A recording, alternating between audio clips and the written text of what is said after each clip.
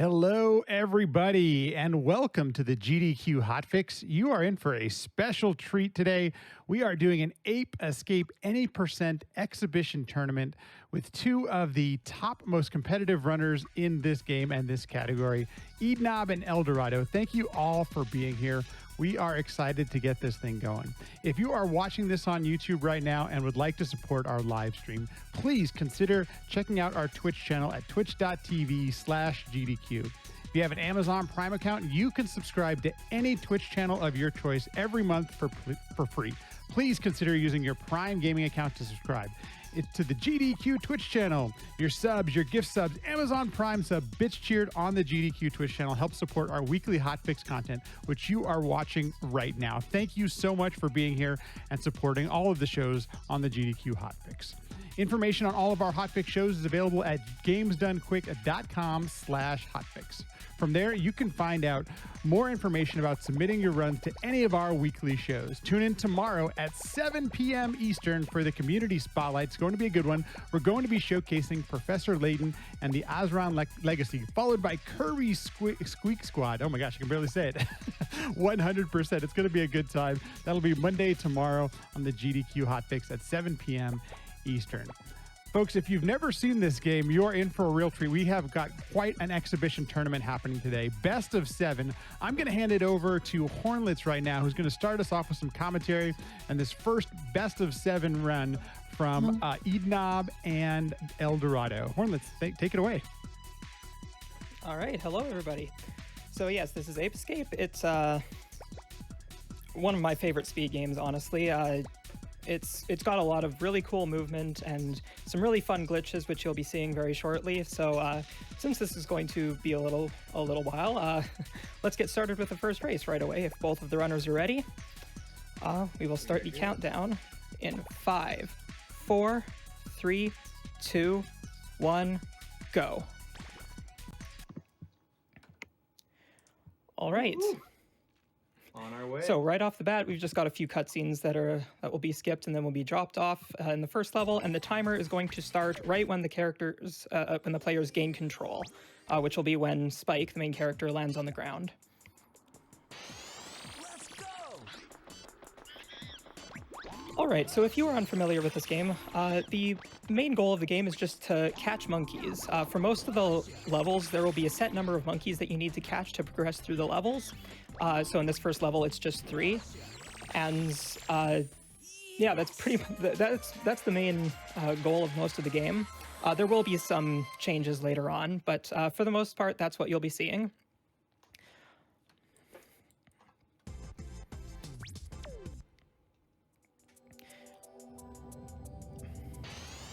Right, and after each level, we are going to be heading back into this this hub room, which you can pretty much select whichever level you want to go to once you unlock them, but we don't really do anything. There's also some other things there. There's some mini games. You can go and retry out the training rooms, but I don't really see why you would need to do that.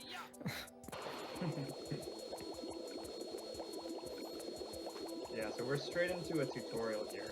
This is the tutorial for the water net, which isn't exactly a gadget in the same way that a lot of other gadgets, in that you don't actually ever equip the water gadget or the water net. It just kind of activates whenever you go into the water. But yeah, now we are into the first real level, because the first level is only kind of like a tutorial. But yeah, this is where we get to start doing some movements. But this game does have a fairly slow start compared to a lot of other games, since we gain a lot new tools to go faster as we progress in this game. But Hornlets, when we start off, we just got the net up. Hornlets, we're already seeing a question in chat asking about the PlayStation, playing this on a PlayStation 2, but it's a PlayStation 1 game. Could you explain that just a little bit? Yes, so for those who don't know, the PlayStation 2, it has a function for playing PlayStation 1 games where you can increase the disk speed. We call it fast disk speed, and doing that just improves the loads of most games. So in this game, I forget what the exact time save is, but I think it saves around like 2 or 3, somewhere between 2 and 3 minutes. throughout the whole game by playing with fast disk speed, and so that's why it's preferred to use PS2. Yeah, it's definitely viable to learn this game on other stuff, though.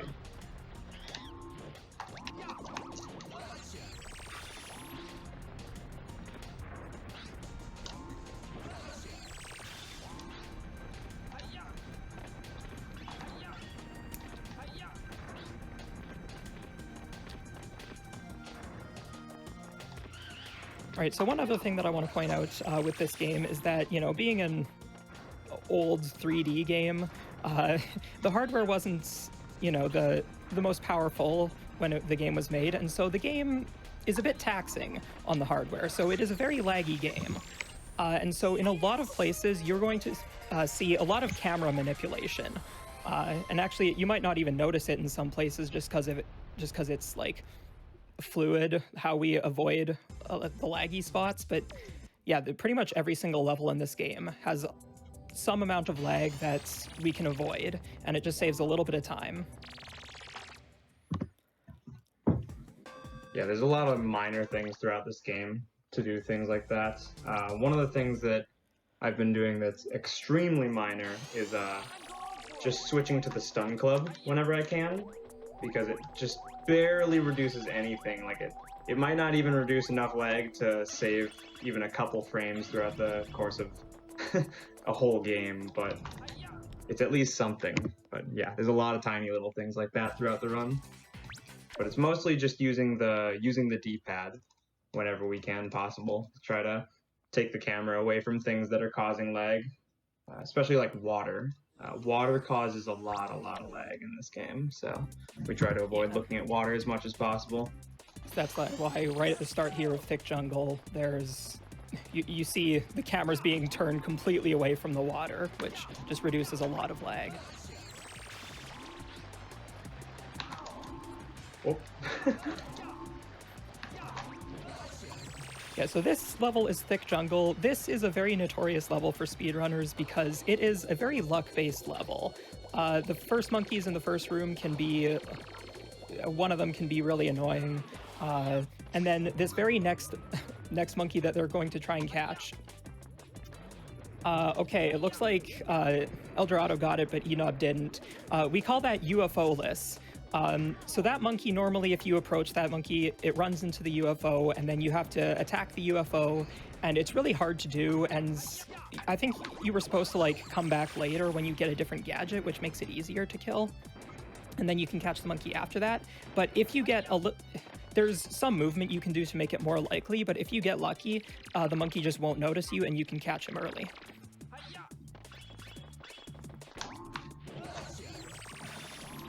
Yeah, when people are trying for like personal best or like record attempts or anything in this game, this level's kind of a stopper because we basically have to reset for that monkey, since it saves around 10 seconds to get him and loses around 10 if you don't. And so, as you can see with on eednob's side, he had to go just a little bit further to get the last monkey there, just because he wasn't able to catch a UFO monkey. And it just adds a little bit of extra time. Yeah. So I wouldn't have had to catch that last monkey if I had gotten the UFO guy. And now this next level is also a bit of a stopper for record attempts because there's another monkey that we won't be going for today, but there's an alternate route in this level that saves around 6 or so seconds. But it involves catching a very difficult monkey that we'll point him out when we get to him. But yeah, he's pretty brutal. He shoots missiles at you, and he can step on buttons that like activate wind and stuff that push you back. And so you just kind of have to hope he gives you a good enough pattern that you can catch him. But we're gonna be doing a little backup monkey so that we don't have to risk it for that. And that backup monkey loses around 6 seconds or so. But it's worth it when we're doing a resetless race like this. All right, now I do want to quick explain a couple of techniques that both runners have been using, actually real quick, just before we have to get into the more complicated stuff. So the first one, you're seeing it actually a lot in this level, is the neutral double jump. So normally when you do a double jump, your speed gets completely reset after you do the second jump. But if you let go of the analog stick right when you do that second jump, you keep that speed, and then you can keep going a little bit further. And so both of these runners used that to get over some gaps earlier that they normally wouldn't have been able to get over. And the other one is the gadget cancel. So normally when you use a gadget, when you stop using it, Spike has a bit of an animation where he pulls it back before you can start moving. But if you switch to any other gadget right after you use a gadget, it takes away that that speed or that animation, so you can just start moving right away. Yeah, and with that neutral double jump, we pretty much use that in every jump throughout this whole game, besides a select few where we would just be looking for height and have no concern with the actual distance we're traveling. But those aren't super common, so we're pretty much neutral double jumping every time that we double jump. All right, and now, if you watch on Dorado's side, we're about to get into the main glitch of this game. So this right here is the infinite jump. So yes, you can jump as many times as you want in this game. All you need is the slingshot. So basically the way it works is if you jump into the air and then flick the right analog stick back while you have the slingshot equipped, do it quick enough so that the slingshot doesn't go into like first person mode. Then it resets Spike's state, and it puts him on ground basically, or at least puts him in a standing state, and then you can jump right out of that. And so by doing that, you can fly over gaps. You can do a lot of crazy stuff. So like you can see that Dorado is like on top of some geometry he shouldn't be on. This is so cool. It's like the game just broke. Yeah. So at this point, this is where the game really starts to pick up. Yes, this is And when right we start there, getting a nice. lot of gadgets. We're going to be getting gadgets every few levels for the next few, but we only end up really using 2 or 3 of them throughout this run, and this is definitely one that we use quite a bit.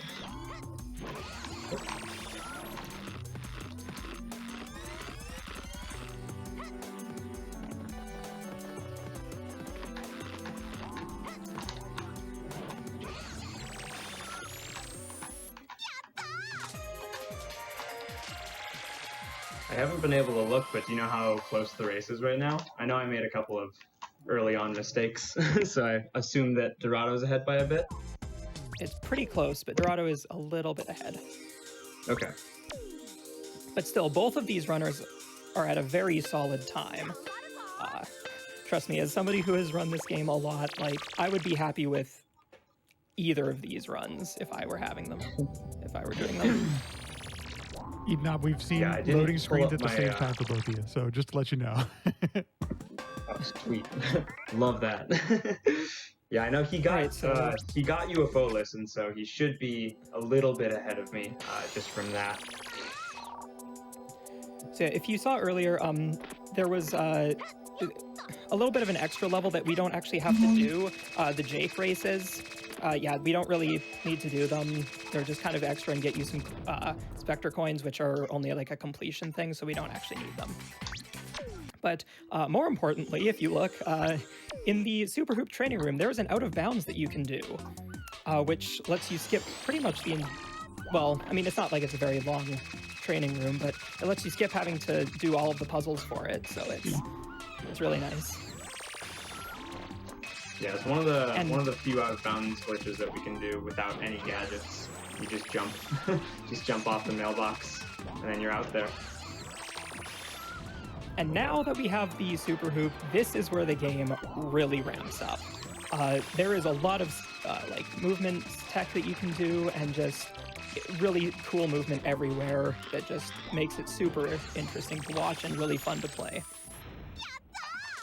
And so one of the techniques that both of the runners have already been using a lot is we call it the boost jump. So basically, similar to like the double jump, if you try jumping out of using the hoop, your speed gets reset. But if you press the button that the hoop is on right before you jump, you keep that speed when you do the jump. And not only that, but you can actually chain that into an infinite jump, and then you get really fast infinite jumps that you can get a lot of distance with. So you'll be seeing a lot of that just all over the place.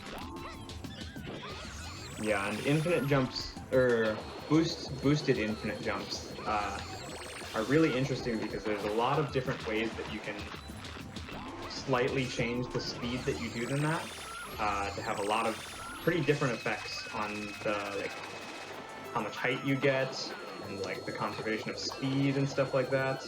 Okay. So there's a lot of like little minor tech that we've only actually found recently to make them quite a bit better.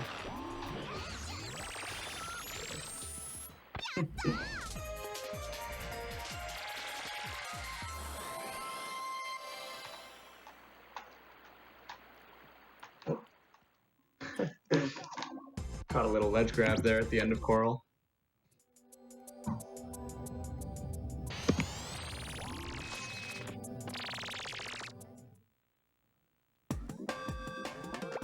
Yeah, and there was a little difference in how Dorado and I did that level.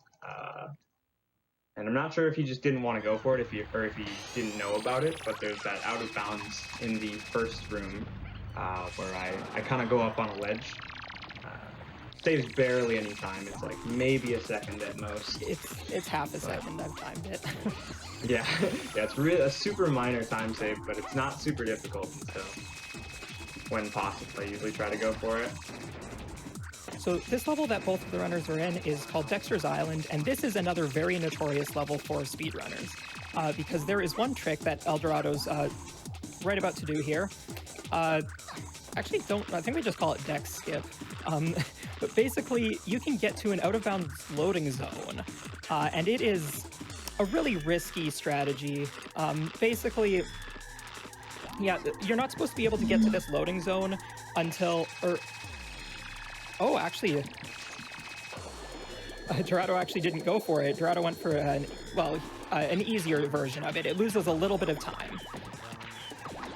And eednob's going for the fast version, and eednob gets it right away.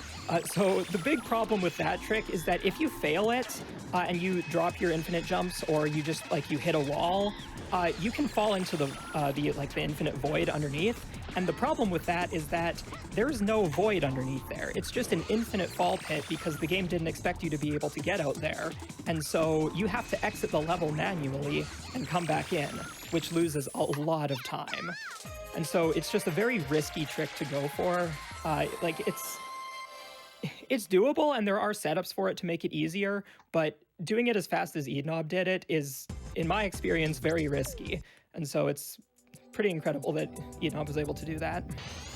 Yeah, we actually, or I say we, I recently just found a setup that made it quite a bit more consistent. Just like a little angle thing, but yeah, it gave me a lot more confidence to be able to go for it in this. But yeah, I don't know if anybody noticed, but I really struggled there for a second trying to shoot those monkeys in we call them the gallery monkeys.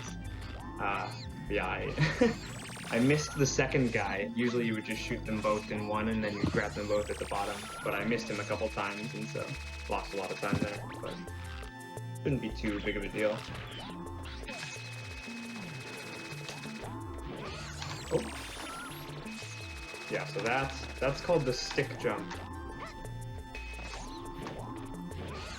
Ooh, and it's a pretty difficult jump, but yeah, I just mis-aimed there.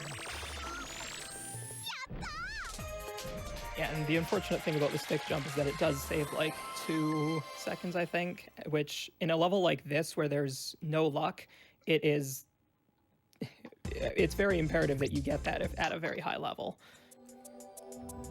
Yeah. It's not the easiest of pieces of movement in this game, but it's definitely worth going for.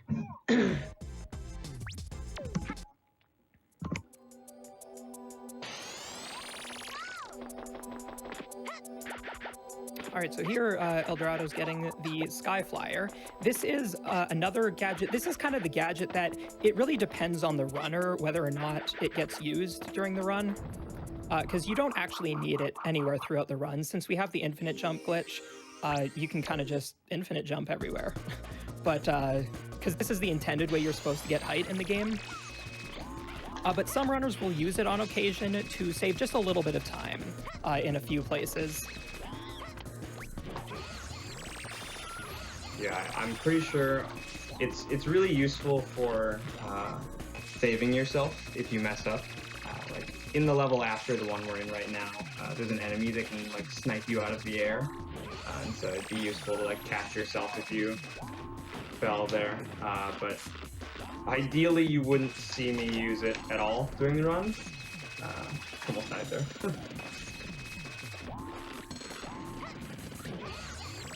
Yeah, there is always a chance that you have to pull it out just to save yourself.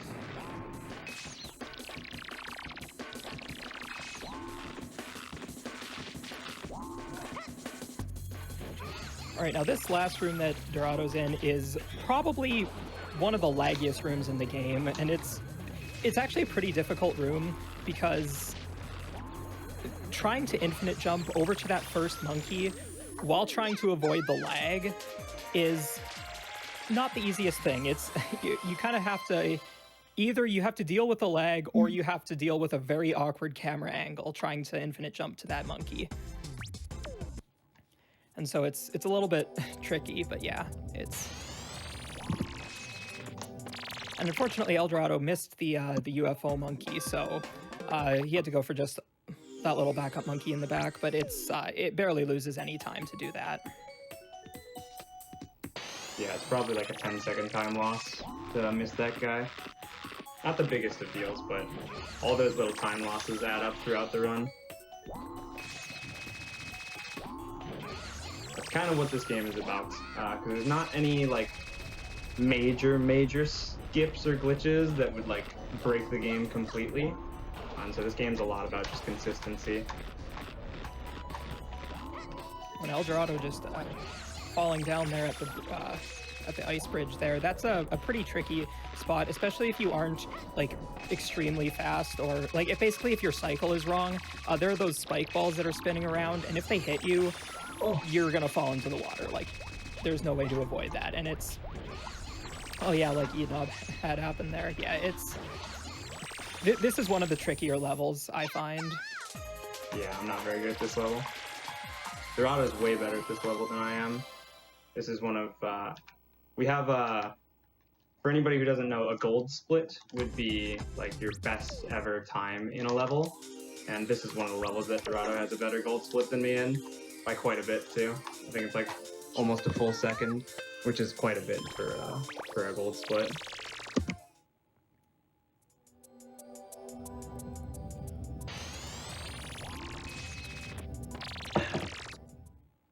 Yeah, so at this point in the game, Dorado's quite a bit ahead, but we're about to enter the second half. And in the second half of the game, there's quite a bit of luck that can really change the tide of a game like this. And then the levels just slowly get more and more difficult as you go on.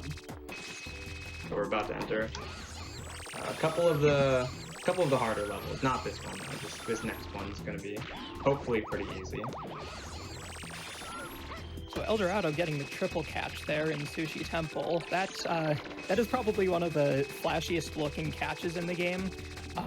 Just all of the monkeys are just right there in the middle, and actually you don't even need to boost jump into there. You can just hoop in and then spin the net around, and you can catch all three monkeys. But the boost jump does make it easier. But yeah, it's a really nice. If you miss it, it's actually like devastating because it loses a lot of time because all of the monkeys just go running in different directions.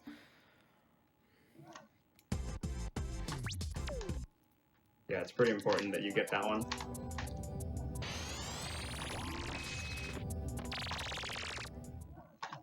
Ooh, that was a clean sushi.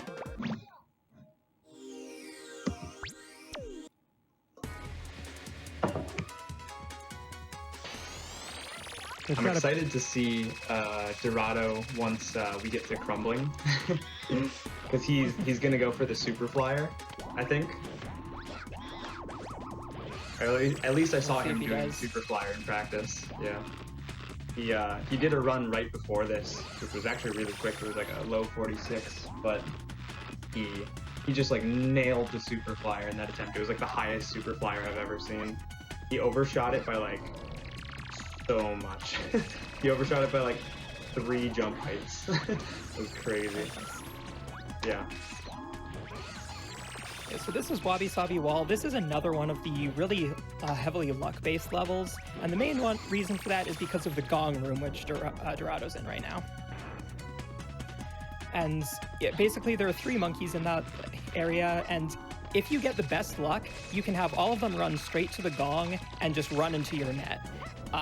Unfortunately, that's not very lucky, or not very likely to get. And so yeah, both of the runners struggled a little bit here, but I mean, it's not like it's their fault or anything. This room is just very luck-based, and you need to be able to react very quickly, so it's very hard. Yeah, I got 0 at the gong, but I was able to get 2 when I looped around for a sec. So it wasn't the worst of gong rooms, but definitely was not ideal. You can easily lose a lot more time than that in that room.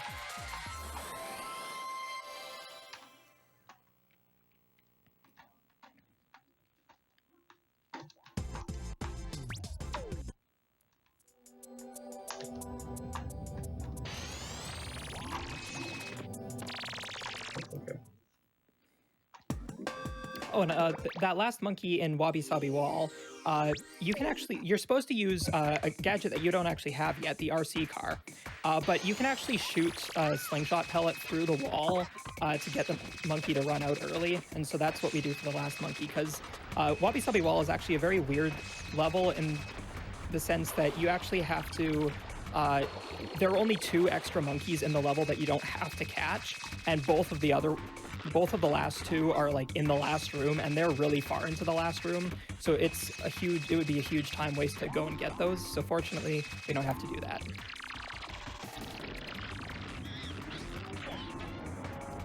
Alright, now Crumbling Castle is a very difficult level in the speedrun at this point, at the highest level at least.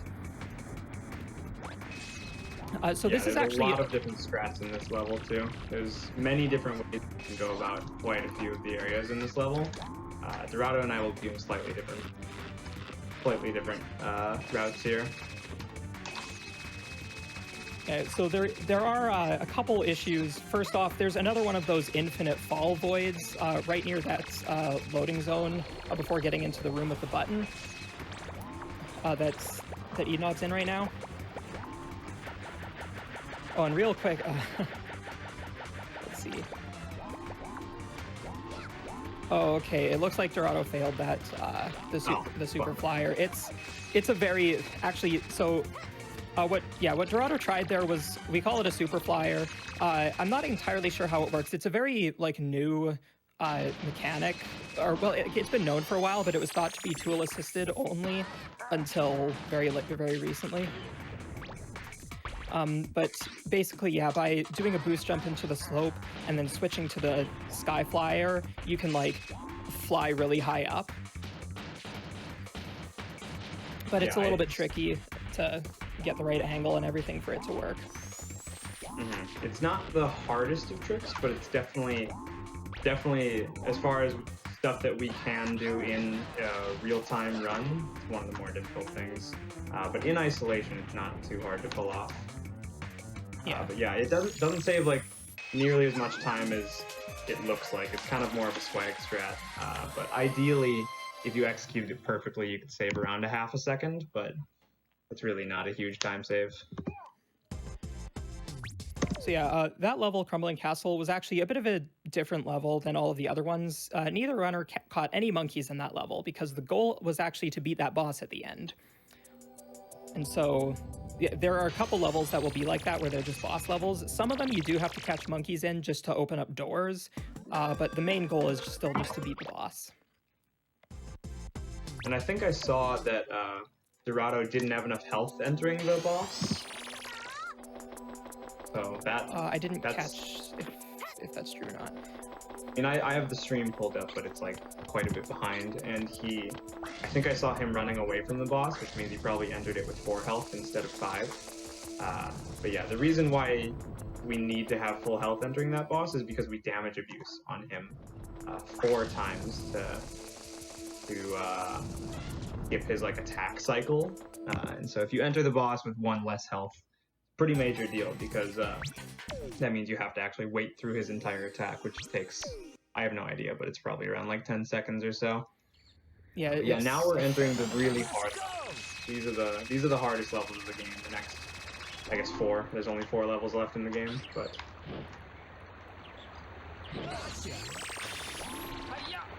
yeah, so at this point in the plot of the game, all of the previous levels were actually like set in the past because there's time travel in this game for whatever reason. I mean, I guess that's the whole point of the game, is that the monkeys went back in time and changed everything. But this is, at this point, you are, I forget if it's back in the present or if you're in the future at this point. I mean, but yeah, these levels are a lot more modern. Called Futurama, but true. I think in some translations it's the present and in some the future. So I'm not sure if that name is correct.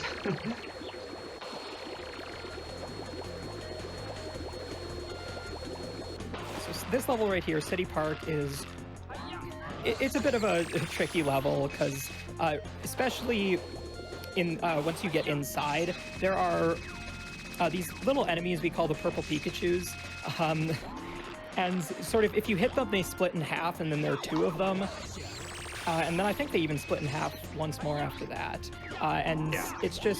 It's kind of hard to avoid them when you're just trying to catch the monkeys.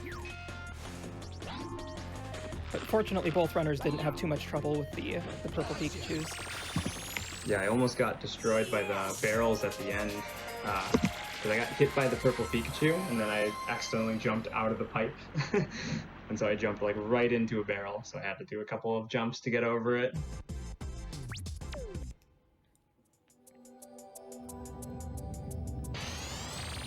Yeah, this next level is another super hard one, but this is another one that Dorado's got me by a bit on, because he actually is the one who came up with one of the strats that we're going to be using to catch a monkey later on. But that strat is pretty hard for me. I'm still not super well practiced in it because he came up with it a few years ago, and I've been mostly absent from this game for a little bit, and so I had to kind of learn it in the last few months. But he's been doing it for a while, so he's probably gonna nail it. And I'm just gonna pray that I don't that I don't miss it.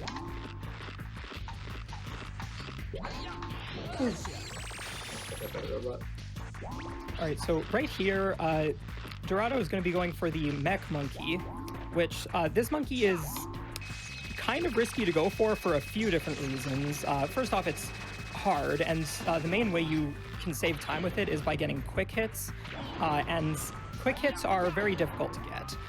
You can get them with more explosives if you have them, and they're not too difficult, but you pretty much have to get at least like 2 quick hits in order to save time over getting a different monkey, or well, at least that's what I think. But, I think getting no quick hits is about equal to doing Gate Monkey, but okay. Yeah, that's just because we've optimized the mech a lot at this point. Back in the day, it used to be you'd have to get at least a couple quick hits to do it, but we're a little bit better at it now than we used to be, which is nice. Okay, this is this guy. Okay, well I did it wrong. That's fine. All right, and El Dorado got that strategy. That's actually a really good. I think that's the one that you were talking about that Dorado came up with. Yeah, with the second last monkey there. Yeah. By like taking the RC car and hitting the monkey as it's coming out right in front of you. It's a very good strategy, and I kind of wish I had known about it a lot earlier. Yeah.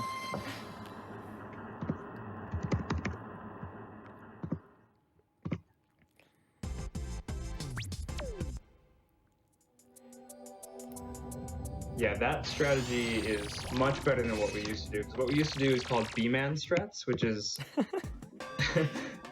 it's a little not good, but it's it worked for the most part sometimes. But it was basically like you would stand in the corner and hope that the monkey ran out, so that you wouldn't have to equip the RC car, and it saved the gadget equip, but it didn't work all the time. So it was pretty inconsistent, and so we'd lose a lot of time to it quite often. So this is TV Tower, and it's got some cool stuff in it. You saw both.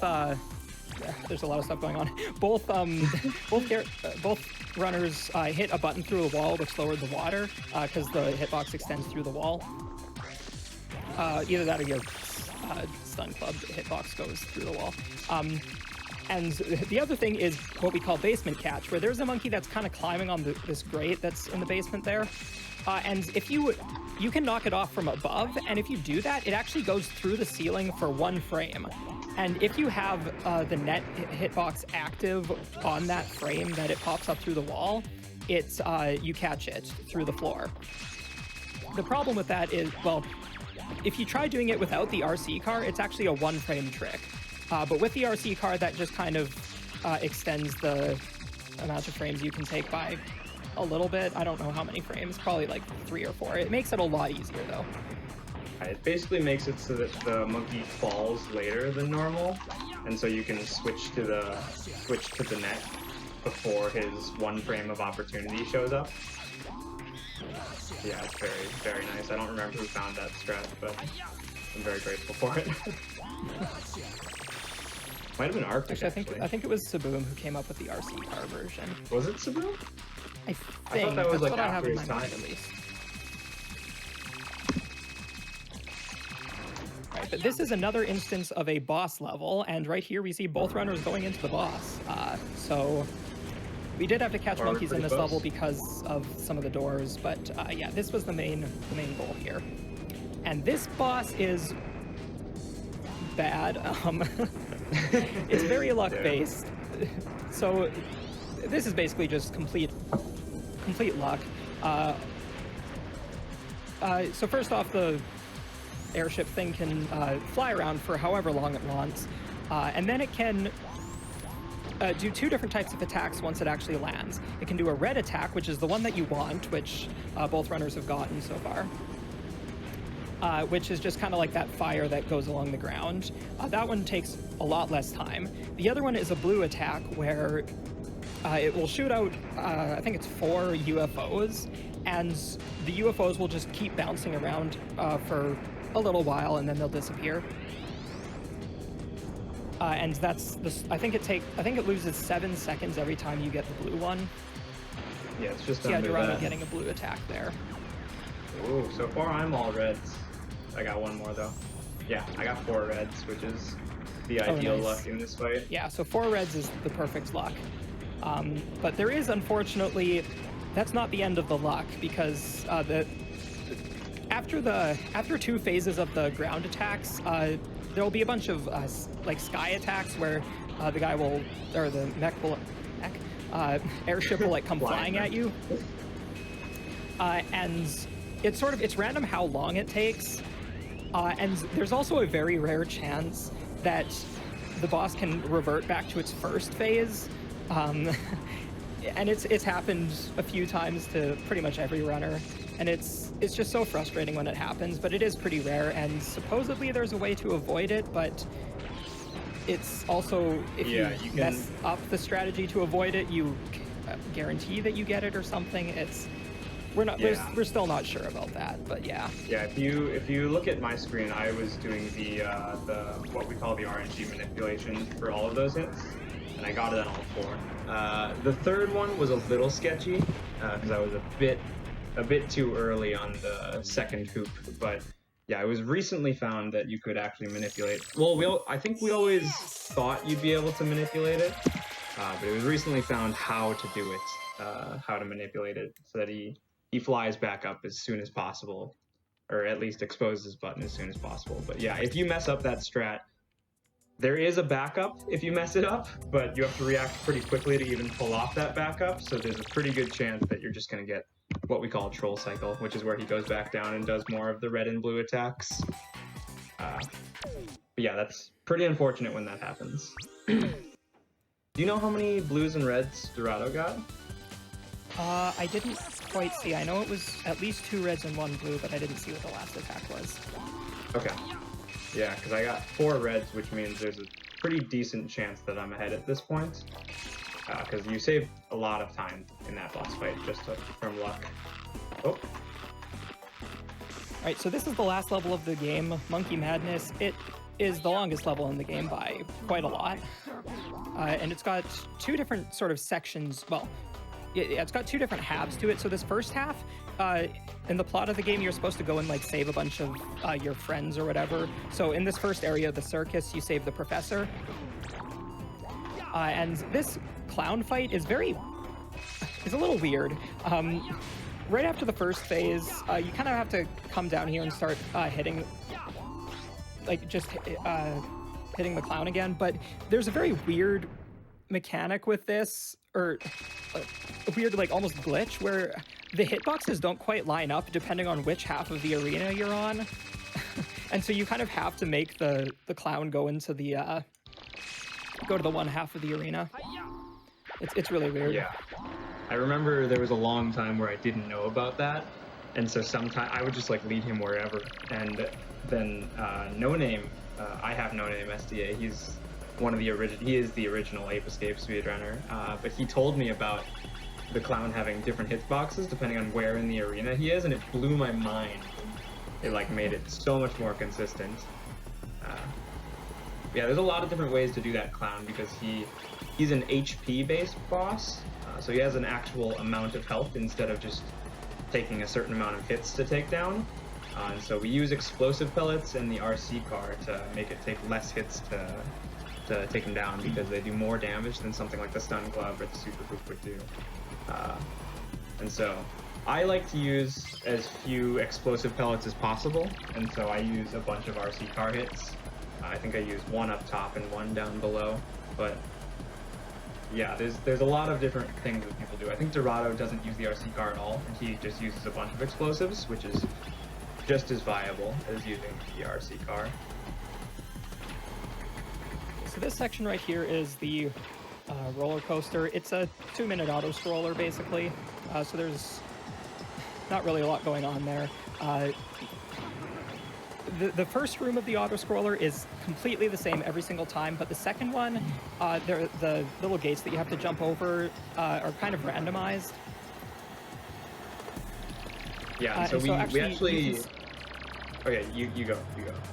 You can see that both characters are actually taking a lot of hits right now to lower their health down, and that's because the next few monkeys that they have to catch are all like really close to each other, and if they miss any of the monkeys, it's actually faster to die right away just to reset their spawn position. And there's a nice little out-of-bounds strategy you can do to get to the coffin room, as we call it. Oh, this bites. Yeah, so I just had death abuse there because I missed one of them, which generally loses around 10 seconds-ish, maybe, depending on how many times you have to death abuse.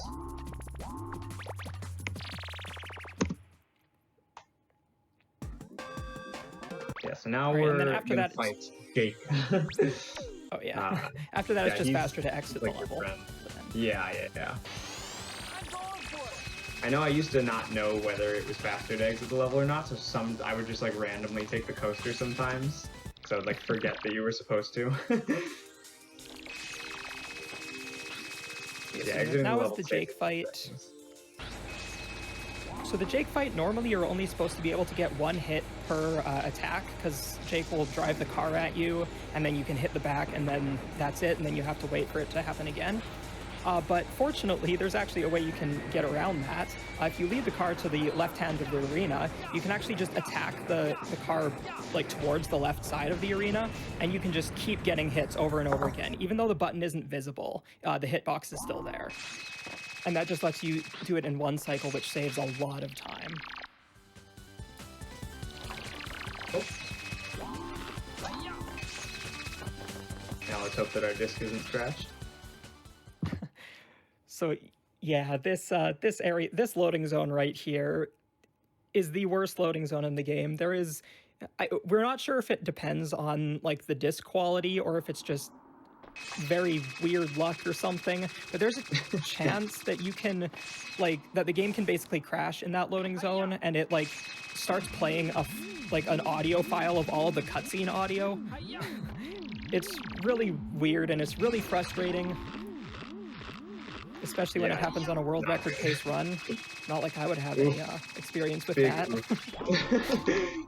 Yeah, I remember seeing that video a long time ago. That must have been like 5 years ago or something. Yeah, that was I think it was 2014 actually. Really? Maybe 2015. Yeah, I forgot that you started playing this game a lot before I did, or like a year before I did. You were already good by the time I had started playing. Yeah, so both of the runners right there in that room did a death warp. It's faster to just do a death warp. It doesn't really save that much time, but just a couple seconds. Now is the part of the game that I'm probably the worst at, which is just getting these UFO monkeys. I don't think anybody's good at the UFOs. Good UFOs is a myth. It's not even shooting them that I'm super bad at. It's catching the monkeys afterwards. Yeah, I don't know if anybody can see that, but... And yeah, it looks like eednob has... Okay, eednob managed to deal with it, but one big problem with those UFOs is that I don't even know what causes it, but if you hit them wrong, or if you're too close to them sometimes, their model can be desynced from their hitbox, and it's a nightmare after that. Yeah, you kind of have to, like, shoot their shadow if that happens, which I was doing there.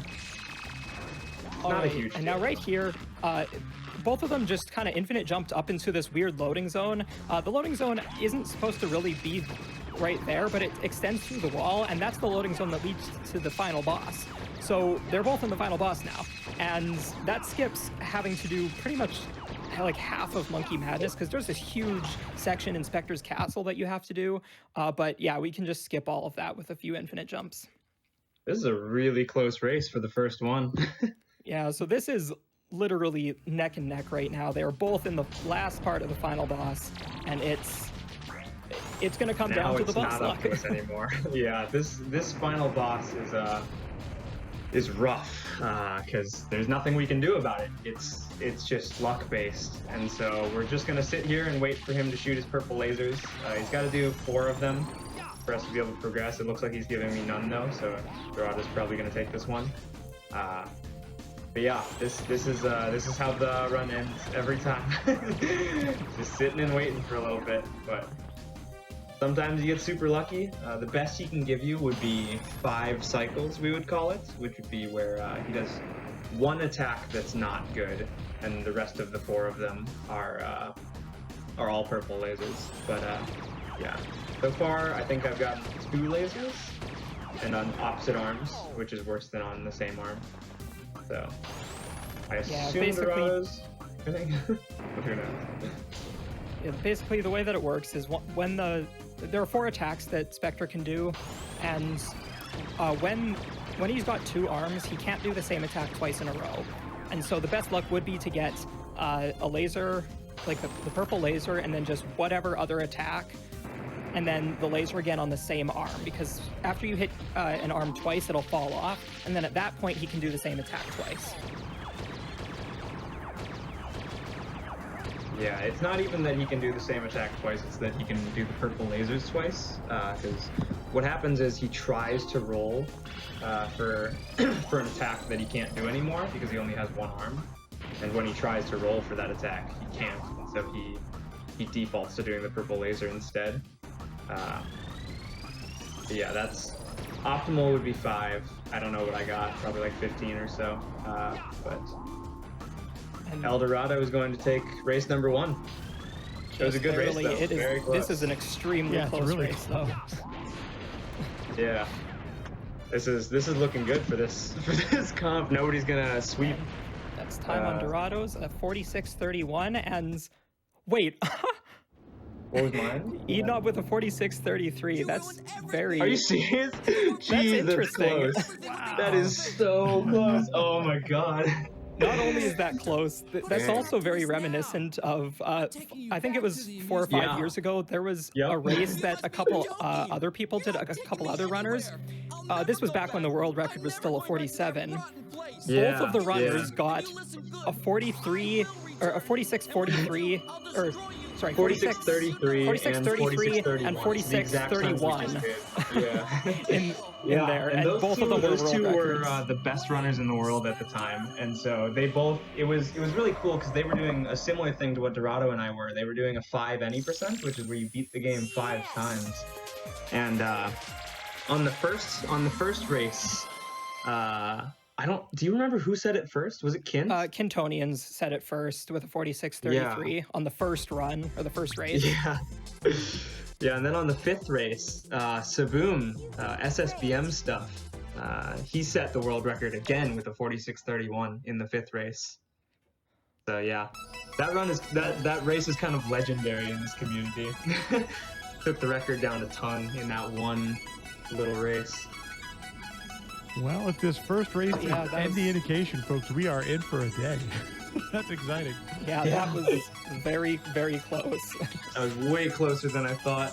I was making so many mistakes in the first half, I just figured that Dorado was going to run away with that one, but we managed to come back and make it close, and TV Tower definitely helped for that. Well, if you're just joining us on Twitch, folks, you are in for a day. That is only race number 1 out of this best of 7 Ape Escape Exhibition tournament. El Dorado taking the first race, but there is still plenty more to come. We're going to take a quick break here, folks. Thanks so much for being here. Keep the GGs and everything coming in chat. We really do appreciate it, rooting the runners on. And we will be right back after this with race number 2 of 7.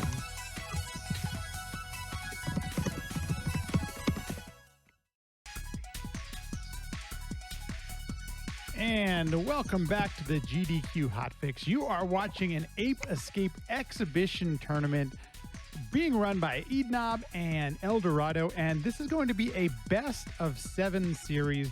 The first one is in the books, and I'm not sure it could have been any closer. 2 seconds separating the GG there at the end. I am going to hand this over once more to Hornlets as we get started with our second race. Hornlets, take it away.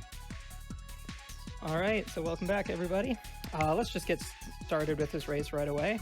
So let's go 5, 4, 3, 2, 1, go. All right, so the first race is in the books. Dorado taking it by just a mere 2 seconds. And let's see how the rest of this plays out.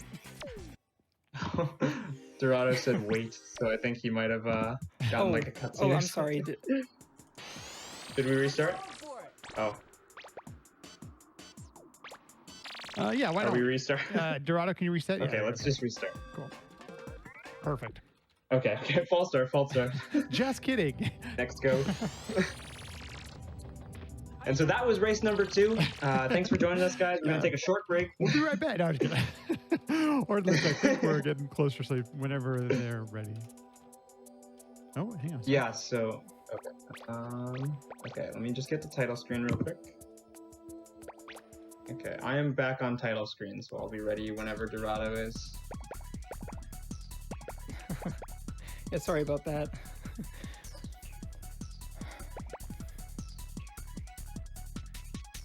Thanks for being patient for everyone in the chat. For those of you that don't know, we're all in the States, but El Dorado is actually in Japan. So syncing this up is been pretty interesting, but it's, you know, we're dealing with it as it happens to see this great race today.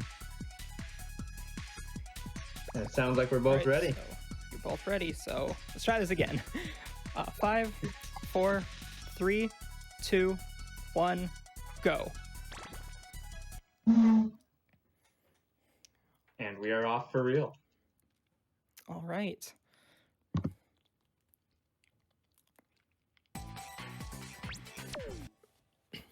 So just as this first level is going to be starting off, I'll just mention some random little trivia stuff, just because It'll be a bit before the run gets really going again. There is a fourth monkey in this first level, and you're supposed to come back after you get the Sky Flyer to get this monkey, but you can actually get the monkey without that, with a precise neutral double jump off of a little hill, but it's a little bit slower to do that, so that's why we go for the last monkey that we go for. Yeah, that guy, it's kind of funny that a jump that difficult is right away in the first level, but it's actually one of the harder neutral double jumps in the game. And so when people are starting to learn that trick, we usually recommend that they try that jump, because if they can do that jump, then they have the neutral double jump down. Alright, so Dorado taking a bit of a time loss in Primordial Ooze because of missing the first monkey, which made the second monkey a little bit longer to catch, but still not too bad. Wait, Primordial? That first level is one of the luckier levels. Well, it's not actually that luck-based, but especially being right at the very start of the run, it's a very reset-heavy level. Just if you miss a couple monkeys, it's just easier to restart. Yeah, Fossil Field is Fossil Field is the name of the first level, but it's one of the more reset heavy levels actually. So I'd say at least a third of most record attempts die in that first level, just because like the first monkey jumps or the second monkey jumps or the third monkey jumps, they can all jump, and if they jump, it's bad. But the second level is very consistent. It's actually one of my favorite levels just because the movement's really fun. Yeah, so the very last monkey in this level, you see actually, it's a bit of a weird catch. It's a ground pound catch. When you do a ground pound with the net, your net hitbox gets really large for some reason, and so it extends up enough to catch the monkey while it's still up on the ledge. If either of them were to have missed that catch, though, there is a backup strategy where you can sort of swim up onto the slope and then jump off of that, and then you can ledge grab, which maybe we'll see that at some point today, but hopefully not. Hopefully not. Yeah. Yeah, this third level is actually kind of dangerous, just because there's a cycle we have to catch, and I don't know if anybody saw in the last race, I almost missed the cycle, but this first monkey can be really dubious. He likes to run away and throw rocks at you and drop banana peels and stuff like that. But there's an elevator here, or I call it an elevator, I don't know. Horizontal elevator, but yeah, we have to catch that cycle. And if you miss it, you lose 10 seconds, because you just have to wait again for it to come back around. Not a very hard cycle to make, though, so unless the first monkey really destroys us, we're probably going to make the cycle. Another thing we didn't mention in the last race is the different monkey types. Like, we sort of talked a little bit about it, but monkeys will be wearing like different colored pants, and that's kind of how you tell what they're going to do. All of the monkeys in the early levels are going to just have either light blue or yellow pants, and that's just a regular monkey that doesn't have anything super special about it. But we'll get into some other types. Well, we've already seen a bunch of other types, like the dark blue monkeys are the fast ones, and the black pants monkeys like throw bombs everywhere. Yeah, they have guns pretty often, the black monkeys, the black pants monkeys. Oh, I don't know what I'm doing. Alright, so let's see this luck here in the radar training room. Yeah, so I got okay luck. I got pretty average luck, actually, but I read it incorrectly, so I'll be losing a few seconds here. Yeah, it's a really tricky room to do quickly. There are about 9 different combinations that it can be, and you have to pretty much figure out what it is like as you're heading towards the buttons already, so you have very little time to react, and so it's oftentimes you'll react incorrectly. Yeah, like that time I should have gone around to the right first, but I went to the left because I couldn't tell where the third one was, and so I thought I'd go left, right, and then up, but I was supposed to go the opposite, right, left, and then up. And now we're back to UFO-less, which is a luck-based monkey that we're about to hopefully catch. And if we catch him, we save 10 seconds. If we don't, then we lose 10 seconds. So hopefully we both get it. Last time Dorado got it, but eednob missed it. If he doesn't get it, then it would just be a reversal blast time. This time, eednob catches it.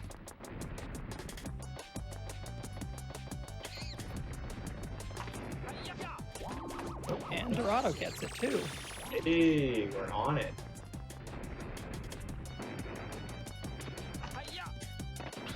So now, if these were record attempts, that would mean that we get to keep playing and we don't have to reset. Because for record attempts, like world record attempts, you generally need to get that guy since he saves so much time. And it's so early on in the game that it's just worth it to reset for him. Yeah, so we should both be on pretty okay pace. I know Dorado was a bit behind because of Fossil Field at the start, but just getting UFO-less basically saved back all the time that he lost there. Yeah, eednob getting a 5:33 thick jungle, which is a very solid time. Yeah, I think on my splits it's 5:42. The time might be a little different. But yeah, very, very, very good thick jungle. This would definitely not be a reset if I was doing record attempts. And now again, just like last time, we're going to be going for a backup monkey in this level, just so we don't have to risk it on windy. But it doesn't lose too much time.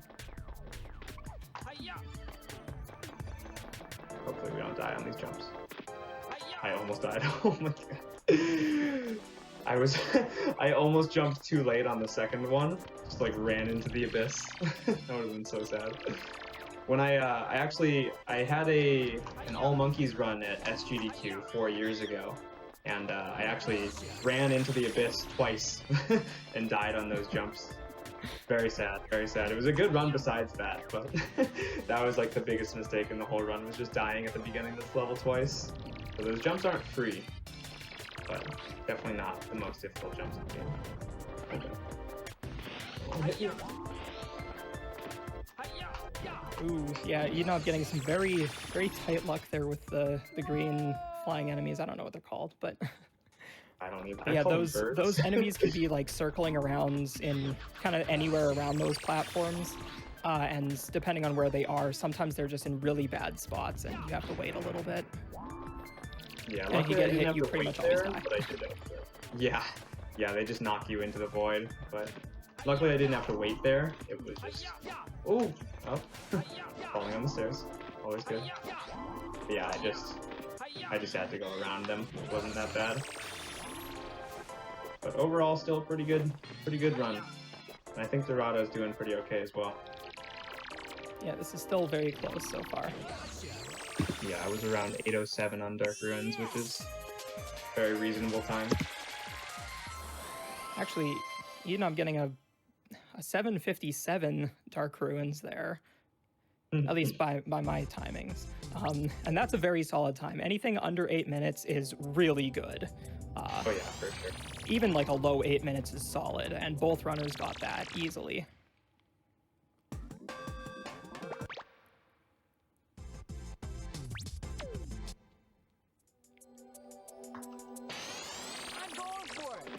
All right, so we're back to the infinite jumping.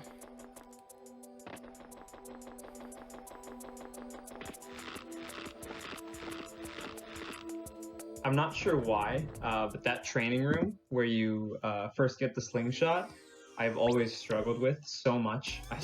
There's nothing too hard about it. I just like the oh no. I put the slingshot on the wrong gadget there, but yeah, I've always struggled with it a lot. I just always like go to the wrong areas right at the end, and so like I'll like not fall through, and I'll like ledge grab, and then I'll like run around, and then I'll talk to the mailbox, and I don't know. I lose time there nearly every time. I practiced it a lot in the last couple of weeks though, just to make sure I didn't make a fool of myself. Both runners getting ill catch, very nice. We call that that catch where you fall down and catch the monkey through the wall. We call it ill catch. I don't actually know the history behind that. I think it was called ill Sportsman. catch long before I started. Skateman? Skateman? I don't know if Skateman's the one who came up with it, but yeah. Okay. That was the first time I heard it was his AGDQ run. what was that, 8 years ago? Yeah, 2013. A long time ago.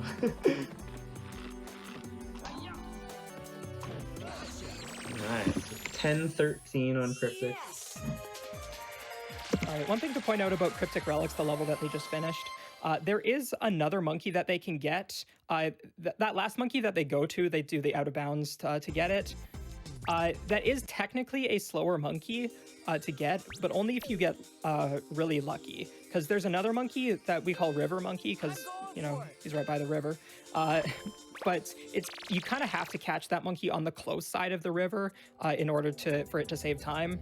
Because if it's on the far side, then you have to go further, and plus the monkey usually jumps around a lot more, so it's not usually worth it to go for it. Yeah, and that guy pretty much always jumps to the far side. Like, I'd say it's less than 10% chances to It's get very him to stay rare on the to be close on the side. close side.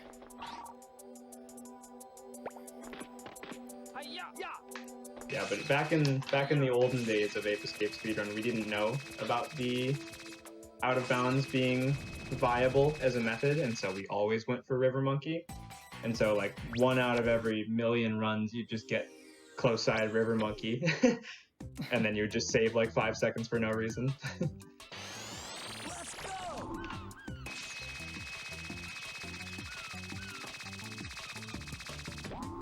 Alright, coming into Krabby Beach to see the kind of luck that these runners get. The third monkey that they catch is kind of the big pivotal monkey in this first room here, because it can kind of be in a multitude of places. So eednob doesn't quite get the best luck there. And Dorado getting mostly good luck. The monkey noticed Dorado just a little bit late, and so it didn't move a little bit forward, but it went the right direction. And had it gone a little bit more forward, it would have been like right on top of the fourth monkey that they need to catch. And so that would have made for a double catch, which saves a couple seconds, or a second or something. Yeah, this is another level where Dorado's gold split is much better than mine, which could be due to luck, but it's hard to say. I haven't seen the video of his gold, but yeah, he has a 146 in that level versus my 148, so he's got me by a ton there. So I always expect to lose to him there. Let's go.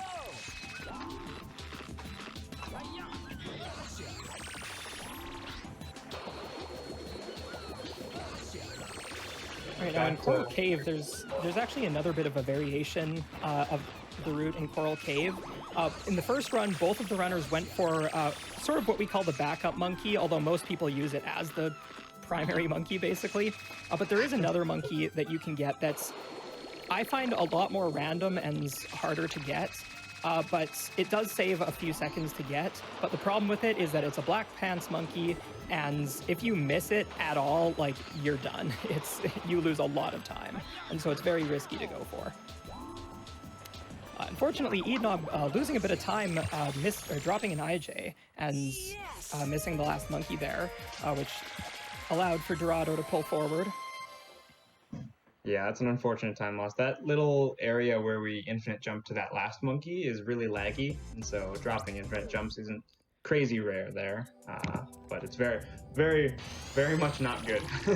Probably lost around 10-15 seconds there.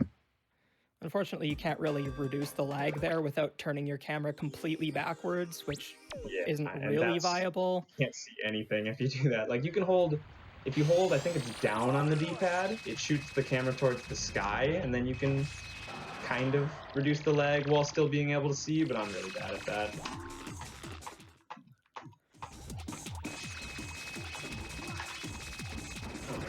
Right, so last run we saw Dorado go for a bit of a backup strategy for the Dexter's skip. So we'll see if he does the same thing this time.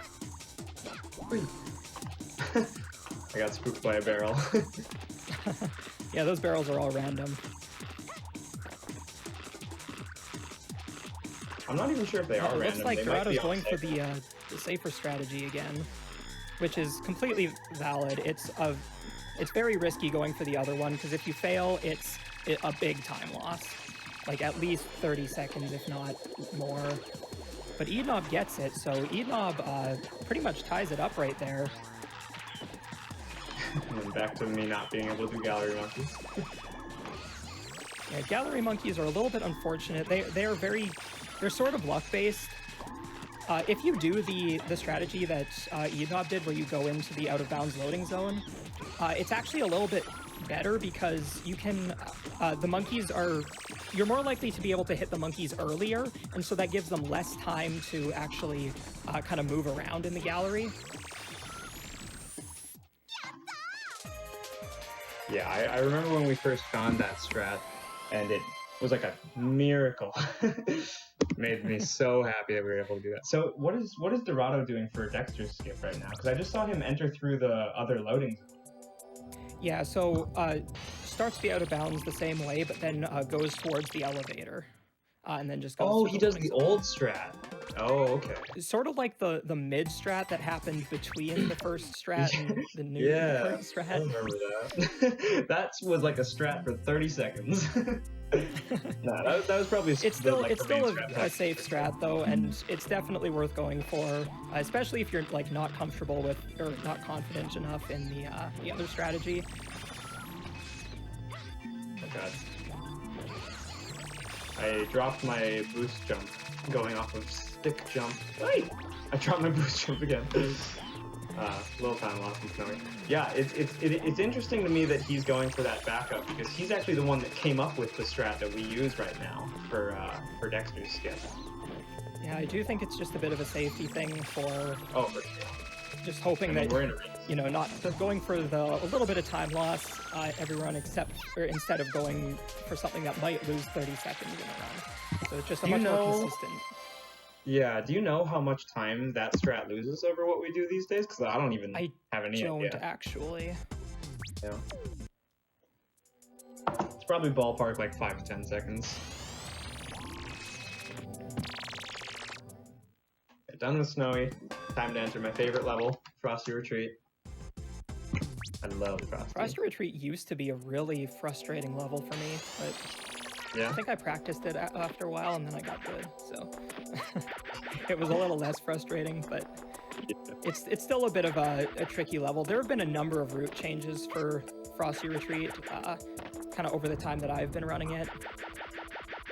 And all of the routes are very similar in length. It's mostly just like how much luck you want to deal with. Because the current route is to catch the first 2 monkeys in the first room, and then catch a couple monkeys in the middle room, and then a couple in the last room. But the strategy that I started out with was actually skipping all of the monkeys in the first room, and then catching, I think 3 in the second, and then 3 in the last. Clean first room. Okay. Yeah, I think there was a third route as well. I don't remember what it was. I think it was like 2-3-1 or something. Yeah, I think there was a 2-3-1. I think I did that briefly as well. Yeah, I think I tried all of the routes. I think when I started, I skipped the first room monkeys as well, just because I wasn't confident doing the last room with the 2-2-2 strat. Yeah, you really have to be confident in the last room to really be able to do the 2-2-2 strat. Oh my god, dude, did you see that angle? Oh, that was so close. That was tight. That was very scary. Yeah, if you hit that slope when you're doing an infinite jump, you just slide down into the water, and that's really unfortunate because that pretty much guarantees that the UFO monkey will see you. And so then you lose even more time having to go for the backup monkey on top of already falling into the water and having to start your infinite jumps again. Yeah, it's all kinds of bad. Alright, Hot Springs. This is the level we both screwed up last time, so hopefully we can do a little better this time.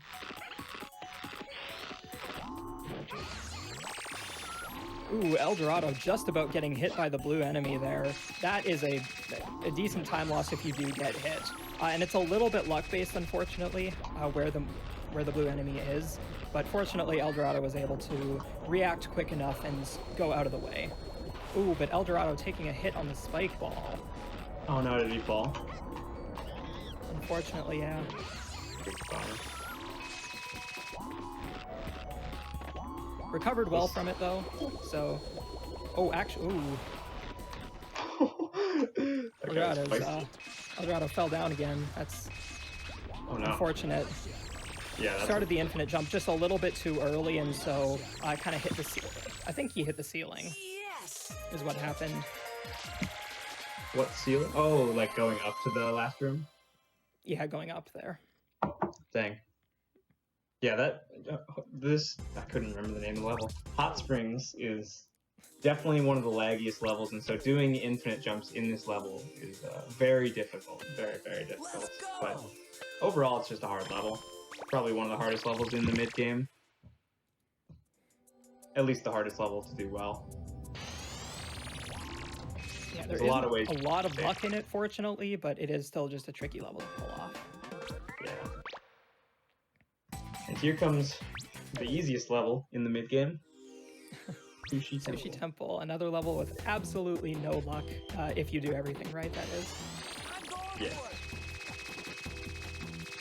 Although it is a little bit tricky. If you pull it off perfectly. But yeah, the movement in the last room is a little bit tricky, but everything before that is pretty easy.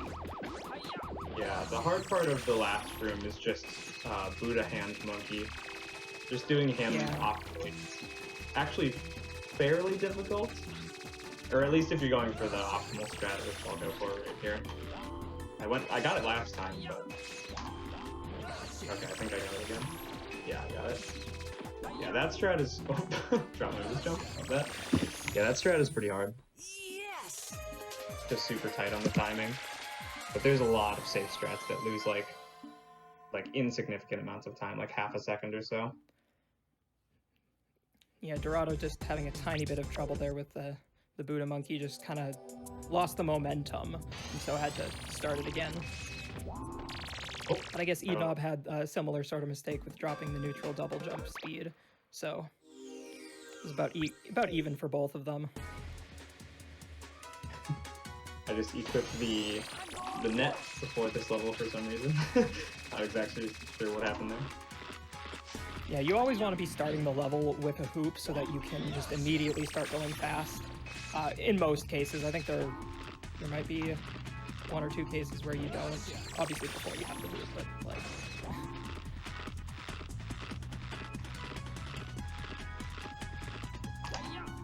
Alright, we're coming up to another one of those luck portions. See how Gong Room goes for both of these runners.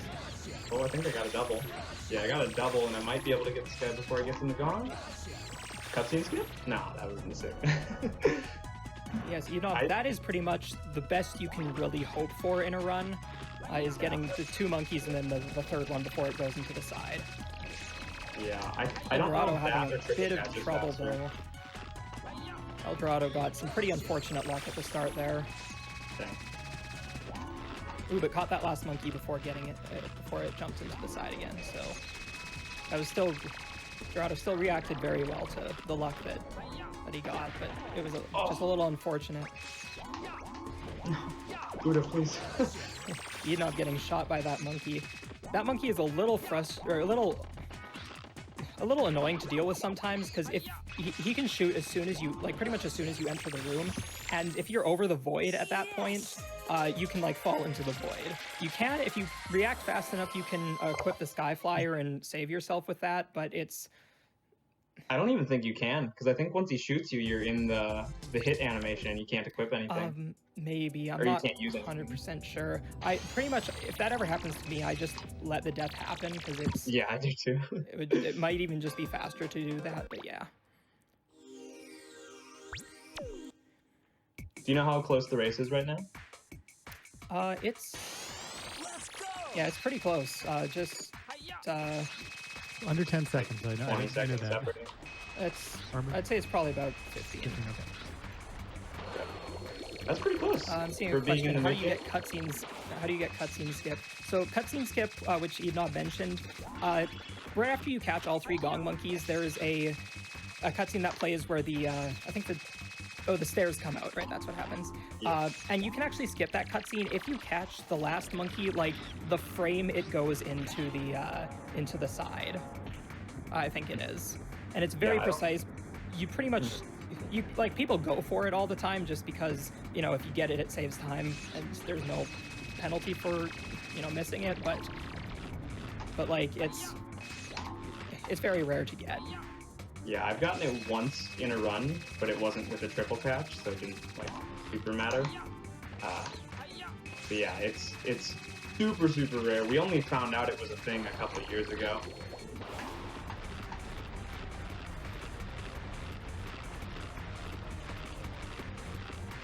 I had to do an extra infinite jump there because my momentum was bad coming out of the water. That's another thing with this game is just this game is all about consistency, and so little things like that, like getting the correct infinite jump counts on every instance, saves a lot of time over the course of the whole run. Like that time Eldorado getting the super flyer. Oh, did he? Beautiful. Ooh. Yes, I'm gonna watch. That was a beautiful super flyer. That's pretty much what you want to see out of a super flyer. Yeah, he's so good at that trick. I love that he's actually going for it too. It's so cool. Somebody's actually going for super flyer in a marathon race. That's sick. Yes. I gotta watch this. My stream is so far behind. I'm like 30 seconds behind on watching this. Yeah, the other thing about the super flyer, which I actually only learned recently, for some dumb reason, I don't know why, apparently it only works for the very first time you use the sky flyer in the level. Yeah, I don't know what kind of does programming would allow for that, but yeah, it's just if you've used the sky flyer already, it just doesn't work.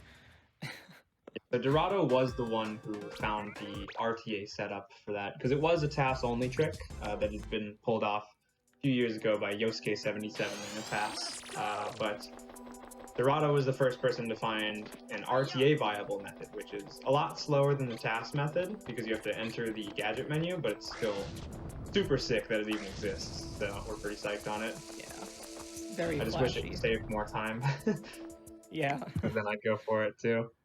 I practiced it a bunch, but it just doesn't save time, so doing it as fast as Dorado did there, it might save like half a second, but not quite enough to be worth it for me. Especially with so little time to prepare. Ooh, getting perfect luck on the first monkey in City Park. Nice. That first monkey in City Park that eednob got, he can kind of choose to do a bunch of different animations as he's walking towards the edge there.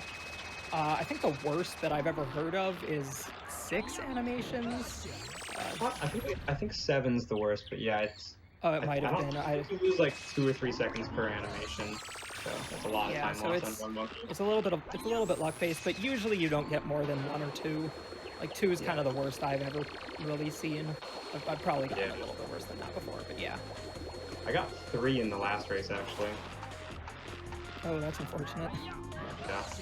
Which sucks because the rest of the City Park from last race was amazing. I think it was a 235 City Park with 3 looks on the first monkey, so it was basically ideal. Oh my god. I don't know if you saw that. Got wombo combo. Oh, eednob getting triple... I might die. Triple wombo comboed by the fan blades and the purple Pikachus. Yeah, that's a bit of an unfortunate time loss, but... Yeah, No. Oh my god. Oh, we're dead. We're dead. Oh, yeah, that's the reason that the purple Pikachus are a little bit annoying. Because the other thing that's really annoying about this area of the game is that once you enter a sliding state, your invincibility frames get reset, so you can just keep getting comboed if you land on a slope and then just slide back into the enemy. So yeah, like you saw there, that was Oy! Oh my god. And eednob having a bit of trouble there with still landed on the platform at least, but yeah, that's if you have a little trouble with the purple Pikachus, sometimes just getting a good angle to that last monkey is a little bit frustrating or a little hard. Kind of a bummer. This was actually a pretty decent run up until this point, but not super quick anymore. Still faster than last one though. Last run. I mean, I'd still say it's a decent run. Not there, for sure. I mean, it's better than last run. With that, or not unfortunately, sorry. Just with that, Dorado pulls ahead, so unfortunately for eednob. Okay. We'll bring it back. I can't let him 2-0 me in the first 2 games. We gotta make it close.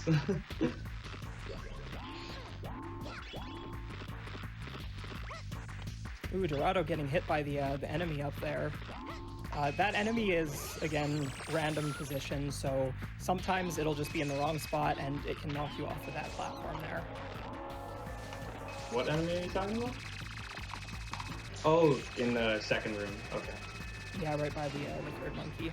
Eldorado actually got a strat that he missed in the first run, where he shoots the wheel with a slingshot pellet, and then just infinite jumps into kind of the area where the door was opening, or the drawbridge. And that saves a decent amount of time over infinite jumping all the way up and over the invisible ball, because the invisible ball is way higher than it looks like it would be. Yeah, if you see, I went for that strat and missed it this time. Just missed that shot. Getting a very good mech as well. Oh no, that's not good. I didn't actually see I got it. no quick hits. I got 0 quick hits. I didn't even get the explosive quick hit at the beginning, so Dorado's probably pulling pretty far ahead right now.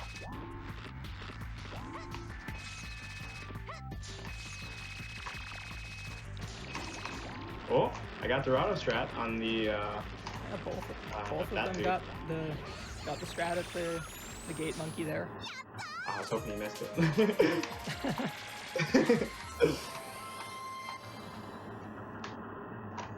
Alright, done with that level. Oh, I didn't actually... That's odd because... So I got a 2:31 there on Spectre's Factory, which is a pretty average time. Like, that's not too terrible. Which is odd because I missed the cog shot, and I also got no quick hits on the mech, and I only lost like 10 seconds. Figured I'd lose a lot more than that. Yeah, I guess shows that my gold split is not too great there. That's another level where Dorado's gold split is much better than mine. Mainly because he came up with the strat that saves time there.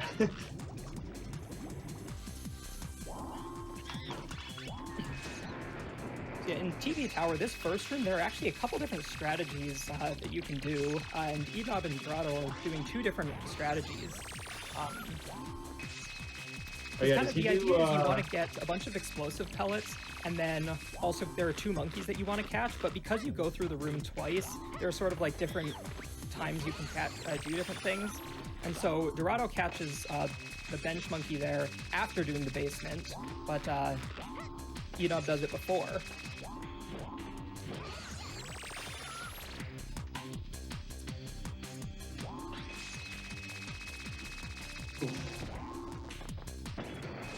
And there isn't really like, both of them are about the same length, I think. There might be like a second of variation between them, I'm not quite sure. But they're both definitely decent strats to go for, so it's pretty much just preference. Yeah, I've gone through and timed the strats, but it's really hard to get accurate timing on them, because there's just so many variables. So we basically just have to go off of our gold splits for which one's faster, and I think my gold split with this route is about 3 or 4 seconds faster than his. Okay. So I think as of right now, the strat I'm doing is supposed to be the fastest one, but hard to say because there's so many variables involved. So maybe that he's just not gotten a good run with his yet. So hard to say. Alright, but Dorado getting into the boss now, and eednob's right on his way there, so still very close.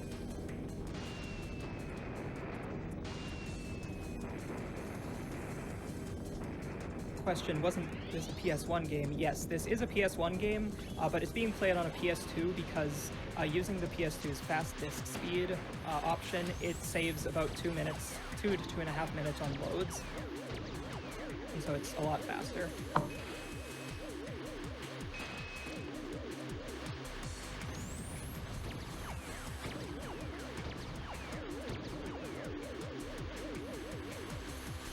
Oh, I just shot an explosive. Love that. I didn't need it anyways. For those that have a PS3 that was backwards compatible, is that similar save? The time saves similar on a PS3 that's backwards compatible? Right, I forgot about that. So, actually, no. I don't know what happened with PS3 emulation. At least for this game, I'm not sure how it is with other games, but I think the issue is there's just a lot more. Or no, there's. What is the It's the issue? load I'm time. actually not quite sure. The load times. So on Yeah, PS3, I guess the load times are just worse. yeah, it's PS3 is actually, it's definitely a viable way to play the game if you're not going for record attempts, but just in general, it's quite a bit slower just because the load times are really slow for some reason. I'm not sure why, but you lose more time playing on PS3 than you would playing on PS1 actually. So yeah, it's just because of the load times though. It's weird because PS3 is actually way better as far as like handling the levels themselves. So there's basically no lag playing on PS3, which is really nice. But yeah, just those load times. Oh no, I missed one of them. Okay, I might get a troll cycle here. Oh, I got the backup on the third try. That was terrifying. Okay, so- Almost lost like 30 seconds there. Yeah, you Oh, know, I almost missed getting it. the troll cycle. I messed it up again. Oh, I got the backup. Okay, we're good. I think this is the last hit. I was not counting. I hope this is the last hit. It's not the last hit. Okay. No. Please. Okay, hold on. This is bad. Okay. This is the last hit, probably. Hopefully. Alright, so suboptimal boss fight. I did get 4 reds though. I don't know what Dorado got as far as luck is concerned, but my 4 reds were I missed canceled out what by not knowing how to Dorado play the got game. as well. But yeah, it looks like you pulled ahead again. So Okay, must have gotten some blues. yeah, I think Dorado must have. I think I saw Dorado getting at least one blue. I didn't see what else, but Okay. you were pretty close. Like you were only about 10 seconds apart going into the boss. So Yeah, and I saved like 20 by getting 4 reds, assuming he got 4 blues. And then I lost 10 too, doing the cycles poorly. So I'm sure he got 4 blues, which is very unfortunate. Now we're into the last level again. This run has passed by pretty quickly, but we're here again. One more time. Quick question for you. I'm assuming, depending on RNG there, it could be a reset for blues and reds. Usually since it's that late in the run, we wouldn't reset it, but you can definitely lose a run there for sure. Sounds painful. That 30-something minutes in, yeah, having to reset. definitely. Like I guess. Yeah, it's yeah. Like, Usually, as far as I am concerned, I generally keep all runs going. Dorado and I have pretty different strategies when it comes to doing record attempts with this game, because he is what I call a reset monkey. So he resets all the time for little mistakes, which is why he has the record right now, because he has hundreds more attempts than me, almost 1,000 more attempts than me in this category. But I just try to finish every run I do. So like I wouldn't reset over something like that, but I'm not sure Eldorado might. And also just as an example, there was a run that I did last year, which was actually, it was about 8 seconds off of my personal best, like 7 or 8 seconds. And it, had I gotten like a little bit better luck on the TV tower boss, that could have been a new PB for me. So like it definitely, it can matter. Oh yeah, it definitely matters, considering that there's over 20 seconds difference between the best luck and the worst luck there. It's definitely a huge decider as far as how good your final time is going to be. It's just not necessarily a reset point, because even if you were on like the best run of all time, you could still get like 4 blues there, which is like a 12% chance, and then you would just lose 20 seconds and not be on the best run ever anymore. I want to answer a question real quick. Who does have a better PB time on this game? So currently Eldorado is the world record holder with a 44 minutes and 44 seconds, I believe it is. And then eednob is second place with a 44 minutes and 48 seconds, if I'm not mistaken. So only 4 seconds of difference between them. That's interesting timing, because on my screen, I only think there's about 4 or 5 seconds separating them right now. So it's a very close You know race who's once ahead? again. Yeah. Yeah, and we're about to enter the haunted house, which is can be a little bit of a decider, but it's around 10 seconds if you mess up these monkeys. So hopefully we both get it. We're also actually, I forgot to mention, but yet another strat that El Dorado came up with when I enter this room. Just the method that we use to enter this next room. This was another strat that was come up with by El Dorado. But it saves around a second over what we used to do, although I didn't execute it too well there. Well, that's a little different than what I've been doing. Yeah, it's the a strategy very, that I've been doing is like I do like 7 infinite jumps, I think, and then I sort of do a sky flyer, and then I stop the sky flyer midair to drop a little bit, and then start it again. And it's honestly probably a little riskier. Yeah, but you do have to be a little bit careful because there is another infinite fall pit kind of in and around that area. I'm not quite sure where, but if you fall in that would be an instant reset because you'd have to redo the coaster, which again is a 2-minute auto scroller. So yeah, that would probably be the most costly mistake you could make in this run, falling in that infinite fall pit. That would be very rough, and I have done it before. When I was first learning this strat that Dorado came up with for entering that room, I fell in that infinite fall pit like 2 or 3 times, like in an actual run. Very sad. Oh god. I was talking while I was doing the hits on Jake, and so I couldn't like time it very well, and I thought I was about to do a second cycle Jake. That would have sucked.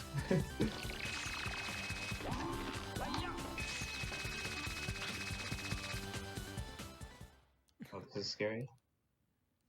Okay, we're good, I think. Yeah. For some reason, I have like a superstition, or maybe it's just a thought, but I feel like if my hoop cancels like the same frame that I enter that cutscene, that it'll always crash. I don't know if that's actually true, but my hoop canceled like right before I entered the cutscene, and so I thought that it was going to crash my game, but it didn't that time. I don't know if that's a real thing or not, or if that's just me being superstitious, but... I don't think that's a real thing because I generally don't worry about it, and I've only had it happen once. Yeah, I've had my game crash there quite a bit, but that's because I've gone through a lot of discs in this game. This is like my 5th disc of Ape Escape 1. But Wow. on my previous disc, so the disc I'm playing on right now was actually a gift by a friend of mine named Flurgandy. He gave it to me right before my SGDQ run in 2017. But the disc I was playing on right before this one, it crashed on that cutscene like all the time, like every time, basically. It was so horrible. And it's not even that scratched, but something about that disc was just really rough on that cutscene. Dang, that was a quick first UFO. That was a really good UFO. You ready for this? Like 7 shot. Okay, never mind. Don't look at my screen. I was gonna say like all 6-shot UFOs. Haven't done that in a while. Nope, it was like 9 Those shots. were still very solid UFOs by eednob. Oh yeah. Let's see how Dorado Especially because I'm horrible at UFOs, and so for me that's really nice. I think Dorado's a bit better at UFOs than I am, but I think he also uses a guided pellet there. But I have no guided pellets at this point. I've used them all. Yeah. One benefit to using a guided pellet is every guided pellet that you shoot, there are actually 3 pellets that shoot out, and it's supposed to be so that you can target 3 enemies. But if you aim in the correct spot, you can actually have one of those stray shots that's just going straight. You can have it hit the UFO, and then have the one that actually targeted the UFO hit it after that. And so you can get a double hit. It's pretty tricky to do that, but it can save a bunch of time. Yeah, it's pretty cool. It's pretty sweet. Do you know how close it is? I just entered the 2nd phase. Okay, El Dorado is just entering the 1st phase, so eednob has a decent lead. Like 20 seconds or so, maybe 30. Which should be enough for the win, but you never know with Spectre. Yeah, sometimes it's pretty rare to get like really bad luck, but we've seen some pretty bad luck over the years. I don't know what the worst anybody's ever seen, but it's over 30 attacks. Dude, are you seeing this? This might be a 5 cycle. if this Yeah, next I just one got is a 5-cycle. I just got an actual 5-cycle. eednob getting the best luck. Dang. You got the best TV tower boss luck and the best inspector luck. Yeah, I got 4 reds and a 5-cycle. That might be the first time I've gotten 4 reds and a 5-cycle in the same run. That's crazy. Yeah, so this is basically a free win since I got that luck on both of those bosses. But yeah, that's like unfair how good that luck was. So this should be a 45, which is as far as Dorado and I are concerned, if we get a 45, we'll be happy no matter how the run went. Yeah, 45 is a very, very good time. Yeah, so I got 45-34 there. 45-34 for eednob. So just also for reference, that beats my PB by, what is it, 11 seconds? And I think you're 4th place right now? I'm 4th place, yes. And that time that you have, your 45-45, was the world record at the time. Yes. That was a while well, ago. Sort of. It technically wasn't the Kind of world the world record at the record. time because of weird recording issues, because the video cut out during the run, so we couldn't accept it. But I went and got the record after that. Yeah, if you look on speedrun.com, it'll say that 45-45 was the... Yeah, you got another 45 like right after that, didn't you? Yeah, pretty recently. El Dorado getting a 46-22, so still a pretty good run. Solid. Yeah, that's very good. Another good race, number 2 in the books, and it's 1-1 now. That is right. We are keeping this thing nice and close. This is great. Yeah, I'm surprised. I'm glad that neither of us have like infinite fallen in Dexter's or anything, Yeah. losing like 45 seconds or something. Yeah, but I guess Dorado's doing the safe strat, and I have my setup, which is really pretty safe. So it'd be pretty unlikely for either of us to fall there. But we could fall in Crumbling, we could fall in the Haunted House. A lot of things that could still happen. So what we're going to do at this Yeah, another point, good race. folks, that's number 2 in this best of 7 series. The first 1 to 4 is going to take this thing home as we present to you during the GDQ Hotfix and Ape Escape Exhibition tournament between El Dorado and eednob, and now it's tied 1-1. So with that, we're going to take another quick break. If you're at home, folks, get up, stretch a little bit, grab some water, get comfortable, maybe another cup of coffee, whatever it takes. But stay comfortable. Like I said, we got the best of 7 series, and it's tied 1-1. So what a great way to start this thing off. We are going to take a quick break, and we'll be back right after this.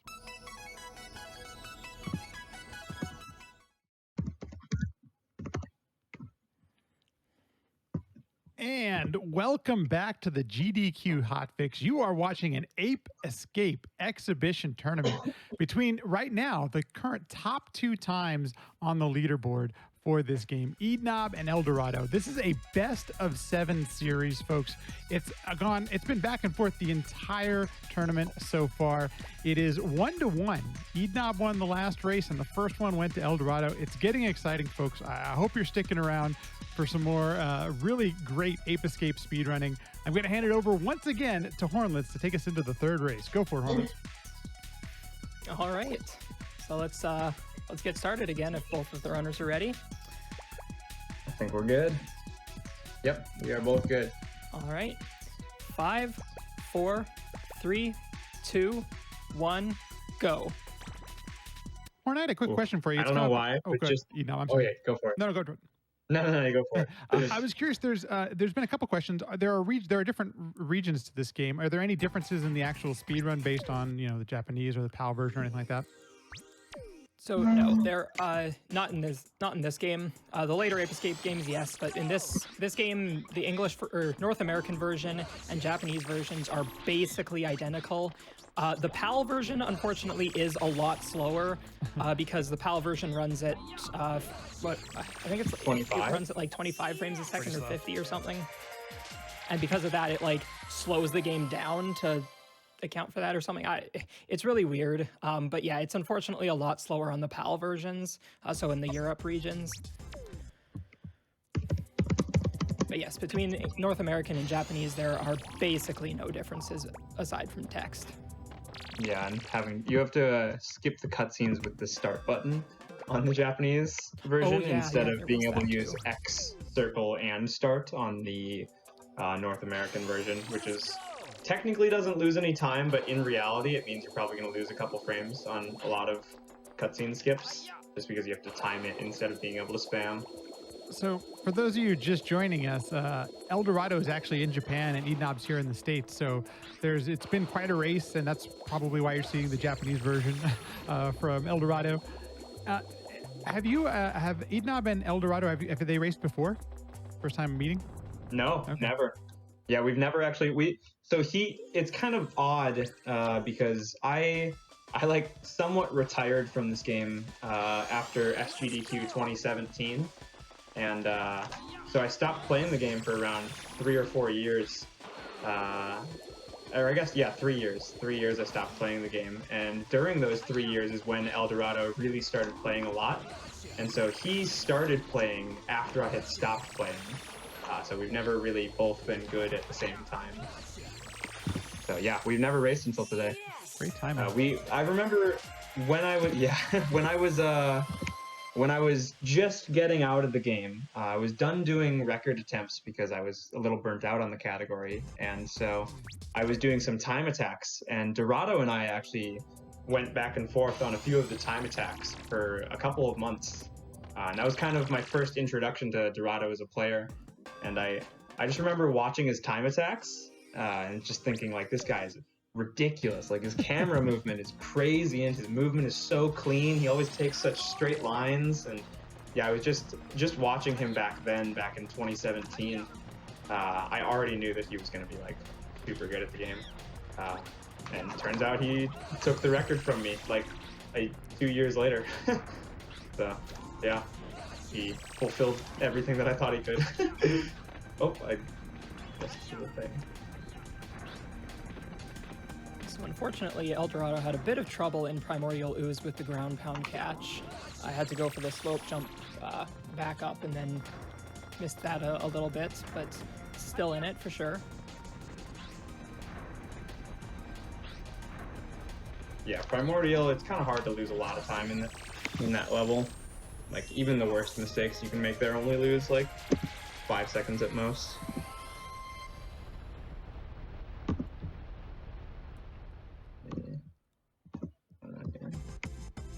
Like, okay, there we go.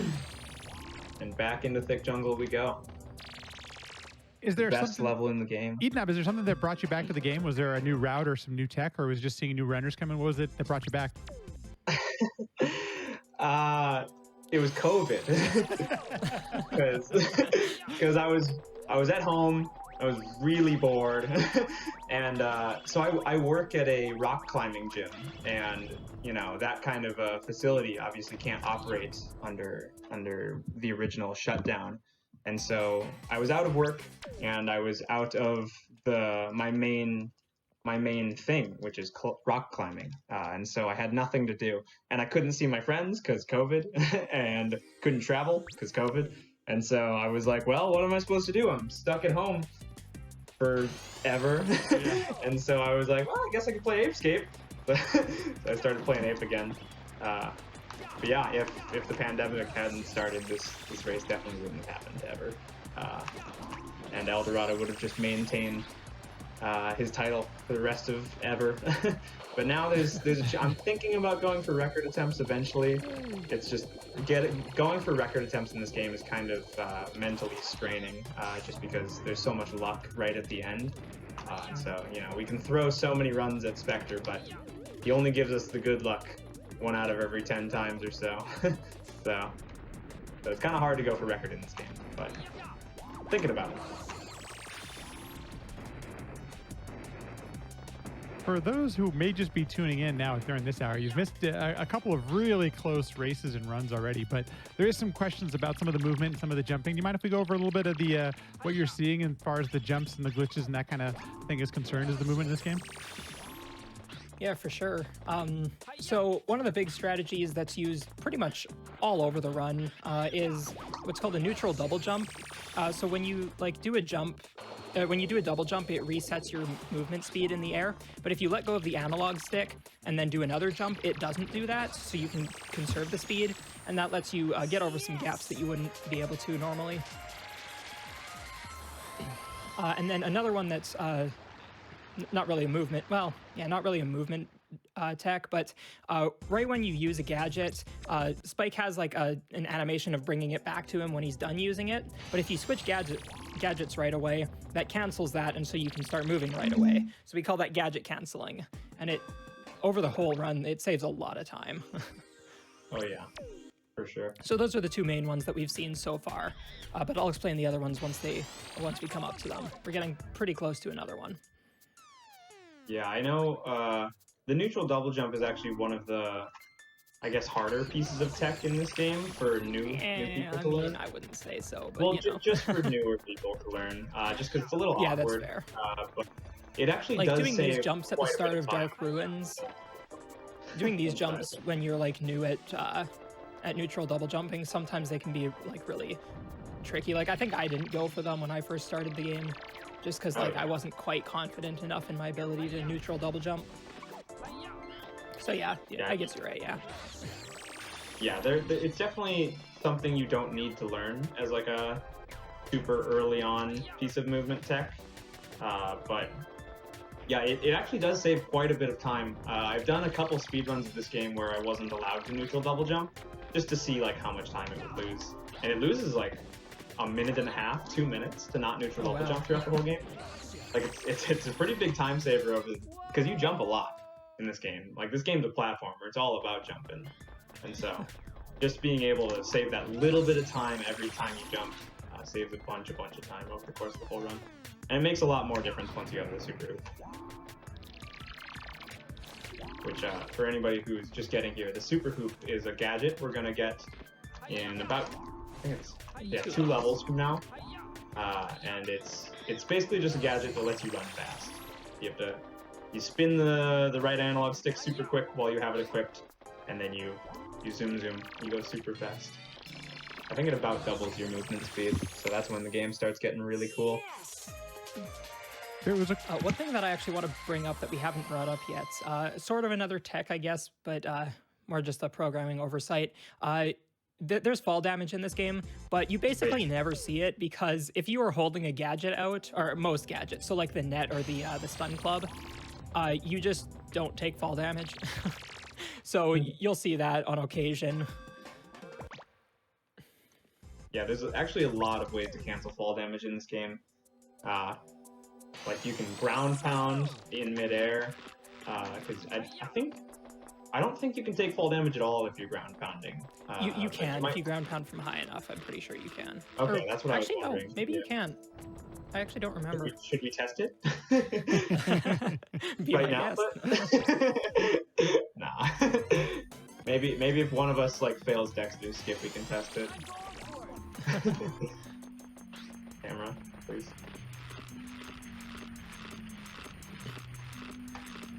Yeah, Right, so yes, right here, this is the glitch that I was, or the movement tech sort of that I was talking about. This is the infinite jump glitch. So basically, all you have to do is jump and then flick the right analog stick while you have the slingshot equipped, and just like flick it fast enough so that it doesn't go into first-person mode. And what that'll do is it'll like put Spike into a standing state, even though he's in midair, and then you can just jump out of that. And it's really simple. Like it takes a little bit to get used to sometimes, but yeah, it's a very easy glitch to do. And yeah, you can like move with it. Accidentally do this in their casual playthroughs. Although I definitely did not, because I think my first casual playthrough was when I was like 10. So definitely did not figure out the internet then. Well, this is actually maybe a good time to ask. There's been some questions about, learning some of the movements and the strats and the way that the camera moves and all that kind of stuff. Where would be a good place to start, or is this something maybe you just keep doing reps of the game, or is there any guides out there, anything that could get you started in speedrunning this game? So I do believe on the speedrun.com leaderboard for Ape Escape, let me pull it up actually right now. I do believe there are some like guides for the movement tech. I know people have made some videos for it in the past. Actually, I think you did, eednob, didn't you? Well, no, I made guides for like the routes. I think Oh, the okay, yeah, movement I see tech that guys there. were by like Mark Est or like Saboom. Or Oh yeah, somebody, that like, yeah, that years old. ago. Yeah, so there are just looking here, there are a few tutorials here for one of them is for like the actual tech, so like the infinite jump, the boost jump, which is another tech that we'll get into right away here with the super hoop, and a couple of other things like some like chaining a boost jump into an infinite jump, that kind of thing. And then there are also some any percent tutorials. So if you would like, you can watch those, and if you wanted to learn the run, you could easily do that. It's honestly, this run is not very hard to complete. Getting to a very high skill level is pretty difficult, but just completing a run is actually one of the easier games. Definitely the easiest one of all of the Ape Escape games, at least. Oh yeah, for sure. As somebody who has run all three, so. I'm not too experienced with the other two, but yeah, this game is. Oh, jeez, I'm getting destroyed right now. Yeah, this game is very, very easy to learn. It has a very low skill ceiling, or it has a very high skill ceiling, but I think it's like the difficulty curve. A low skill floor. Yeah, low skill floor. Because getting like an okay time in this game, not very hard. You could do it in like you could probably get like a decent time in like a month. Like I'm sure you could get like sub 50 within a month if you really wanted to. Yeah. But it's just those last couple minutes on the leaderboard that are really difficult to achieve. And also, not only are there the guides, but we also have a community Discord server where we have pretty much most of the runners are there, and we love helping out new people. Oh yeah, Discord's pretty active. Yeah, too. if you have Discord and want to learn, then we'd be more than happy to help. Let's go! All right, so it looks like El Dorado has actually caught up to eednob. eednob has made a few mistakes, and Dorado has been playing pretty well, so they are actually very neck and neck right now. Ooh, exciting. Yeah, I think I was ahead for a little bit there, just because of his early levels.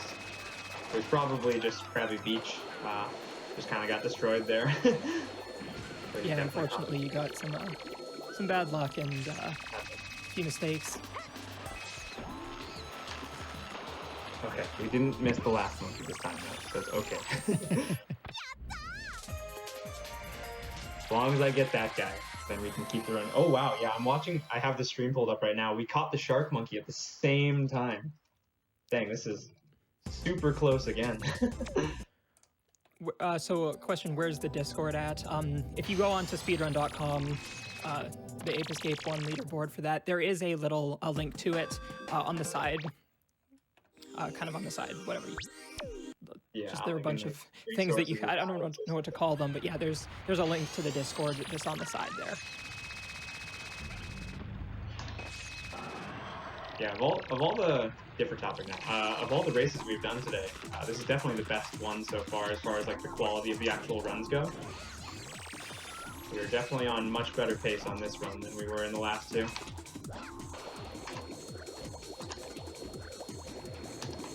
Let's just hope we don't fail Dexter Skip. Yeah, so both of them coming up on Dexter's Skip. Again, El Dorado has been going for a safer strategy than eednob, just to ensure that he doesn't lose a bunch of time, because it is a very costly death if you die here. And eednob getting it again. Ooh. Oh, actually, And Dorado's going for the faster strategy. Oh, did he get it? Dorado's in a bit of a tight situation here. Oh, and Dorado fell. No.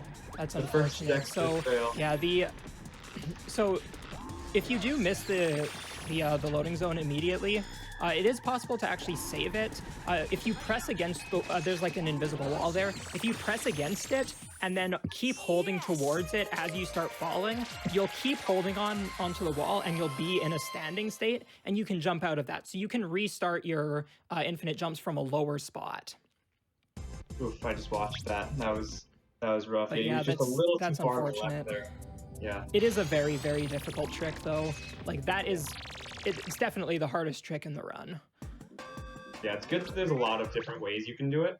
What we both just tried there is definitely the hardest version of that strat, and it saves only a few seconds over the backups. Let's go! And Dorado fell a second time, unfortunately. Oh, that's not good. Yeah, the loading zone to enter that spot is actually really, it's a lot smaller than you might think. And so you really have to aim right, and if you miss it, it's difficult to pull back from that. Yeah, unfortunately, even though we are pretty early on in this race, that means the gap might be a little too wide for him to come back from that. Although, you never know with Spectre. I could get a 40 cycle. Sometimes.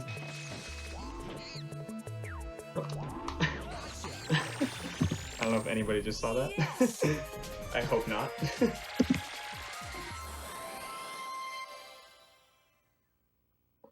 Don't mind that there's 2,000 people and watching. Dorado going for I'm the sure safe everybody strat blinked. the third time. Okay, good. I gotta watch. I'm gonna watch him this time. I want to see what he's doing exactly for the safe strat. Probably gonna miss the first two monkeys in Frosty because I'm watching him. Oh, he's going for like the super. Oh wait. Okay. I see. Hi-ya! Hi-ya! Ya! Hi-ya! I'm glad I'm in the Frosty tutorial right now so I can watch this. Okay. What the? Oh, okay, I see. Yeah, that is that intermediate strat that we did like between the two. Yeah. Kind of. Not exactly. I never that, ended up but- learning that strat because by the time I came back, we already had the other one. Yeah. I think it was No Name who originally found the one that we kind of use now, but we all deemed to be like too dangerous. And so we did like the whole thing where you go into like first person or something. And you like aim at the Yeah, loading famous zone and last you like words walk in forward a little speedrunning. bit. What'd you say? Famous last words in speedrunning. It's too dangerous to go for in runs. Oh yeah, I know. Yeah, and now we just YOLO it and just. I mean, there's a really clean setup, which I use, but yeah, it's definitely still pretty dangerous if you saw. Yeah, there are a couple, even with sort of the really fast strategy, there are a couple ways you can do it. Because like you can actually like stop and like go into first person mode and aim properly, just to make sure you're kind of aimed right. But obviously that's slower and you want to avoid that if you can. Okay, another clean last room with Frosty. Yeah, I saw you cut that corner by the slope really close again. Yeah, I mean, this is definitely the level that I'm best at. It's just the one I've practiced the most. So I'm pretty consistent at that last room, but it's a really difficult room, so I still fail it every once in a while.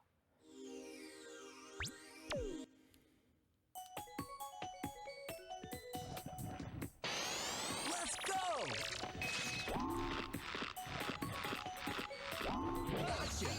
Well, I guess we're just doing a record attempt here. So right here, actually, eednob sort of did this strategy where after catching the first monkey in Frosty Retreat, he actually just like fell straight down. And you might think that that's a little bit slower, but it's actually 2 seconds. I think it was 2 seconds faster to do that instead of like landing up top and then jumping off. Unfortunately, eednob having some trouble.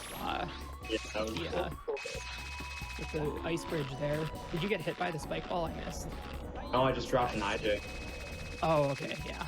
Major bummer. Yeah, this run actually was on like record pace up until that. The problem is you'd not be able to say something Unfortunate. about it, and now that just totally jinxed the whole thing, you know? I know. Yeah, it's my fault. Yeah. Let me see if I was even on pace with record. Or I think I have Dorado splits. Let me see. Dorado getting getting a bit of bad luck, but he reacted very well to the at the start of Frosty Retreat. There's this blue enemy that like can be right where you need to jump, and if he hits in you, you Frosty. fall into the void.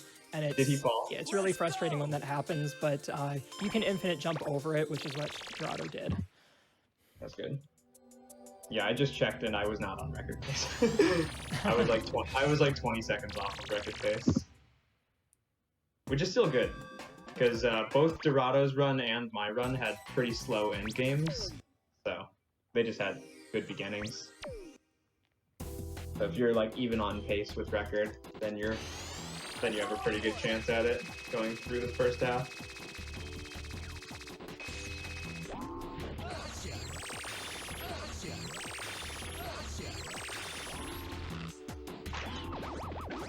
Thought I missed the monkey that we have to shoot in sushi.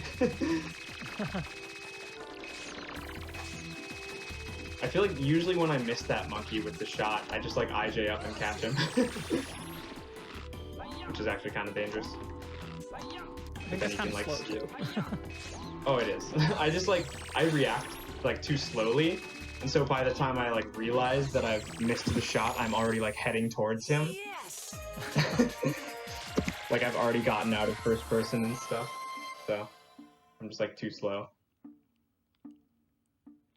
That's okay though. We're not here to go fast. We're here to have a good time. eednob, last run we were talking about how many discs speedrunners go through of this game. Anything like that about the actual console itself? Like, is the PS2 still holding up after all of these attempts and runs? So I've gone through 3 PS2s over my 7 years of playing this game, but I didn't go through those because they wore out. I go through them because I was upgrading to a better console, and so I started on an NTSCU 70K. So a 70K is a thin PS2 that's here, hold on.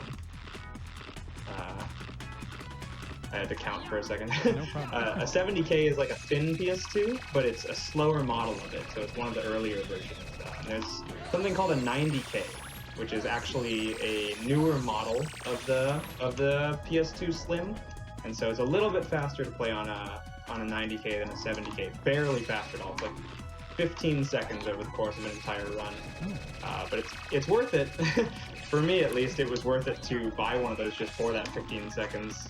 And so I got one of those, and then I heard about a chance that Japanese was like slightly faster, because we used to think it was for a second. And so then I bought a Japanese 90K, and it turns out it's not faster, so I stopped playing on that. Oh god, almost fell. But yeah, the consoles only wear down a little bit. Like, they don't get that much slower over time. Yeah, and as for my experience with both the discs and the consoles, I've only ever owned one disc of Ape Escape 1. I bought it in 2014 when I played it casually, and then started speedrunning it right after. And the disc is a little bit broken now, in the sense that if I tried watching the cutscenes wouldn't play properly, but I can still run the game just fine because we skip all of the cutscenes. As for the PS2s, though, I have sort of gone through I'm on my second PS2, but it's not because of like them getting damaged or anything. It's just kind of with circumstances. The first PS2 that I was running on wasn't actually my PS2. We had borrowed it from someone, and then later on I bought one myself.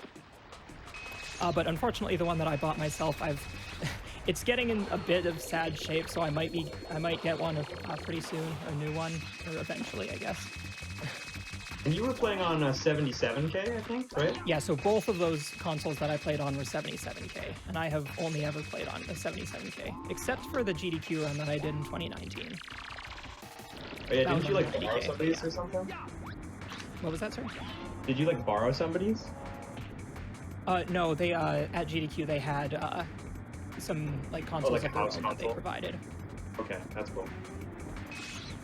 I was gonna say, like, did you use my PS2 or something?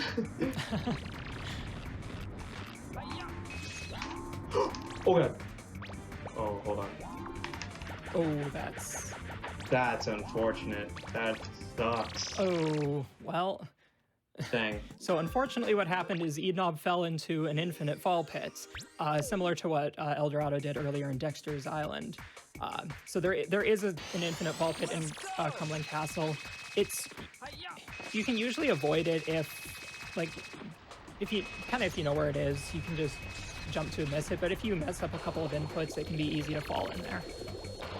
Yeah, and the strat I do there is a tiny bit tight, and I just didn't boost jump in time. So I was just a little bit late on that boost jump, which meant I just launched myself into the void, and I didn't react fast enough to pull out the Sky Flyer. Fortunately, this one doesn't lose quite as much time as the Dexter's one, but it's this one loses around an 35 unfortunate time seconds. loss. Or actually, since I fell in the pit after the button, it loses just about the same exact amount of time. They're both around this one and the Dexter's one are both around 45 seconds. Oh, okay. Oh, wrong one jump. So yeah, that gave Eldorado a bunch of time to catch up. Don't look at the screen for a sec. Don't look at it. Trust me, nothing happened. So both Eldorado and eednob have been going for an out-of-bounds strategy, going back out once you hit the button. But there is a strategy you can do that's just all the way, it's just inbounds, and it doesn't lose too much time. I think it's probably a few seconds slower, but it is a lot safer and a lot easier to maneuver around because there are no invisible walls to deal with. Yeah, this method that, I don't know if Dorado's doing the same thing I am. The version I'm using is the most recent version of this strat, but it was found by Iggy, who's a very, very good Ape Escape speedrunner as well. He was actually going to commentate today, but he's down ill right now, so couldn't be here. But yeah, he actually found this strat, and it saves only a little bit of time, but it saves a lot of convenience as well, because it means we don't have to equip the Sky Flyer like we used to. And so just not having to do that gadget change is super, super nice. Because especially since we're pulling out the Sky Flyer, which is the hardest gadget to get to, it's actually 3 inputs, or 5 inputs to get to it, compared to some of the easier ones like the Stun Club, which is only 3 inputs. But yeah. Yeah, so it saves a little bit of the time there. Oh no, Dorado's not going for the Super Flyer. No. Yeah, Dorado playing it a little bit safe. Only hit the Super Flyer once out of the 2 runs today, so playing it a little bit safe on this run. I'm going for it. I'm not exactly sure. Oh, I was just gonna say, I'm not exactly sure if I made other mistakes in that level, but I ended up losing around 80 seconds in that level, so a minute 20. Yeah, I saw you on the way back, you kind of fell a little bit into some out-of-bounds geometry. Yeah, and then I took fall damage from that, which meant I had to get a cookie as well. Cookies are health in this game. We haven't actually explained the crumbling castle boss yet, so I'm just seeing a bit of talk about that. Basically, yeah, the strategy behind it is you go in with full health, and then as soon as the armor electrifies itself, if you get hit by it immediately, or like as soon as you get hit, the attack ends and you can just attack right away. And if you do, it's a health-based boss, and so if you do a certain amount of damage on it, you can end it in 4 hits. And you have 5 cookies, so you can just do 1 hit for each, and that saves the most amount of time.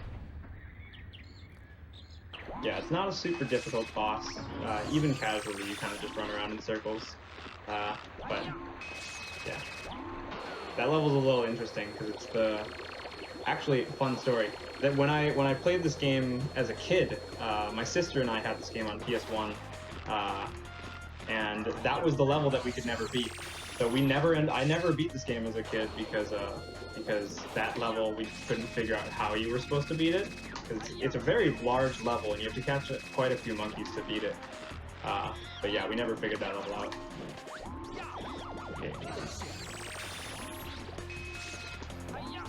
So unfortunately, Eldorado got a little bit of bad luck with the first monkey in City Park. Got, I think, 3 animations. Might have been 4. It was a little unfortunate luck there, but... Yes. I got hit by a bee, so it makes up for it.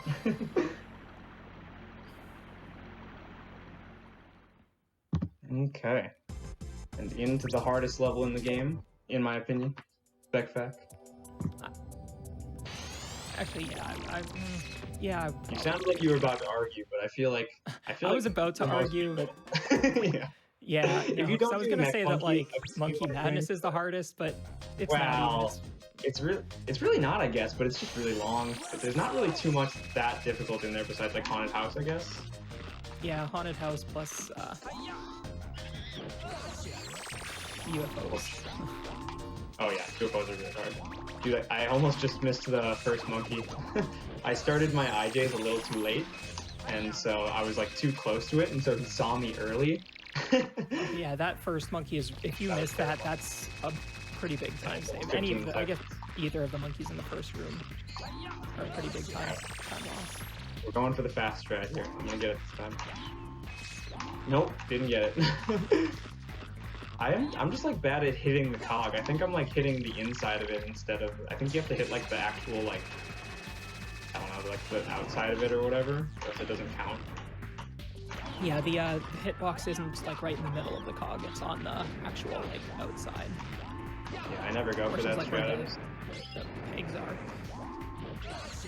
Oh, Horn, another quick. Ooh, Eldorado missing the explosive shot on the second monkey in spec pack, but fortunately got the luck that made it not notice him, What a so he was legend. able to catch that monkey. But yeah, missing that explosive shot is really scary. Yeah, that's why I do the guided pellet, just so that I don't have to aim. Horn, I have a quick question for you. We're playing any percent today, but there is also the all monkeys and also the 100% category. What are some of the differences between the all monkeys and 100%? So, I mean, as you would expect, all monkeys would be collecting all of the monkeys in the game. So the any percent run only catches half of the monkeys in the game. I believe it's 102 monkeys, and then the all monkeys is catching all 204.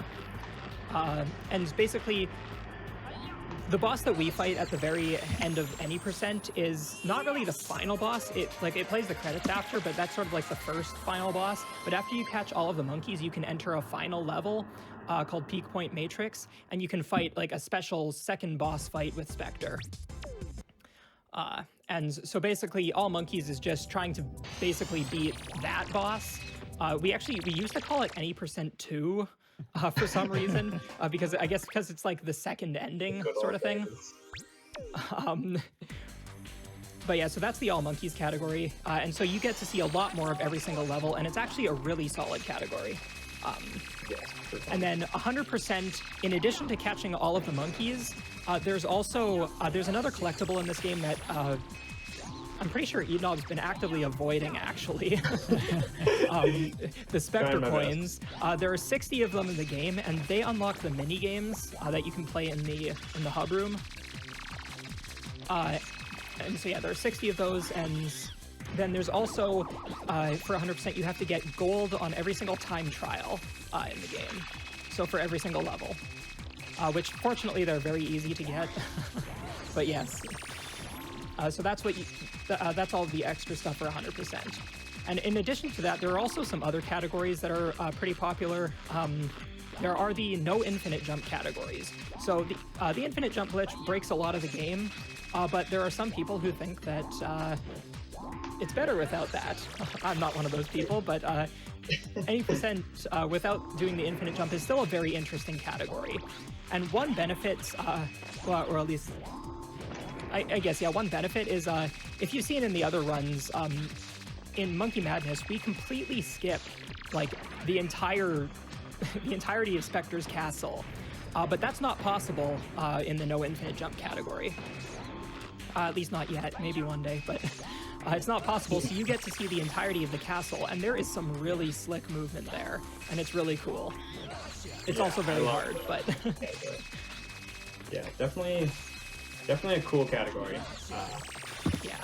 And you can do any of the other categories, any percent, all monkeys, and 100% without the infinite jump. It's just any percent without the infinite jump is the most popular of all of those. And all monkeys, no infinite jump being the the meme category. I did one run of it. Literally, it was fun. Literally for like the longest time, nobody had done a run of it.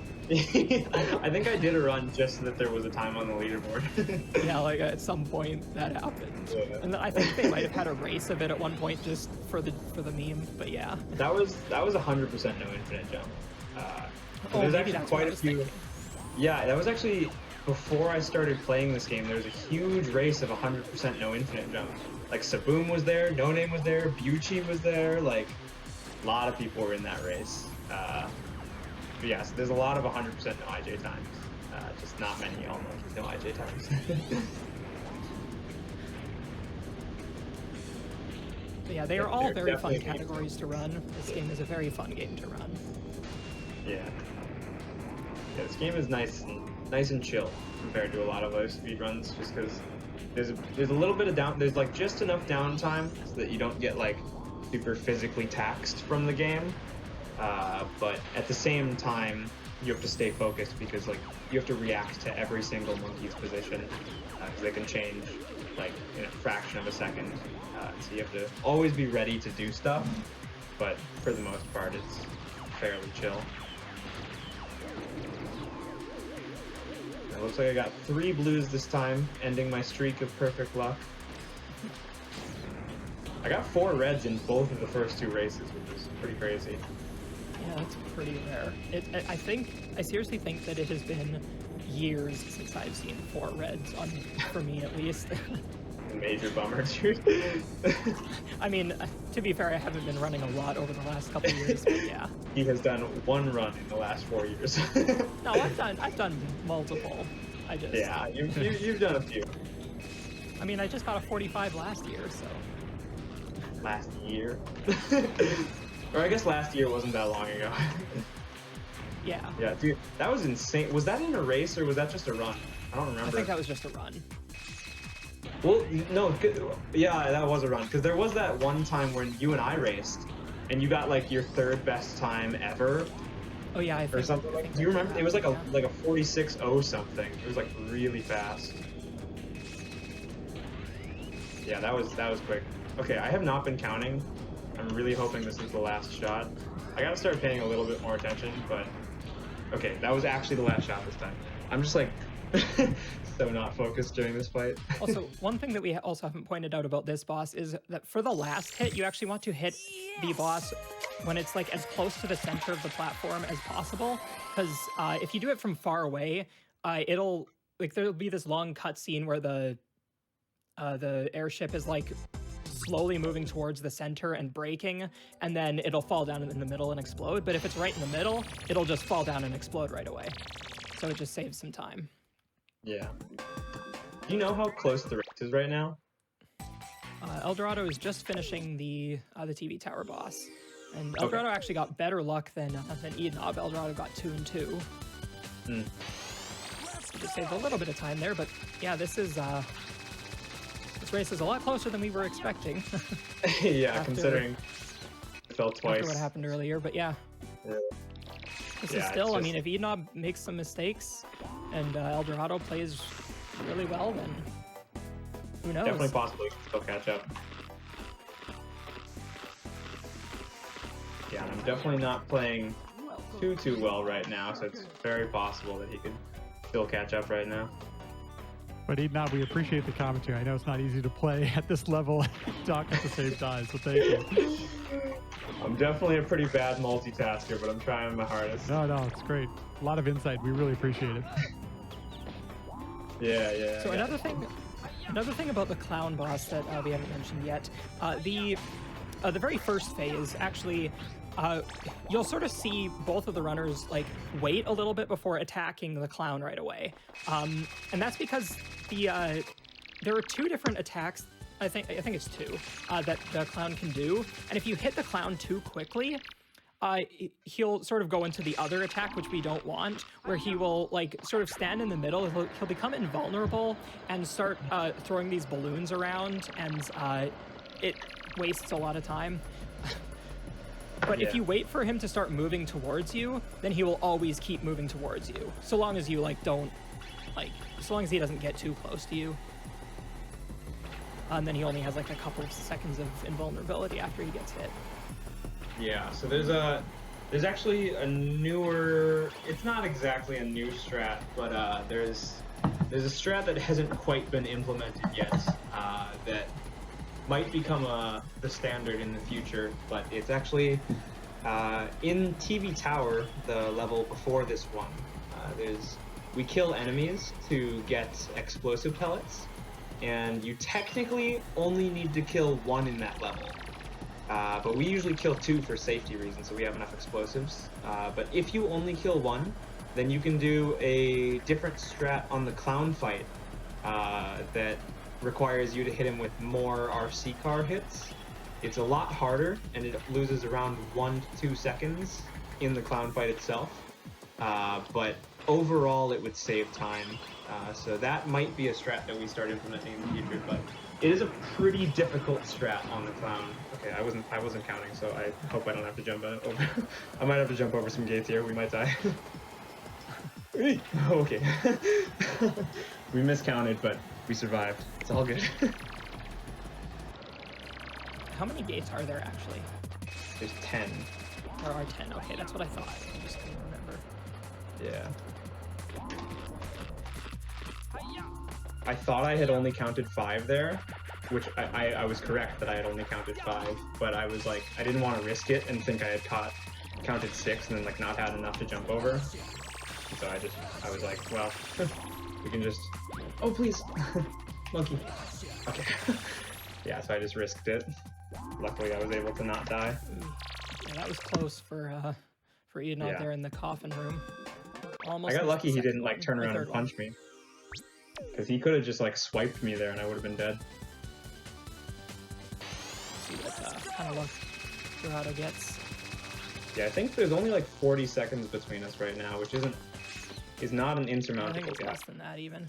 Yeah, Dorado gets the good luck here. Well, okay, losing a little bit of time because the monkey didn't jump down right away, but that's kind of what you want to see with the coffin room, is you want to go to the right, catch the first 2 monkeys, right, like as they're jumping down, and then you want the third one to not notice you immediately, and then have it jump down like kind of right after you catch the first 2 monkeys.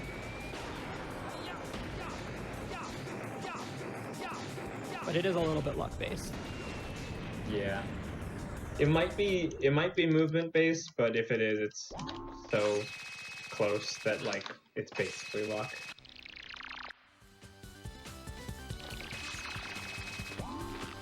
Alright, and we are on to the UFOs once again. The hardest part of the game. For me, at least.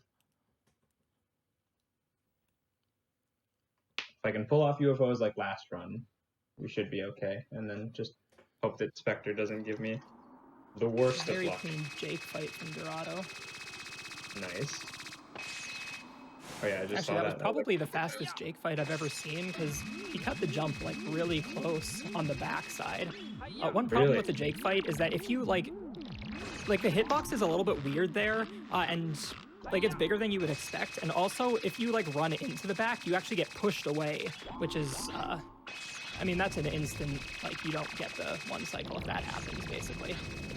It's technically Yeah, possible to save it if you get pushed away, true. but it's like super like you'd have to react so fast. Yeah.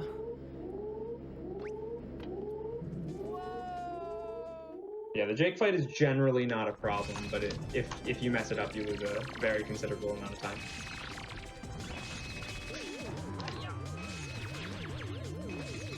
All right, let's see how eednob handles the UFOs. Gonna crush it. Aw, he juked me. That was mean. Oh, that didn't hit. Average first UFO. So UFOs are a really scary part of the run. Especially with it being so close to the end. And like if you're on a good pace, it's like you could be nervous and it's just so hard to aim properly. And plus there's the issue with potentially getting the hitbox models, or the hitbox desynced from the models, which is really frustrating when that happens. Yeah, and then there are 2 patterns that they can give you as far as their movement is concerned, and one of them is like so much harder than the other to hit. Like they just go all over the place seemingly randomly. Well, I find if you keep your distance, they will always just go into this predictable circle, and so it makes it easier to hit them. But then if you end up getting too close to them, which sometimes Start changing. it's like sometimes you just accidentally do, or like they come too close to you or whatever. Then they'll start like doing this weird bouncing pattern and they'll like move around you. Sometimes it's, yeah, it's frustrating when that happens. Oh god. Oh, so as you can see, actually, El Dorado had very clean UFOs. Oh and, no. That's not good. I mean, it's neck and neck again, pretty much. No. eednob's still just I a thought few this one was in seconds the ahead, bag. so it's a very close race again. Oh god. Down to Spectre luck for the 3rd time in a row. Although that's kind of what we expected out of all these races. We're just hoping it can be mostly skill dependent. Yeah, as far as the final times for these races, this is probably going to be the slowest of this entire race for both of us. Hopefully.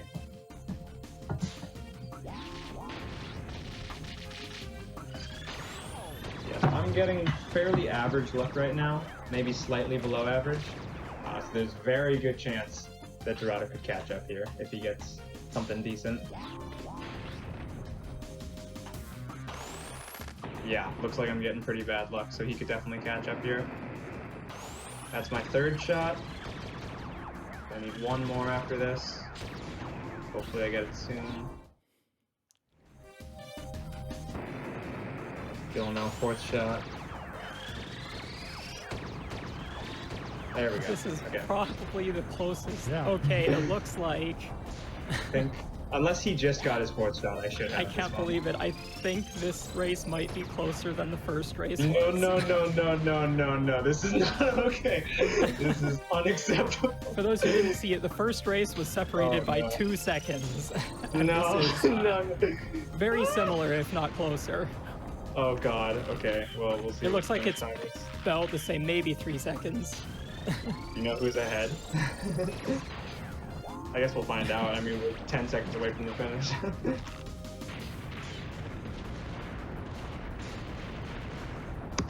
Okay, I got 47. Great, and Dorado finishing with a 46, I think that was a 56, and eednob with a 47 flat, I think that was. What? Oh, no, I was 47-42. Oh, wait, what? Oh, sorry, I don't know what you're sorry, I was looking at the timer on the screen. Yeah, That's ignore the timer on the delayed screen. a little bit. Sorry. It's okay. So did Dorado win that one? Yeah, so Dorado won that by 3 seconds. 3 Oh, seconds. no. Oh, my God. Oh, this guy. What a race. Well, That is so there it is. brutal. See, that's the thing with, like, it's not over till it's over.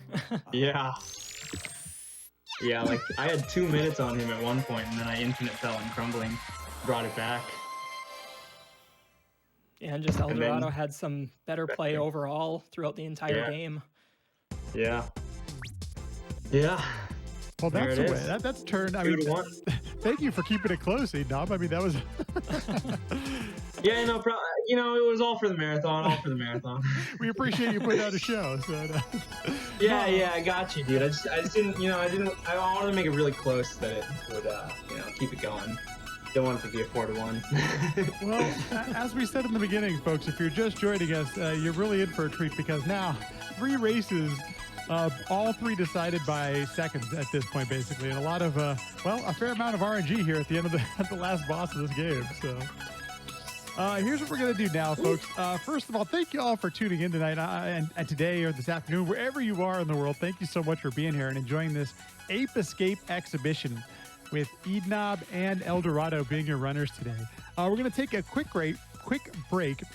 But before we do, I'd like to let you know that if you'd like to support any of the shows here on the GDQ Hotfix, which is what you're watching right now, the GDQ Hotfix, please consider using a Prime Gaming, Amazon Prime Gaming sub. That actually goes, all those things, all of the subs, the bits, the cheers, gift subs, they all go to support the content you are looking at right now, the GDQ Hotfix, and great things like this, an Ape Escape Exhibition. We don't get to do this without the support from you. So thank you so much for making that happen. We're going to take another quick break. This is a best of 7 series. That was match number 3, and it is now 2-1 in favor of El Dorado. But at this point, anything can happen. Anything can happen. So we're going to take a quick break, and we'll see you back in just a few.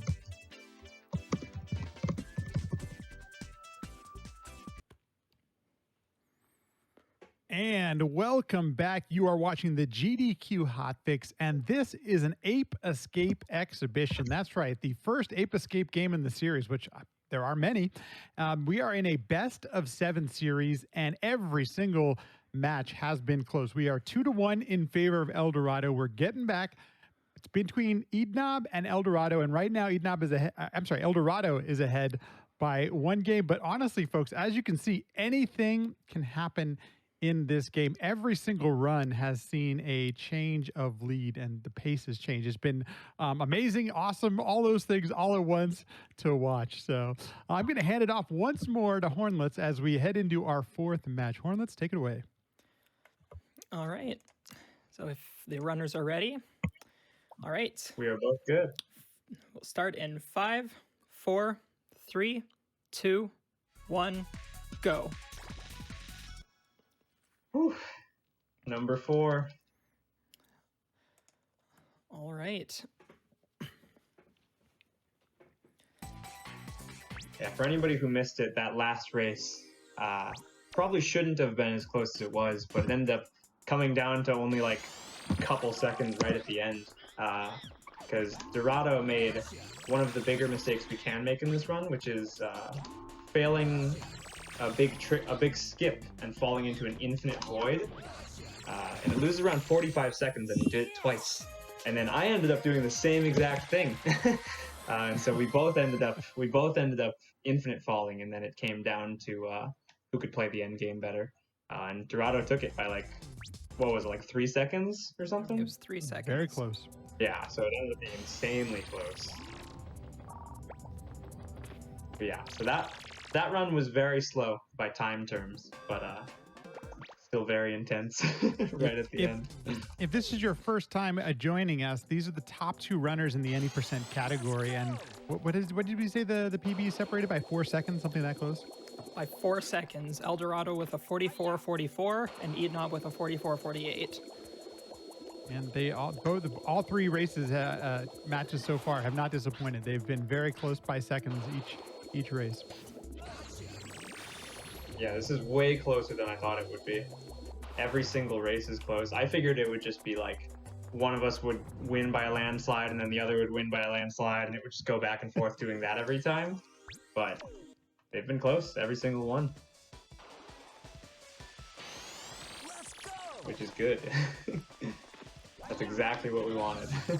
So, eednob, a question for you. As you continue to do runs, is it one of those things, or maybe there is no consistency, but do you tend to get a little bit better with consecutive runs, or sometimes does it get a little more tiring? Because the game, I mean, it's not a short run. It's a good, it's a good 50-minute run. So, curious about what happens during your approach. Yes. Yeah, so in the past, I generally take a while to warm up, and so usually my first run is my worst run. And then it gets slightly better after that, up to a point. I mean, if I'm 9 hours into a session, I'm probably going to start getting a little tired. But yeah, I'd say I generally get better with time throughout each session. But yeah, this game is actually a little taxing physically, just because it's really hard on the right hand, just because with the super hoop you have to start it so many times, and every time you start that super hoop you have to spin the right analog stick 2.5 times, and doing that over and over every couple seconds for like 20 or 30 minutes is really tiring. So yeah, but generally if I was doing like a normal session at home where I was like going for record attempts, 90% of the session is spent in the first 5 levels anyways. And so I don't even have the super group at that point. So those kind of sessions aren't very tiring. from a physical standpoint, because you don't even get the super hoop until you get that one run that gets past Dark Ruins, and then you get the super hoop, and you just do one run, and then it's over, and then you end the session. That's usually how it goes. Yeah, but that's just going for record attempts. If I'm just like playing for fun or having like a normal session, generally I wouldn't reset at all. Like if I'm like on like a really, really bad run, I'd reset, but generally I would just finish every run, and I would just, you know, play it through no matter how bad it is. But those kind of sessions are not super taxing because I'm usually not taking it too seriously. Kind of just playing, like have some music on in the background or maybe somebody else's stream, barely even looking at the screen at all. Hornless, this might be a question for you, but there's been some interesting chat about remakes and things like that for, you know, maybe the series, but also this game. Is there any way to play this game on, you know, a modern console, PS4, PS5, anything like that? I don't know which this game store specifically. I'm not sure if there's a PS4 version, because I know you can buy the second game, Ape Escape 2, on PS4. So I thought this game was on PS4's store, and then the other ones were on PS3's store. Okay, so I'm not PS3 sure, though. Okay. And they still have Yeah, because I know you can with backwards. Actually, I think all PS3s are PS1 backwards compatible, but you can play the PS1 games on a PS3 at least. There is also I've seen some chat about it as well. While this isn't really I guess this isn't really a modern version, but there is a remake of this game called On the Loose that was for the PlayStation Portable. I have never personally played it, but it does exist, and for not speedrunning, it is presumably fine. It's an okay game. For speedrunning, it's not the best, but... Well, actually, in terms of speedrunning that game, there's been a lot of tech found in the last year. Oh, yeah, that's true. I forgot that so there was a runner pretty recently good, that went through and found a bunch of new stuff in that game. Cool. Yeah, so it might be good now. Back in like our day when we played it, or at least B-Man and I played it a little bit back in the day. It was not very fun. it was like casually playing Ape 1, but you can't do any tech, and the controls are worse. So it was just a lot less fun than Ape Escape 1. But now that there's all this new tech, it might actually be a pretty decent run. I'm not sure though. I haven't done a run with all the new stuff yet. But... Whoop, whoop, whoop, whoop. Monkey, please. Where is he? Oh, okay. Love this. I'm starting off pretty close. We only, it's within seconds here, it looks like. Yes. Whew. That's good. That's how it should be in the early game. Because this level has a lot of luck in it, but besides this level, most of the early levels are like barely sort of kind of consistent. So ideally we would be close all the way through like Wabi Sabi, which is like in the mid game, and then we would start to separate at that point depending on who's playing better. There also seems to be a fair amount of nostalgia in the chat for this game. And Hornlets, I'm curious, is that do you have fond memories of playing this game for the first time as well? So, no, actually, I was a hard Nintendo kid. Only had like a GameCube and a Wii and a DS when I was growing up, so I never played any PlayStation games up until I started really getting into games more in like 2013, 2014. And so there was another friend, another runner, actually, we brought him up before, I Have No Name SDA. I guess first, I actually at GDQ 2013, I saw Skateman run this game, and then later on, I met this I Have No Name friend through a completely different game, like not even really speed running. Like I just met him, and sort of we bonded over speed running a little bit, and then he said he ran Ape Escape, and I was like, oh, you know, it was a cool game. I remember seeing it. Maybe I should buy it and play it. And so I bought it and played it, and absolutely loved it, and then started running it right away. But that was in 2014, so I don't think I was quite an adult by then, but yeah. So I don't have any fond childhood memories of it, but I still do have very, very good memories of this game, just playing it in the early speedrunning days. I know we talked about it a little bit earlier, and it's come up in the chat a couple times, but also you all through your commentary have been mentioning this, that this is somewhat of an approachable speedrun. Even though you're seeing some things that look pretty incredible, there are some things that people can learn. And I wonder if you wouldn't mind touching upon it again. What makes this speedrun actually like approachable, even though it looks like we're doing these, interesting movement things and, these jumps and all that kind of stuff? Yeah, so really, there's only really one major trick in this game, which actually we're going to be getting into right away here, and it's the infinite jump. And the infinite jump is not actually a very hard glitch to do. Some of the things that we do at a high level with the infinite jump are pretty tricky, but they are by no means required to do. And so there are a lot of just like really easy backup strategies that you can do. And plus, like this game, especially being like a kid's game, it's not particularly hard, especially like as a kid, every game is hard or whatever, but once you understand how to play the game a lot better, it's not too difficult to just beat. So really it's a very low skill floor. Really all you need to be able to do is like beat the game. Like if you can beat the game casually, you could probably speedrun the game. And then pretty much at that point, it's just like you can learn the tricks and the tech if you want, but like you don't even necessarily need all of that stuff to get a decent time. So yeah, it's a very easy speedrun to start. And actually for me, when I first started speedrunning this game, because like I didn't have any childhood memories of this game, and so I didn't really know the game very well after I beat it for the first time. But I wanted to start speedrunning it, so literally what I did was I learned like the infinite jump and I think like a little bit of the tech, and then I just did a run through. Like after I had done like a casual run through of the game, I just did a speed run of it, and it wasn't a good time. It was like an hour and 25 minutes or something, which is like almost twice what these runners here have been doing. But just from there, I just kept running it and kept learning more about the game, and I just improved as time went on. So I just learned more things as I went on. So like by no means do you have to learn a lot about the game to be able to even run it, because there are some games like that, but this is not one of those. So it's a very approachable speedrun.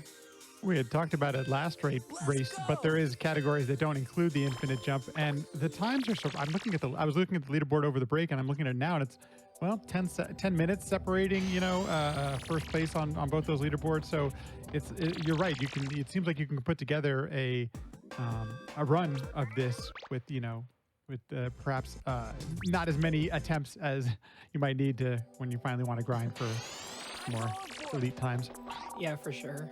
Yeah, and that is true. Like the no infinite jump category is like, I personally am not a huge fan of it just because I've had some bad experiences with it. But a lot of people like really like the categories, and like I can't deny, like they have some really cool movement in them, and like it's also like there's no glitches in that game or in that run, with the exception of like if you count boost jumping as a glitch, which I personally wouldn't. It's more of just like a tech, which I guess since we're right at the point where we get this super hoop, boost jumping is just pressing the button that the hoop is on right before you jump when you're using the hoop, which lets you conserve your speed out of the jump, because normally your speed would get reset. Yeah, the only other thing that might be considered a glitch would be the did we ever come up with a name with it, like the boosted fly, or like using the super we call it a boost fly. Yourself? Boost fly? Okay, yeah. Like that's kind of even it's those, just where like, yeah. Yes. You don't they aren't really even use they're required. definitely not necessary. No, there's like 4 places they're useful. Although that one in Monkey Madness is very useful in that room with all the big like red mech robot things. That one's really useful. But yeah, even that, like the second place time doesn't use any of those. So Yeah, and plus boost flies are very hard. I think, if I'm not mistaken, what a boost fly is sort of what you want to do is time your hoops. Like when the hoop starts, you want to time it right as you do a second jump in midair, and then you immediately need to switch to the sky flyer and start using it, and you get an extra boost like upwards in some cases, depending on where you are. And so it's really like it's a really cool tech, but it's very difficult to do.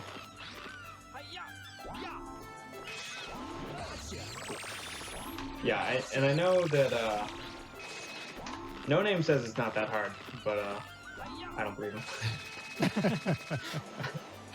I've tried it. Definitely not like the easiest of tests. Okay, I messed up a bit in this level, so Dorado might be pulling ahead here. Yeah, I was just about to bring it up. These two runners are neck and neck again. Only a few seconds separating them. Yeah, I think I lost around 7 seconds there, so definitely getting quite a bit closer. Now we're entering the level that Dorado Infinite fell in the last one. So he might go back to using the backup strat. But we'll see, I guess.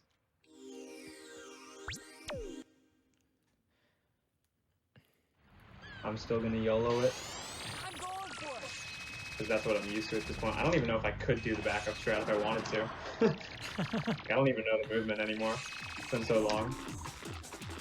Yeah, I'm thinking since Eldorado's ahead, if it were me at least, I would probably do the safer strategy in this run just to make sure I don't lose the lead or don't make a big mistake. Yeah. But we'll see. We'll see what. Yeah, we'll see. We'll see what he goes for.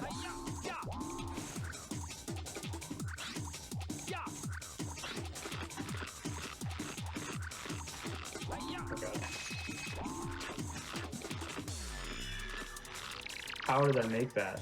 Were you watching that, Horn? Oh yeah, that was a little risky. I hit my hoop on a wall there. And so I don't know how I didn't fall there, but I got lucky. Because my angle was bad going into it. I was too far to the right. But yeah. Has Dorado done it yet? Yeah, so Dorado went for the backup strategy. Okay. Just making sure what happened last run doesn't happen again. Which is completely fair. That's Oh, totally. I wouldn't do that either. So. Ooh, but Especially Dorado after getting failing. an extra guided pellet. That's actually really nice. Oh, nice. So Especially yeah, those since he enemies that actually you kill, used that. they have a low chance to drop a guided pellet, and basically those are going to be useful for the UFOs way late in the run. For Yeah, those that of is us nice. not as familiar with the speedrun of this, these jumps look so I mean, we're on the edges of everything here. It's nerve-wracking watching this portion of the run. Yeah, it Yeah, there's a definitely lot of gets a tight little tight in some places. Especially this jump in Snowy. Oh yeah, stick jump in Snowy is really tight. Oh no. So yeah, unfortunately, eednob failed it there. Stick jump saves about 2 seconds if you get it, because it lets you reset your boost jump speed, and it also puts you sort of closer to where you need to go, so you don't have to infinite jump as many times. And Eldorado getting it, so Eldorado saved a little bit of time there. Oh god, I'm in the lava. The ice lava. The ice lava. Makes sense, of course. Lava, Yeah. but it's blue. Yes. Alright, another bit of time lost in Snowy, so wouldn't be surprised if Dorado was ahead or close to being ahead at this point. Yeah, I think Eldorado had a bit of trouble with the backup strategy in the in Dexter's Island for the deck skip. Okay. So I think he lost a little bit of time on that, but he definitely made back some more in Snowy. So Yeah. and he's been having some really good frosty retreats today. So Nice. Go. There are a fair amount of comments about the quality of the soundtrack of this game and how good and classic it is. As somebody you guys like, you put in so many reps in this game. Do you still enjoy the soundtrack this many after this many attempts? I can't even hear it, man. I can't even hear it. I usually play this game without audio, actually. Oh, cool. So Yeah, I don't know. All I know is that I really like the music in the snow levels. So like the world that we're in right now, I love all those tracks. Like when I have the game just like on in the background, I usually just like quad in Snowy Mammoth and just like have that music going in the background. Yeah, so I don't really know much about the soundtrack, but I do like the snow levels quite a bit. So, as for me, I've never been a huge fan of the soundtrack. It's a lot more of a, like, it's a good soundtrack. It's got a lot of, like, progressive music. Like, it's sort of like it adds, like, instruments. Like, each song is very long, and it just adds, like, a lot of ambience and, like, stuff like that. There's not really a lot of like, melodies in this game, which I'm not as much of a fan of, but it is still a very solid soundtrack. And it was made by, I think it was a Japanese DJ, was it? Or something, Soichi Terada. Yeah, I know the name, but that's all I know. Yeah, I'm not quite sure. I think he was a DJ or something. And he actually came back to compose the Ape Escape 3 soundtrack as well. He didn't do Ape Escape 2. Oh, really? Oh, I didn't know that. Yeah. That's cool. But yeah, it definitely is a good soundtrack, and a lot of time, like, I guess it's like it's very atmospheric music, and it's good to vibe with when you're doing runs. Yeah. Yeah, it's definitely not bad, that's for sure. I don't like actively listen to it, so I wouldn't know how good it is. Yeah, I do know a lot of people who really love the soundtrack, and I do understand why. It is a very good soundtrack. Yeah, actually my cousin made a remix of one of the songs. I think it was like the intro music. Yeah. When he was a bit younger, when he was like 18 or so. He made a remix of it. It was really good. I mean, he does music for a living now, so. So his intro was, he was actually the one he's the reason why I ever played Ape Escape, was his mom gave me a PS1 with a couple games, and one of the games was Ape Escape, because this was his favorite game of all time. And so I used to go to his house and play Ape Escape all the time, and then he just gave me a copy. So that's how I got Ape Escape when I was like, I don't know, like 12, 13, something like that. Probably younger than that, actually. I don't even know. Definitely in middle school. Maybe even elementary. Apparently, Soichi Terada was an underground jungle artist, so music artist is some kind of. I think that's the genre, underground jungle. I'm not quite sure what exactly it all entails, but. Does it say if he still makes music? I think he might. I'm not sure. Always look it up. Look that up. I want to know. Also, we're both on decent runs again. Sub 20 hot springs for me, and I think pretty low 20 for Dorado. So we're on okay runs. Generally, when you're playing this game at a decently high level, beating hot springs in under 20 minutes is like a standard for what a decent run is. So good runs for both of us right now. No major mistakes yet. So yes, it looks like Terada is still active. Nice. Long career.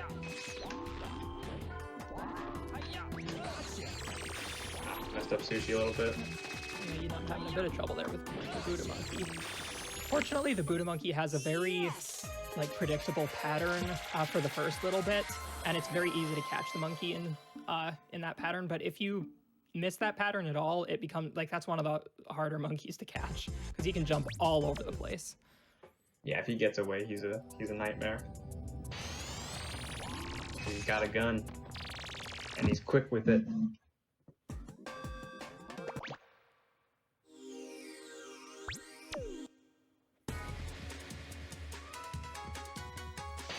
We are in Wabi. The only mid-game level with a lot of luck in it. And if I'm not mistaken, last run you got a triple catch? I did. I didn't say anything about it, but I did get a triple catch. I think I was in the middle of talking about something, so I just didn't say anything. Yeah, so the triple catch at the Gong Room is the best luck you can get, and it is pretty rare. I think there are ways you can make it a little bit more common, but it's still somewhat down to luck. So yeah. Just did a quick check of the timers. About 9 seconds separating this race, so still anybody's game. Still so close in this one. Absolutely. All right, so that's a third gong room that I've gotten pretty good RNG in a row.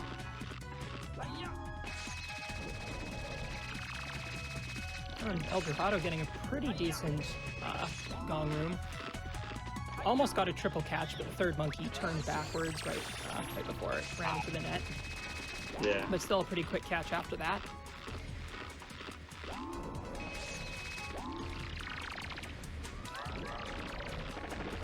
Oh god. Buddha shot. And he missed. That monkey's name is Buddha, for anybody who's wondering. Yeah, I guess we never said, but all these monkeys have like names and bios, and they have like information. They all have like stats and stuff. I don't know if you guys remember, but in the 4th level, Thick Jungle, we actually get a gadget called the Monkey Radar, and so you can use that to like look at the monkeys, and it'll say like their name, their personality, a quirky little fact about them, and then their stats. So a few of the like notable monkeys, you know their names. Like we got Bong Bong, who's in That's the Coral Cave one. Coral Cave, yeah, and then we got Buddha. I always forget Windy's name. I just call him Windy all the time. Let's go. Yeah, we have nicknames for certain monkeys throughout the game. Most of them are just like they all have their specific names, but we only call a couple of them by their actual official names. Most of them we just came up with our own, like Windy. Yeah, you guys haven't seen us try Windy yet this marathon, but Ooh, El Dorado actually just got what's called a water jump right there, where nice. it's very position based. You need to land in the water and jump out on the same frame. But the thing about that is that it's based on your height when you enter the water, because if you're too low in the water when you enter it, there's a little bit of variation depending on how high you were when you fell into it, sort of thing.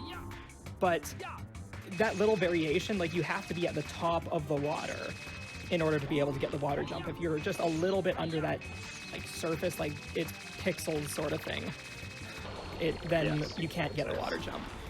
There are certain places where it's you can consistently get it if you jump on the right frame, like where El Dorado got it in Crumbling Castle. Yeah, that's pretty much the only place in the run that we actually try to do it, because it does save a couple frames. It's basically nothing, but it does definitely save a little bit of time, I think. I'm not even sure. It saves a little bit. Yeah. I think. It looks cool for sure, so definitely worth it for the swag. Absolutely. Pretty sure we are both on okay runs still. I haven't really been watching Dorado, but from what I've been listening to, sounds like no, he's it looks like just you're right both gonna behind me. looks like you're probably both getting 25, which is very solid. Yes. Yeah, 25 is very decent, so anything under 26 minutes is Okay. definitely a El Dorado's redeemable getting just above 25, but yeah, that's still very good. Mm-hmm.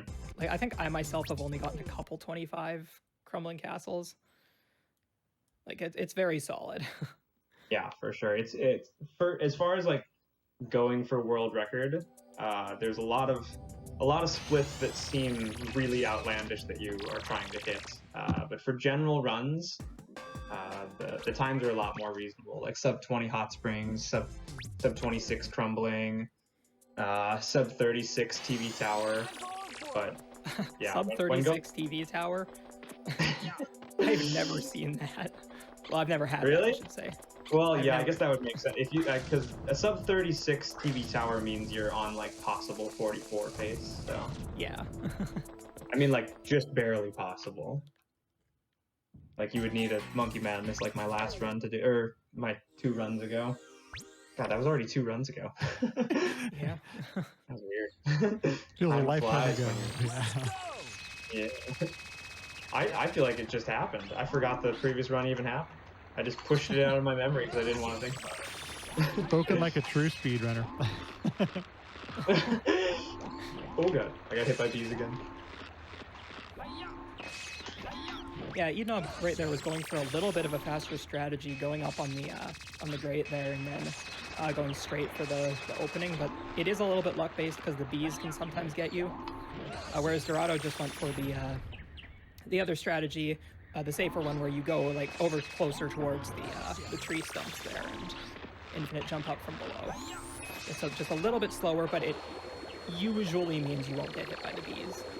Yeah, you can still get hit by the bees, but the longer you super hoop, the less chance there is of bee attacks.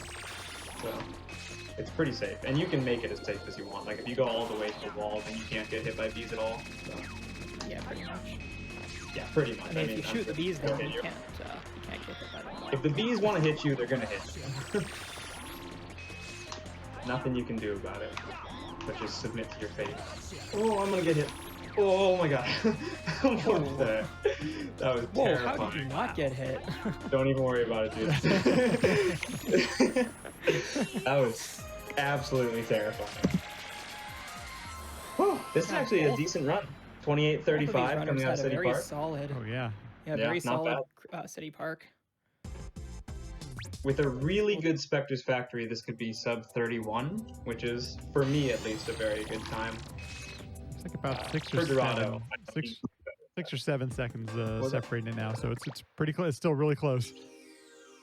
Yeah. Yeah, that's sick. This late into the run. That means we're both on good runs again, which is nice. Yeah. Could be some quick times coming from this one.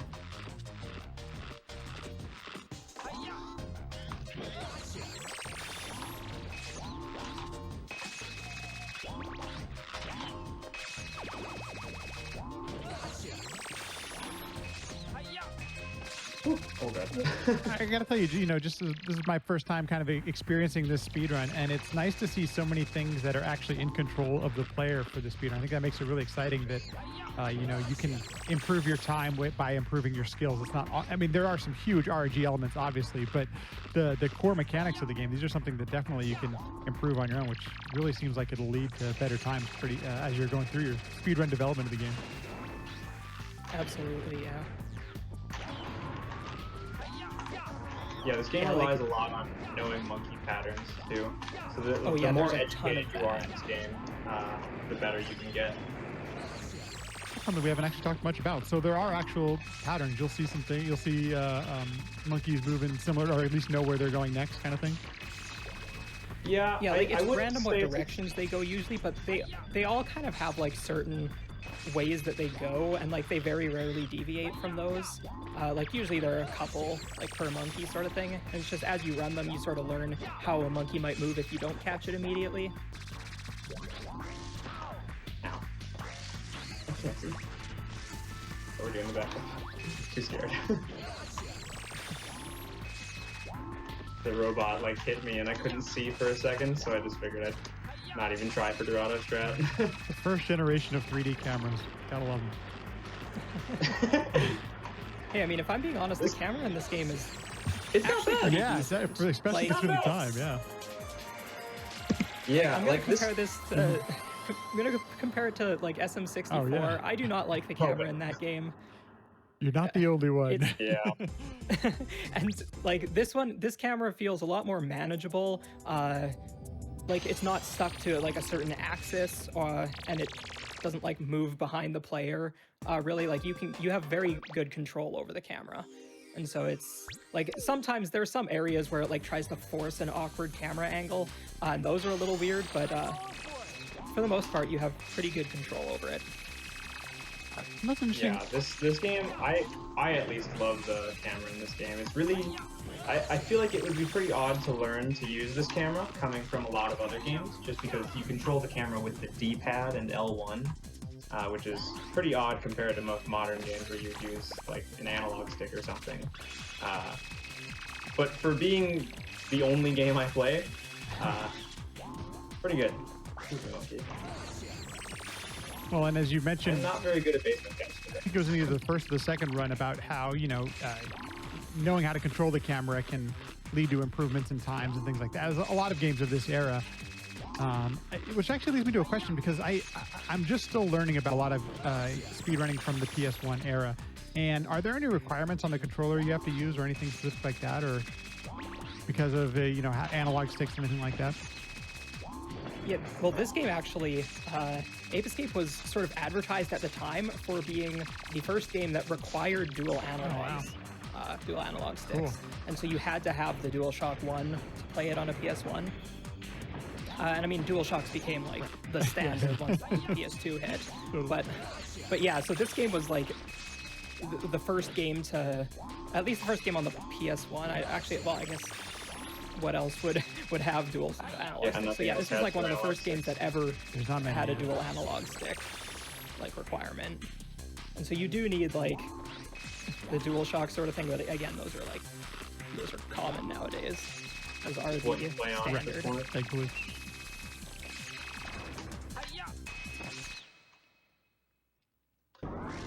Alright, of all the runs we've done so far, this would be a really cool one to get 4 reds on, because we're actually on good pace this time. Just get 4 reds and 5 cycle again. Dude, let's do some math real quick. If I had the same end game that I had in the 2 runs ago, I think, let me think. So I had a 502 and a 14, or an 846. That's a 1348. The 1348 would mean, yeah. So okay, I still wouldn't PB, but it'd be really close.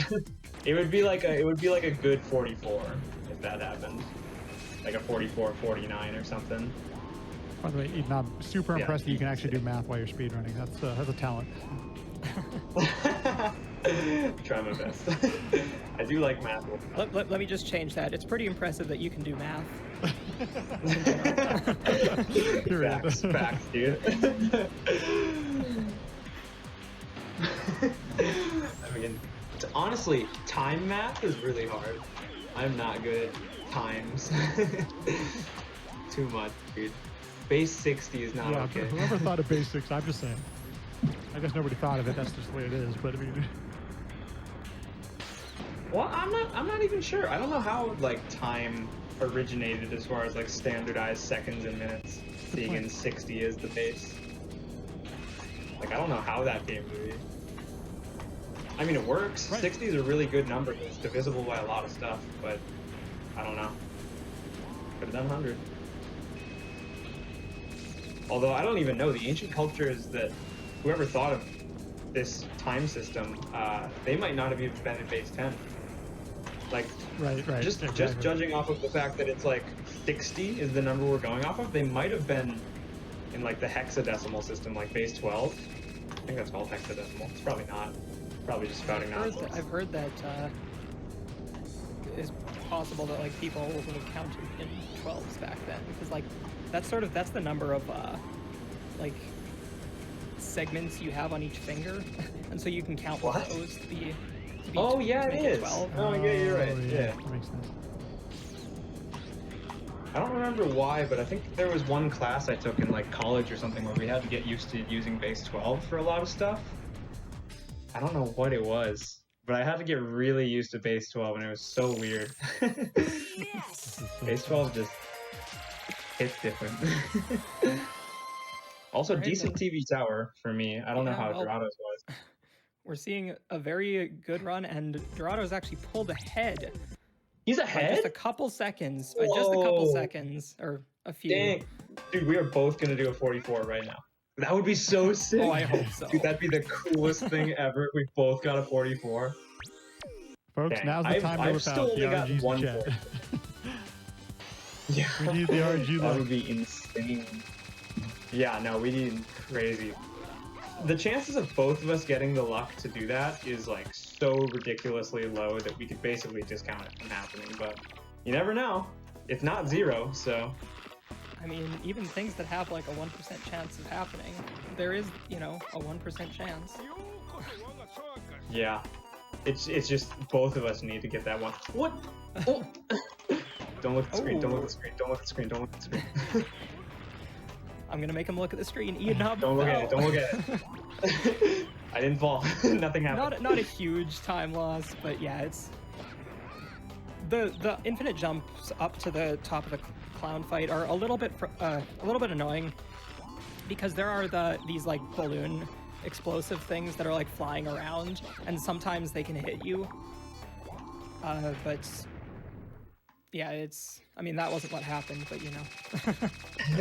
No, that was just me. I didn't have enough height, and I was like too far away from the ledge, and so I didn't land on the ledge.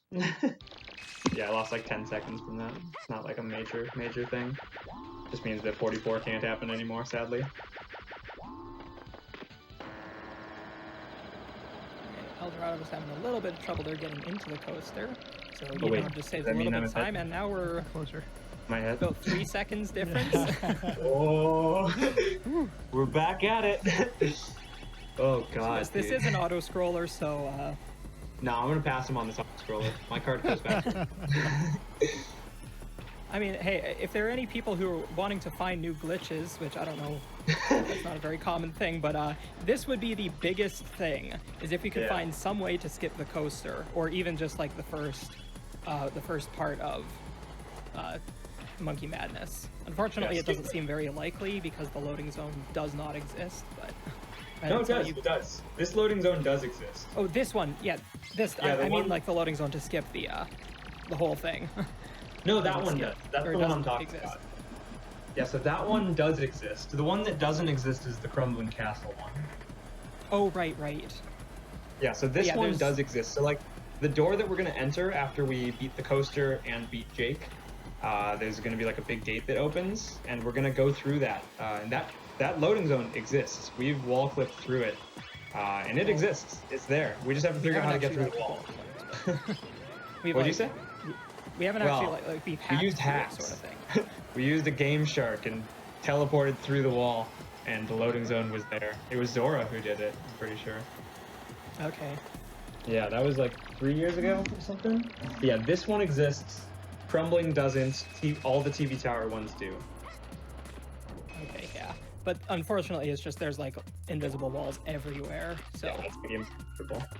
But yeah, finding out a way to skip some of the stuff in here, that's probably the most likely time save or new glitch that could be found. That would save so much time. Save like multiple minutes. It would save minutes, yeah. Oh, I'm dead. Love that.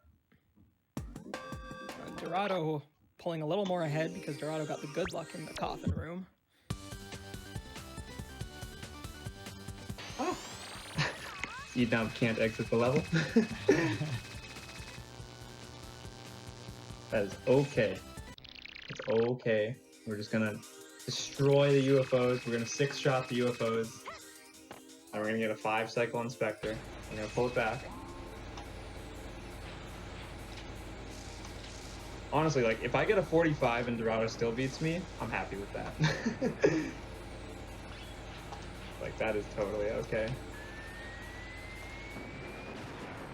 Just kind of echoing some of the thoughts in chat. It's quite amazing how many so far of these runs have come down to the last boss fight of this game.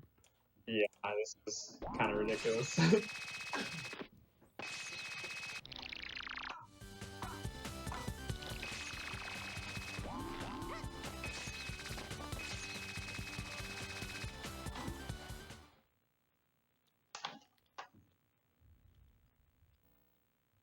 All right, UFOs.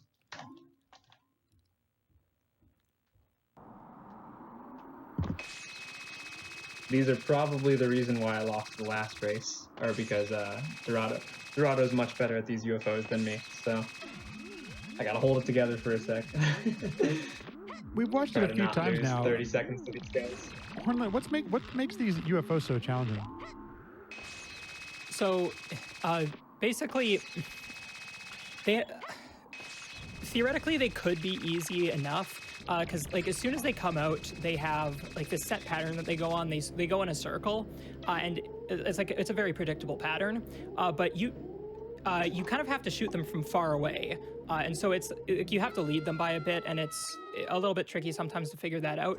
But also, if you get too close to them, they completely change their pattern and start like bouncing around in this completely unpredictable pattern.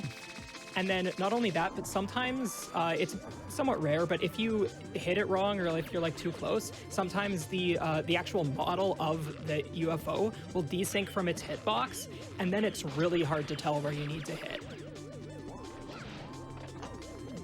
And not only that, but they also keep shooting at you every once in a while, and it's hard to avoid that sometimes.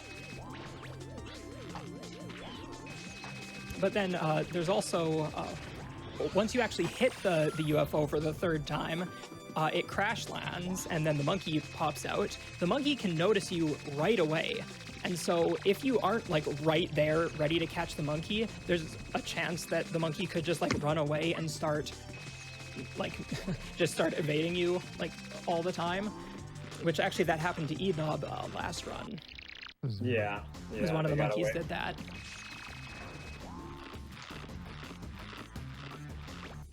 So yeah, that's one, and plus not only that, but it's very late in the run, and it's one of the last like super skill-based things in the run, and so it's very nerve-wracking, especially if you're on a really good pace, to be able to do this really well. And there are some strategies that you can do to make it easier. Like you can grab a bunch of guided pellets to make it easier, but you don't necessarily need to do that. Yeah, but the guided pellets do usually make it easier. Yeah. Sometimes the guided pellets will just miss, though. It's always fun. Love that. Not so guided. Yeah, now we're both down to the final boss again. Yeah, I'm nervous, Very even though close. there's like nothing I can do to make it faster. But 2 shots in the first 3, so that's good. So far, getting perfect luck. Not anymore, but oh, 3rd shot on 5. I don't know how Dorado's really close lucky. again. Is he getting good luck too? He's at a similar point to you at this point.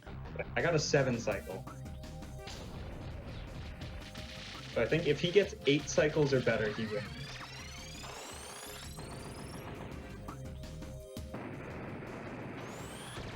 Because I think he was just a few seconds ahead of me. And generally each cycle takes around 5 seconds, so we can assume if he got within 1 cycle of me, he should win this race. Yeah, I don't know what his luck is looking like, so. Has he gotten the same pattern as you?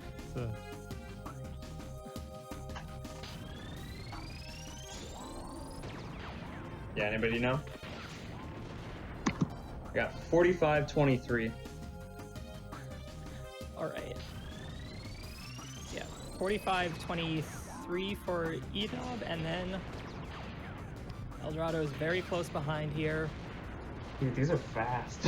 With a 45-35. Wow. Dang, dude, these are quick 10 races. seconds separating that. Both of those times are absolutely insane. Wow. Yeah, that's some quick stuff. I mean, I knew we'd get some 45s in these runs, but we're getting like mid to low 45s. Yeah, that's an insane race right there. Yeah, I should check my. I have like a spreadsheet where I have every time I've ever done listed on it. I don't want to see where that one ranks because I feel like that one would be pretty high on the ranking. A photo finish, to say the least. I mean, only within 10. I mean, every race now within seconds. It was just really close. Yeah, that's tied for my 11th fastest run ever. Oh my god. That's really good for Wow, me. GG. That's a really good one. Yeah. Yeah. Over the course of 7 years, and that's the 11th best I've ever done. That's good. Well, And Dorado was 10 seconds behind me. that ties the Like that's whole thing. probably Good. That's probably like the best race of Ape Escape. I think that is, because I anyone's think the ever record was our race. Like where I got the 45-30 and you got the 46-04 or something. I think Yeah, that something was like the best that. race ever. but And that's so been that's beaten probably the because fastest race of all time. 2:45s now. Yeah, the first time 2:45s have ever been gotten in a race. So, That's folks, insane. you know it's getting good. We were watching there a little bit then because it gets so close. So that's if we were lacking in the commentary, it was just so close there towards the end, seeing who got what. So Amazing, amazing, amazing. Wow. Well, if you're just joining us, get comfortable. It is all tied up at 2 apiece. It is no longer a best of 7 series. It is now a best of 3. Oh God. So, Oh God. The best of 3. as we started, when we started this thing, folks, it was a best of 7. The first person to 4 wins takes the whole thing. But now we are tied up at 2 apiece. We're not going anywhere. We're going to take a quick break. Thank you so much for showing all of your support today here for the GDQ Hotfix. This is an Ape Escape Exhibition with runners eednob and Eldorado tied at 2 wins apiece. Anything can happen. It's literally anybody's game at this point, and you don't want to miss any of it. So we're going to take a quick break, and we will be back with some more Ape Escape right after this.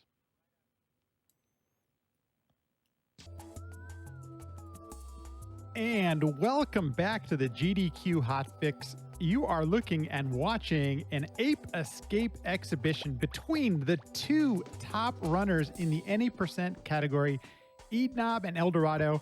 And if you are just joining us, wow, are you in for a treat? It is tied up at 2 games apiece, 2 wins apiece. Eldorado has 2, eednob has 2, and each race has been decided by mere seconds. The last one with both runners having a 45 and both of them within 10 seconds or 11 seconds of each other. Just super close races. I don't expect it to change anytime soon. So what was and started as a best of 7 is now a best of 3. The first person to win the next 2 races is going to be our winner for this Ape Escape Exhibition. I'm going to hand it off once more to Hornlets as we start race number 5. Hornlets? All right.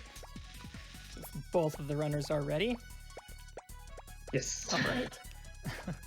5, 4, 3, 2, 1, go. Oh, I started really late, but that's okay. And we'll go off of my split times. Oh, every time you count down, my heart starts racing. I get so nervous every time. I just get nervous super easily too, so. Okay. And off we go. Back to catch some monkeys.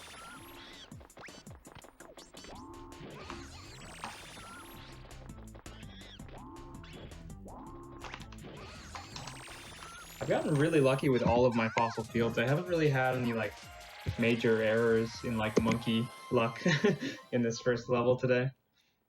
Been nice. I like that. I like not getting like 22s on fossil field.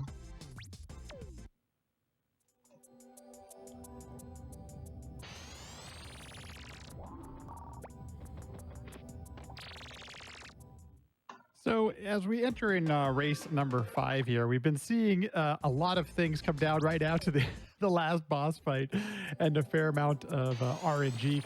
But in this first half of the run, where are some of the more RNG elements of the early game here?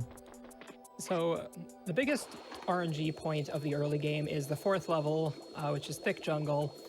There is sort of a luck-based catch that saves about 10 seconds that we call UFO-less.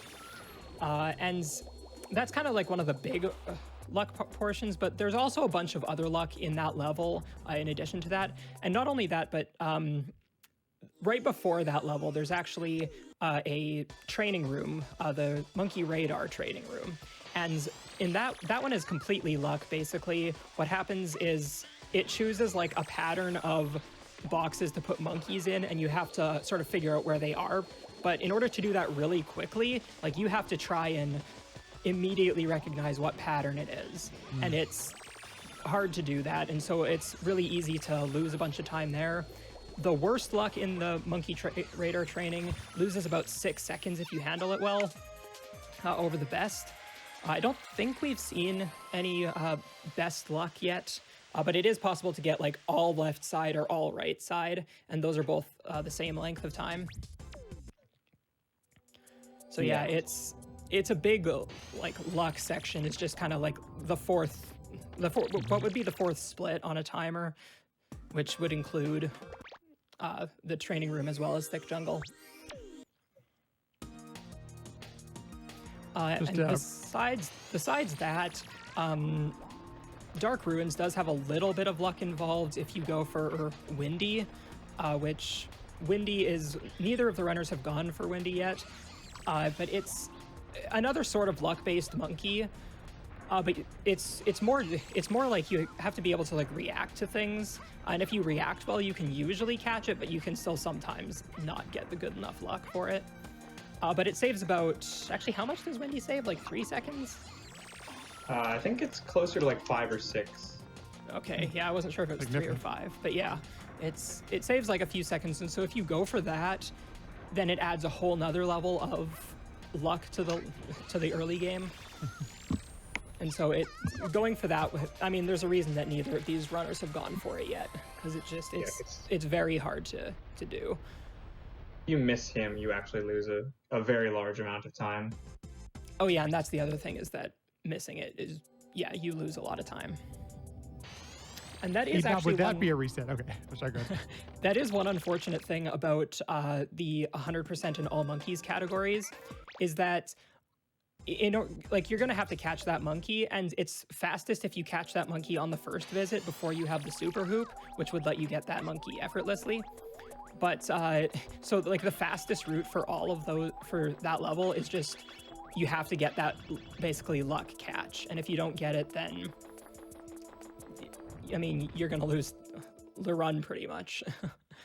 I mean, you don't have to get it. You can go for a slower strategy, which would make for a lot more of a consistent run. But yeah, it's at a top level, it's a bit of a frustrating category because of the early game.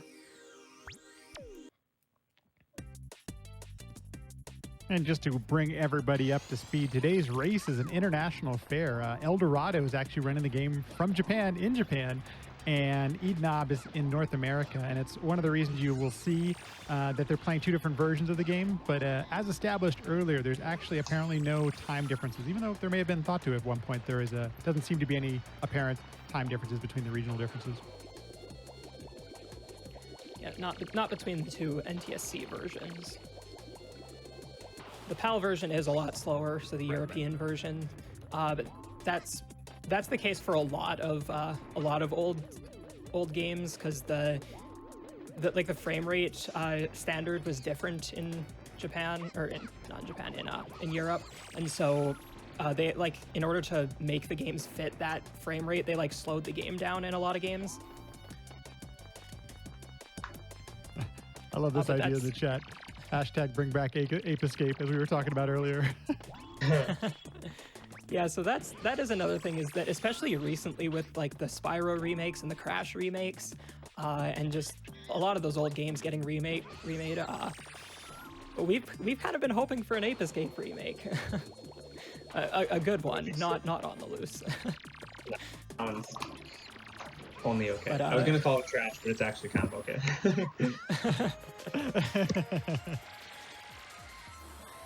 Yeah, there was a little bit of a teaser. I don't know if it was last year. It was 2 years ago. So when the Spyro and Crash remakes were made, Sony made individual Twitter accounts for those remakes a couple months before they were announced. And they actually did the same thing with Ape Escape 2 years ago. And they made that Twitter account and started posting things that made us think that like there was a remake in the works or something. And then a few months after that Twitter account became a thing, they posted something saying that they were having to take it down and that they couldn't accomplish what they wanted to. So I think they had a remake in the works, and it just never came to fruition, or they couldn't get the funding or something. But yeah, there's a very good chance that there was a remake that was going to happen, just like Spyro and Crash, and then it just got canceled. Such a bummer. Yeah, major bummer, dude. There's a whole Discord channel and like Twitter handle and Twitter account and stuff about like, I think it's like Apes Will Escape or something. Yeah, like there's a big Bring Back Ape Escape. Well, somewhat big revival movement. Yeah, somewhat big. Wasn't like huge, but yeah, but it's still going right now. I think they merged with the Ape Escape Reddit account now or something. Oh god. Okay, we're fine. at this point, you know, we've seen so many successful remasters and re-releases and things like that. I would not be surprised at this point if at some point you may see some love from this game for this game. Other times maybe you won't, but we seem willing to be we as the gamers seem willing to, you know, support these remakes and remasters. So yeah, it's been cool to see a lot of the remakes of the older games getting some love from the community and the world in general. Like, I didn't expect the Spyro and Crash remakes to be as popular as they ended up being. Because, like, those were big games, but they're also ancient, you know? Those games are over 20 years old now. So, just the fact that so many people got, like, the Crash remake especially, and loved that so much. Really cool to see. a lot of. Well, we're keeping it close here at the early game, similar to last race. Yeah, no major mistakes yet from either of us, which is nice. Easy to mess up those early levels. Easy to mess up a lot of the levels in this game.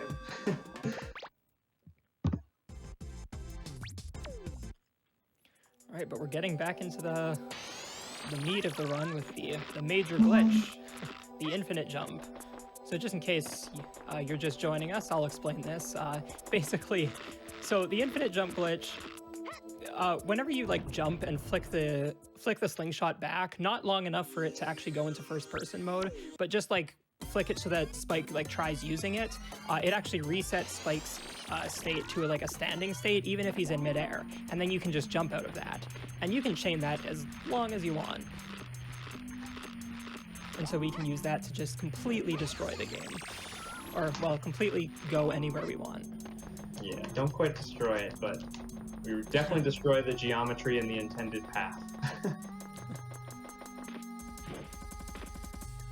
It actually brings me to just a fun little trivia sort of thing about this game. I said that you could infinite jump as long as you wanted, and I do really mean that.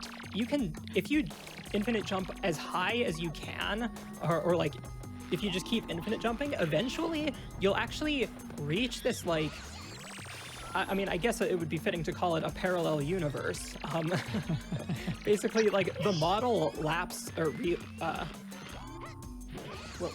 the model, like, shows up again, way up high in the sky. And I think it might have something to do with just, like, it might be like a similar thing to SM64, where, like, the collision just sort of wraps around kind of thing. Yeah. Well, it's so, weird like, because, like, if you go to the second... Yeah, if you go to the second actually, no, it's not quite version, similar to... It's not quite no like that, but yeah. hitbox. There's no hitbox up there is the thing. That's the big difference. But it's like another model of the level. So I guess it's kind of like the reverse of SM64, where that one, the collision is over there, but not the model. But this time it's the model over there. And it's just really interesting to see. Yeah, some of the elements do still exist up there, though. Like, some loading zones are still up there. That's true. Yeah. I just wish the Monkey Madness loading zone was up there. That's super fascinating because, especially games of this specific era, it seems like there were so many different, a lot of different developers did different things. You know, sometimes you would have the invisible wall, or sometimes sometimes you did have a hitbox up there. It's super interesting that they're what they chose to do there. Obviously not intended, but for the player to ever get there. But and that's actually not the only thing that you can find up there. On certain levels, like I think Spectre's Factory is one of them, you can actually find these like out of bounds, just like random like rooms sort of thing. They don't have any collision, but they're actually used for the cutscenes that are before the level. And so you can actually just kind of see where Spectre's talking to you kind of thing. It was pretty interesting. I didn't know that one. That's cool. Yeah, there are a few other like weird out of bounds things like that. Like in Spectre's Factory, there's a random out of bounds, like one of those turn wheels that like opens the drawbridges. There's like another one out of bounds for some reason. And that one even has collision. It doesn't actually do anything if you hit it, but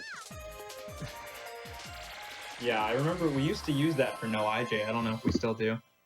I don't think we go into the last room anymore. Yeah, I don't remember what the deal is, but with that. But yeah, there is a strategy in No IJ that you can do that with. I see Dorado got double catch. That's sick.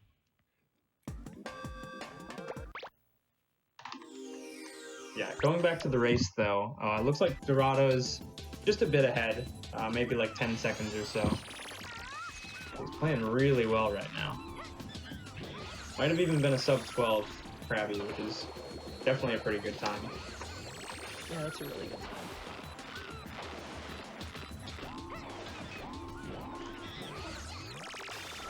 Yeah, I actually caught Shark Monkey. That's nice. Shark Monkey is a really annoying monkey. Yeah, I've been Kind of struggling. like if you move the same, like he always moves on like the same pattern until you get involved, and then he'll start like reacting to you. So he'll always be in the same spot when you. Oh, that's unfortunate for eednob. That's very bad. That was another infinite fall pit, and unfortunately loses a bunch of time. The least bad of the infinite fall pits, but it's still very bad. It's true, but yeah.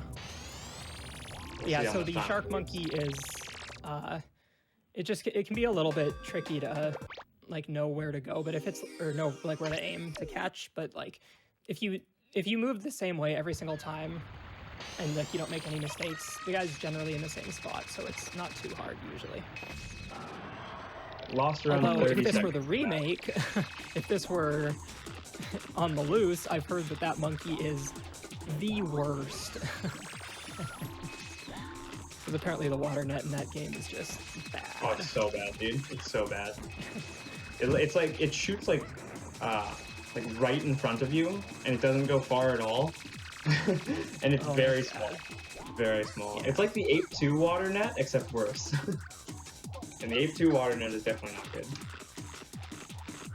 Hornets, that's with the the Ape 3 infinite, with the infinite jump, is when you're using the slingshot, is it a rhythm thing or is there a frame window? How does that execution actually work?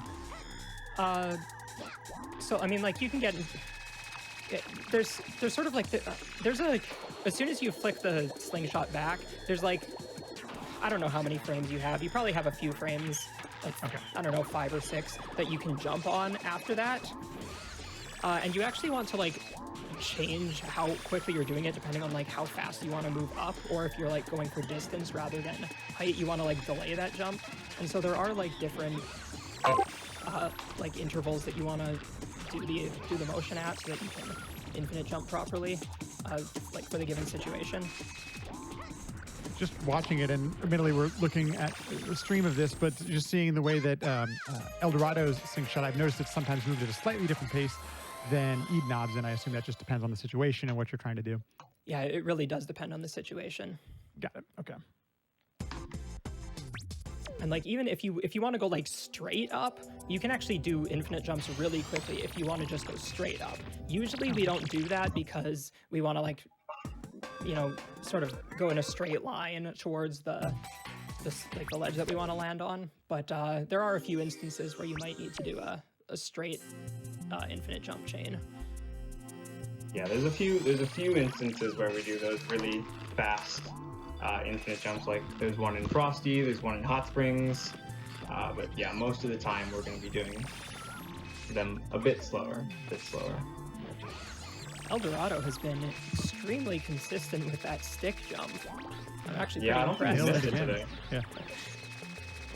The stick jump is actually pretty difficult to do. And it only saves like 2 seconds, so it's a risky thing to go for if you're not really confident in it.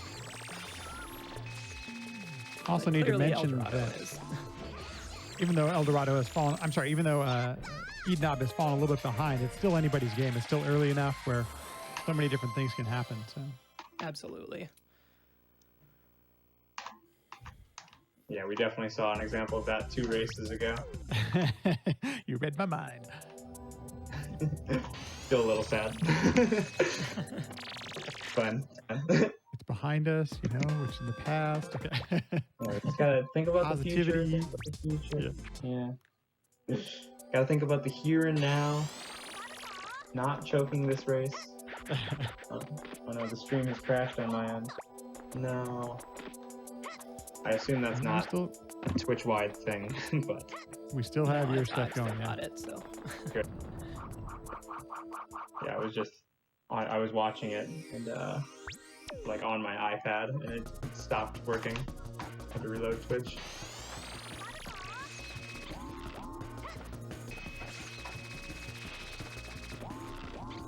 I've decided arbitrarily right now I'm gonna get a 155 Frosty Retreat. I've just decided that's that. That's pretty tight. Folks, you heard it here. Not He's calling even a got shot. this. We have a shot called. I got this. The shot has been called. 155 right here. No mistakes. Scrutinizing your every little move. There we go. Hornless is like, you lost a tenth of a second. You lost it.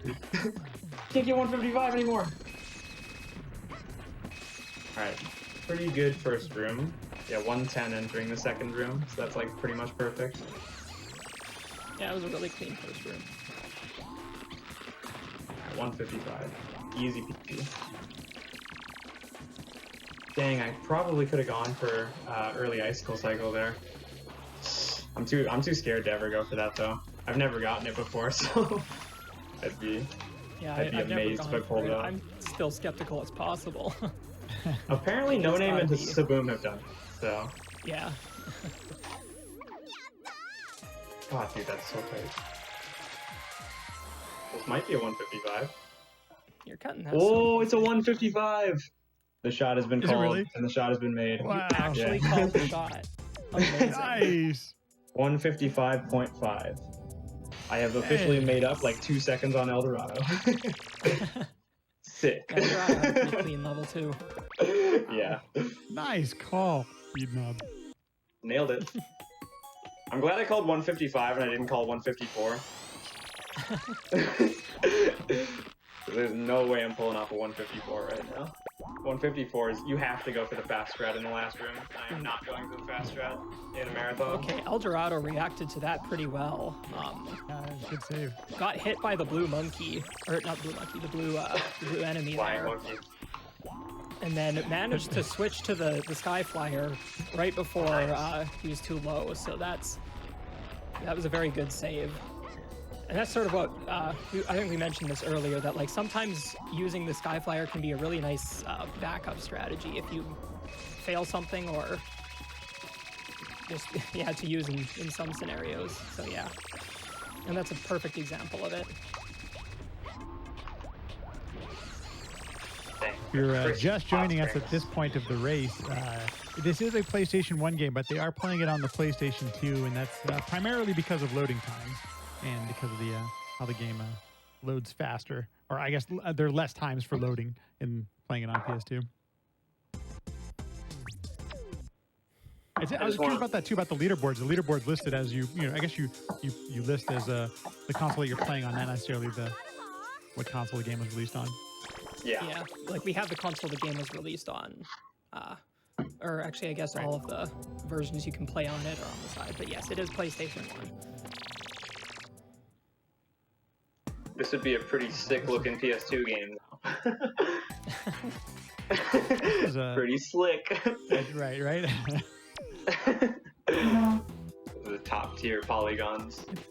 It's gotten closer and closer, by the way. Oh yeah, who's winning right now? I assume he's still winning, right? He is, but not. It's just barely. I mean, he's seconds ahead. I think it's got to be under 10 seconds. I think maybe it's around 10. Yeah, that's nice because I lost a lot of time in Coral Cave. Could have had a good mid game so far. Eldorado just barely messing up the triple catch. Missed the last one by just a little bit. Fortunately caught it pretty quickly after, but still lost a couple seconds. So it's basically neck and neck now. Okay. Did I leave the I messed sync up last monkey. because it's Yeah. It's almost like we're watching this. Wow, it is so. We are seeing literally almost the same exact thing. Yeah, we are less than a second of difference right now. Jeez, that's ridiculous. No pressure, eednob. I'm just saying, No. Easy peasy, easy peasy. So should I call a shot again? Should I call a sub 2 Wabi Sabi? It worked last That's time. not really.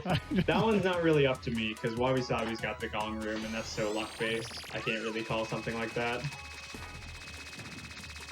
Frosty Retreat was actually at least all up to skill. This is certainly not.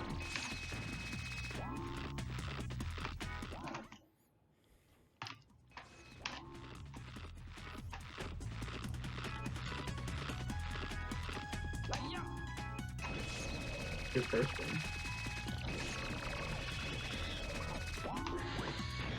Oh, double with the gong. Alright, let's see how the gong room goes for both of them. As eednob mentioned, this gong room has been a fun spot of RNG for the day, to say the least. Yeah, we've gotten mostly good luck today for both of us. We both had one instance of bad luck, but besides that, it's been good every time. And this one was So that not was an actually, exception for me. they both got about the same kind of gong room. Of course we did. Eldorado only caught one monkey at the gong, but then managed to catch the other two pretty quickly. And then eednob caught two, but then had a bit of trouble with the last one. So it ended up evening out.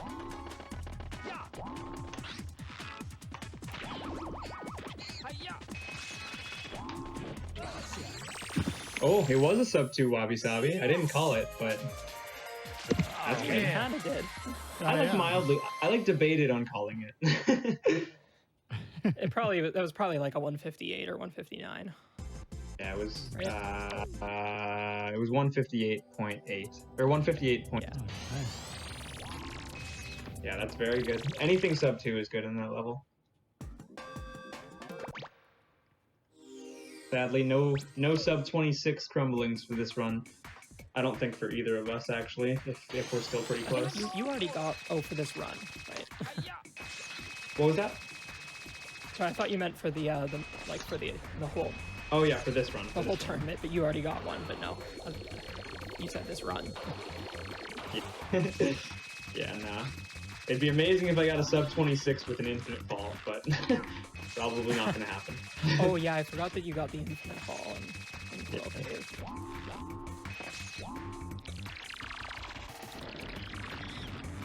Interesting point brought up in the chat, and I think that's kind of interesting about 3D games of this era. This is, the first generation of 3D games, and while the graphics obviously look dated at this point, the platforming is one of the things I think that keeps people coming back, and the controls and the way that you move. I mean, it's still, especially as speedrunners, they're still just very appealing things that, are still, that, in my opinion, still hold up today, and why it's still fun to play these games. Yeah, absolutely. Like the gameplay of this, like the controls might be a little bit awkward to get used to, but they really work for the game, and it's so much fun to play. Like this could be one of the games that I think is like the most fun to play. Like I wouldn't say that this is, the greatest game of all time, but it is so much fun to play. Yeah, really good. Even just casually.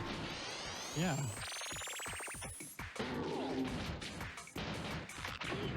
Yeah, it's really, this game is really cool just because the better you get at this game, the more fun it gets for the most part to like actually play, because like the more smooth your movement is, it just like the whole game just flows together.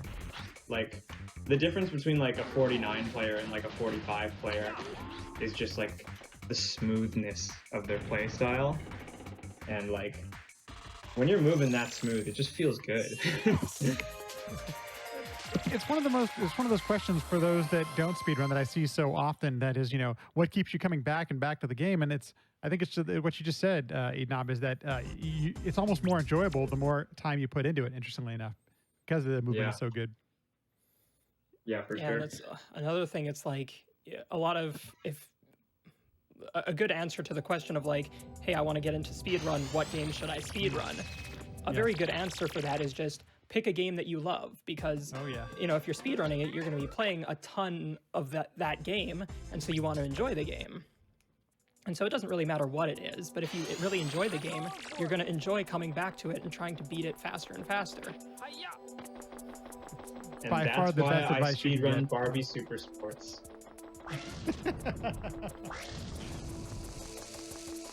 It's that good, huh?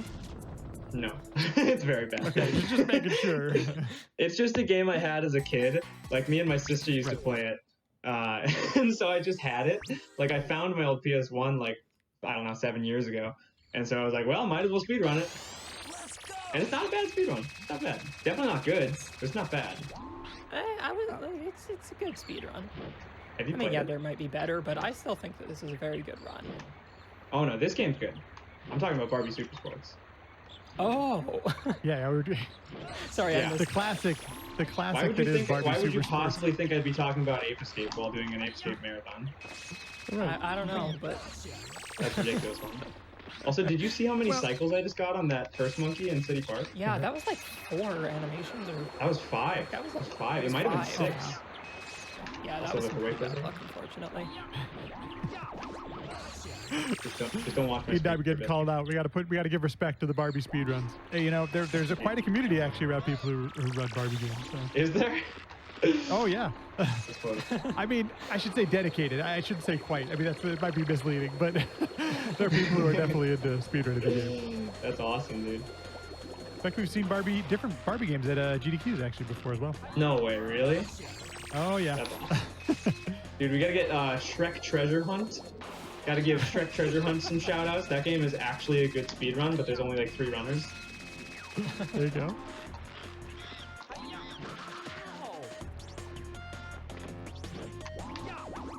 No way. Oh my god. Yes. Okay. So our producer is telling us that there may or may not, there's going to be a Big John will be hosting a Barbie speedrunning event, it sounds like, coming up pretty soon. So stay tuned for dates. That is sick. That's awesome. That is so cool.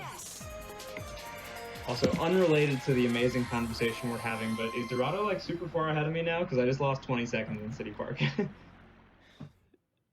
You two are actually pretty close still. Are we? Yay, that's good. Dorado is probably about 10 seconds ahead. Okay. Because I definitely just blew it a bit in that level, but as long as we're not too Dorado far. had some better luck with the first monkey and played a little better, so. Oh, I Actually, forgot a the little first under 10 monkey trolled seconds. me. Yeah, it's close. It's a little under 10 seconds, actually. Not bad. No, not bad at all. Ooh, no, this. Oh, wait. I already saw that. Never mind, I'm looking at the wrong screen. Dorado did have a little bit of trouble in City Park, it looks like. Oh, Dorado having that happen again, missing the explosive shot on the second monkey, but getting the right luck to not miss the monkey. Dude, this guy is way too lucky right now. Oh, called him out. Yeah, that's always a really unfortunate monkey to miss because it loses probably 15 to 20 seconds. Oh, and then Eldorado getting the fast strategy. Oh, and Did you see me Eednob almost just get it? missing that one. The fast strategy for close. getting through the drawbridge there.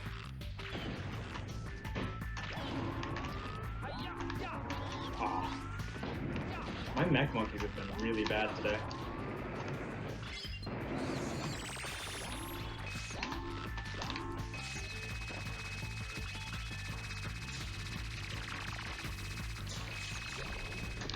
Is that how you might take on the mech monkey in casually, or is that kind of more of a speed strat? So for it? usually, casually, what you would probably do is the mech has like a charging attack that it will do, where if you go too far away from it, and it wants to do an attack, it will start charging, and then it will like boost towards you until it like hits a block or a wall or something, and then it stops for a bit, and then you can run around and hit it on the back. And so that's usually how you would do damage with it.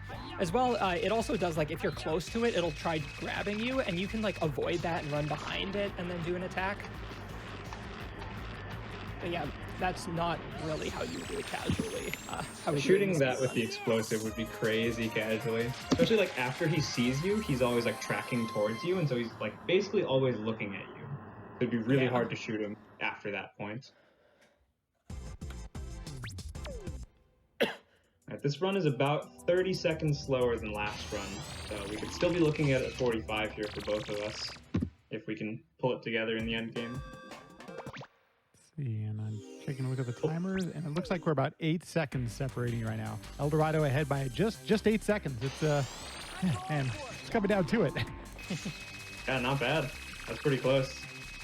We could see another double 45, but with somebody else on the losing end today. They're just trying to rub it in your face, Hornlets, just, you know, with the multiple 45. Okay, he's gotten a couple 45s. I got 2 45s, but You got were 2, like- but you had 3. No, just 2. Okay.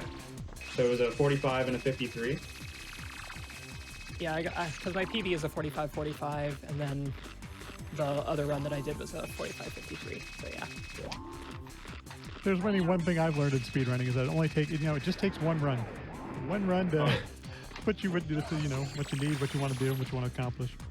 Well, see, and that's actually what happened with the 45-45. Because actually, when I got that run, the world record was still at 46-31, I think. And I just did this random, it was an offline attempt. I just started recording it. I just did this, throwaway run, whatever. And then like partway through it, the video recorder that I was using crashed. And so like the video wasn't like full anymore, but I decided to start recording with a different program just to keep the run going. And then that run ended up, I PB'd by a minute and a half. I completely skipped getting a 46. And then I got a 45, beating the world record by 45 seconds. But unfortunately, because of the video error, we didn't count it at the time. Sure. Which it was unfortunate, but I ended up just streaming a bunch of attempts after that just to try and get the world record, like get a proper video. And I ended up doing that, so. Got it. You were officially the world record holder. For like 2 weeks, and then Saboom came back. Yeah, and then Saboom was like, that's not okay. And then you got a 45. So. Hey, that's longer than some world records stand, though, so 2 weeks ain't bad. Not even the shortest held Ape Escape record. No, not even. Shortest held Ape Escape record was like a few hours. Yeah, it was probably like 3 hours or so, maybe a little less. Yeah. Yeah, that was the race that we talked about earlier where it was like 5% between Kintonians and Saboom. And Kintonian set the record with a 46.33 on the first one, and then Saboom set the record with a 46.31 on the fifth one. So that was hype. I was awake for the first 3 races of those, but they were doing it so late at night. I went to bed because I was like, oh, they already set the record once. They're not gonna do it again. I already saw the peak of this, and then they did it again. It was sick. It was so cool. And every single run in that race was so good for the time. Like, I don't think they had any runs slower than 47. Like, they were all 46 or 47, which was crazy because the record at the time before that race happened was 47.15. So for them to do that back to back to back to back to back is like just ridiculous. All right, I got really bad luck on TV Tower. It's fine though.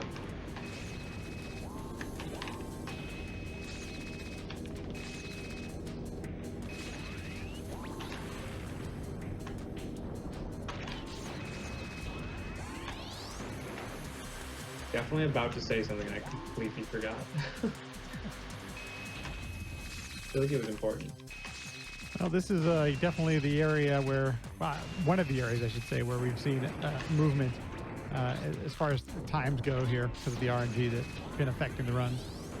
Yeah, I think in this case it's gonna just push it further into Dorado's lead right now, just because of the quality of my luck on this boss was pretty poor, and I'm biffing these RNG manips quite a bit.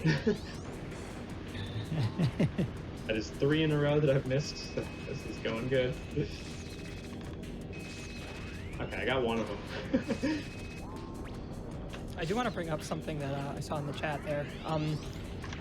In the first phase of the boss, it might have seemed like the airship was just like randomly taking damage after the attacks, but both of the runners were using the RC car just from a distance because that will damage the boss as well.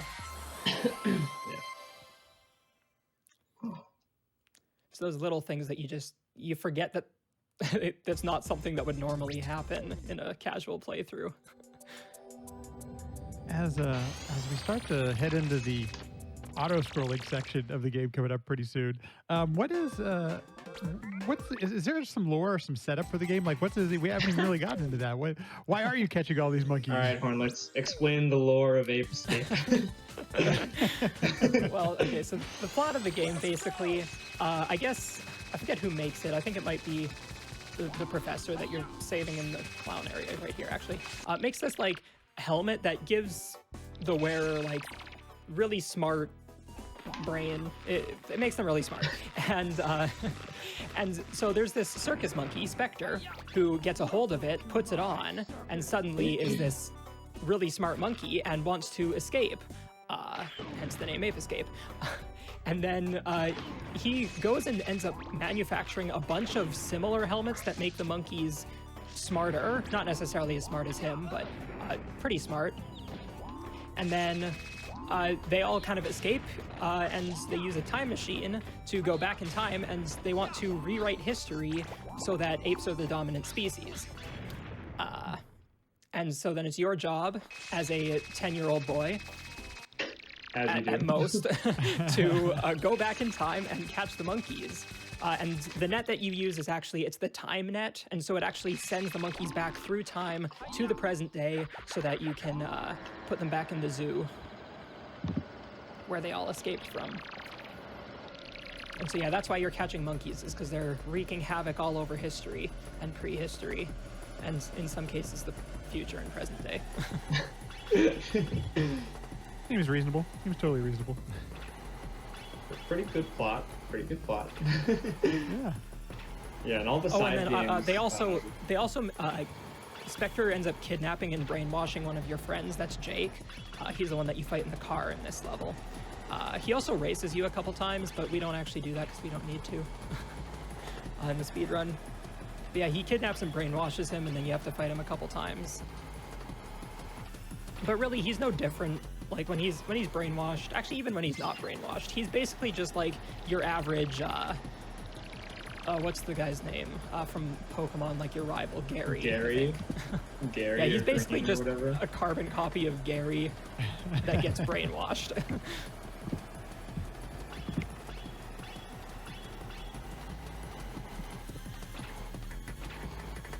So yeah, that's basically the plot of the game. Nice. It's very simple, but it doesn't need to be very complicated. Yeah.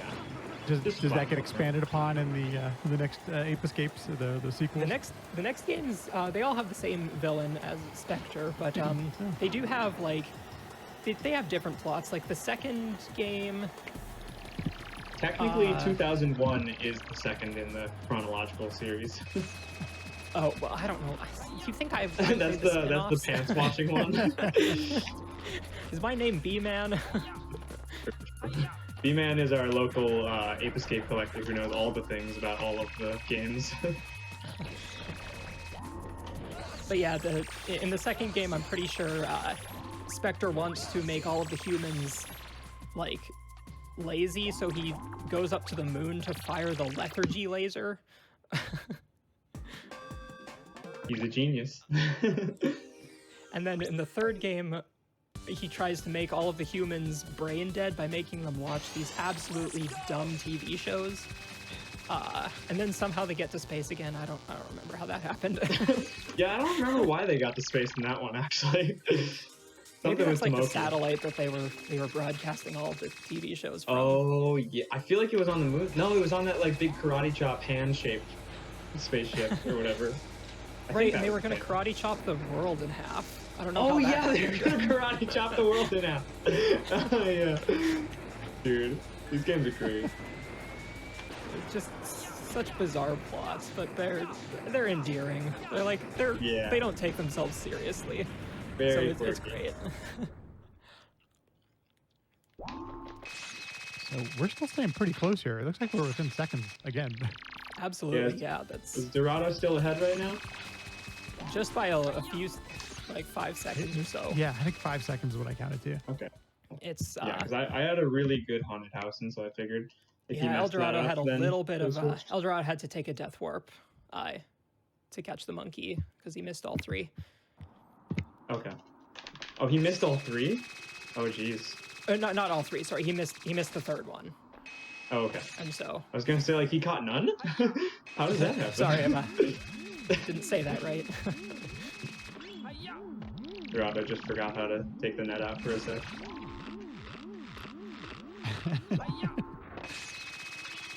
What is the circle button? Oh wait, what is his gadget setup?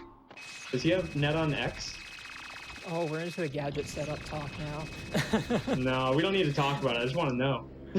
all There of the was a runners bit of have that different chat, by the way. gadget setups, and it's a huge meme to argue about it in the community. Yeah, it doesn't actually matter, but it does. Yeah, like the basically like the only you can run with whatever gadget setup you want, but like it's sort of easiest to do the boost to infinite jump if you have sort of like, I mean, it's all runner preference based on like how you want to move your hands to do it. So like some people, like Eldorado for example, has hoop on not square. What button is that? Circle. Has hoop on circle. And so what he would be doing is he would hit the hoop button, do a jump, and then like quick flick his thumb over to hit the square button to switch to the slingshot, and then start doing the infinite jump motion. So that's like a huge motion on your hands there, and some people like doing that. I'm not sure, do you sort of do that just in like a different sort of way, eednob, like you? Well, no. So what I do, I had the infinite jump for a sec. What I do is I like press down X with the corner of my thumb, and then I hit whatever the other button is with like the peak of my thumb. So it's like less of a slide and more of like a joint button press kind of thing. I don't know. Right. It's And like just a different motion. I personally have a different gadget setup than both of these runners, where I have hoop on square, and then the slingshot on X, and then the net is on circle. Just because I kind of like doing what eednob does, just in the other direction. Yeah, horn setup is the least common, but there are definitely a few people who like that setup a lot. Well, there's been a little bit of, once again, another change of leadership here in the I saw this race. Dorado had a crazy bad pattern on the UFOs because he had a desync and he had the bad pattern, which is like super rare, but getting those two things at the same time means it's like so hard. So he lost a lot of time there. Yeah, it's a little unfortunate that happened. Yeah, I got a desync, but I don't know if anybody saw. I was really proud of myself. I 3-shot a desync, and I was really proud of myself, but nobody saw it, so it was fine. Fine. At least I think I take this one now because I'm already done with the RNG phase, and I assume he's not.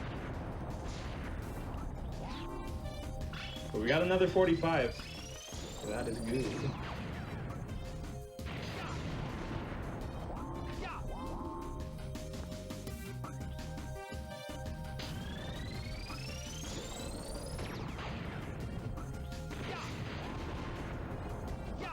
Does anybody see where Dorado's at in terms of arms?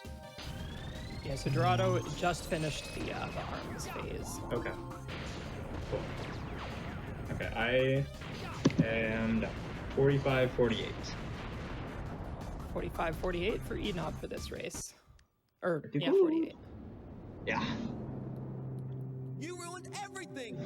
If it weren't for Another you, spicy Dorado's one. I still mean, very Dorado's close gonna behind. get like a low 46 probably with this one. Yeah, it's not too far behind now. to this now. Yeah, no, that's still like a very top level time. Yeah, that's still a very solid time. 46-10. Taking me anywhere. Yeah, I'll that's never super go good. back. I'm never going back to that run. Yeah, and unfortunately that mostly came down to the UFOs, because Will return.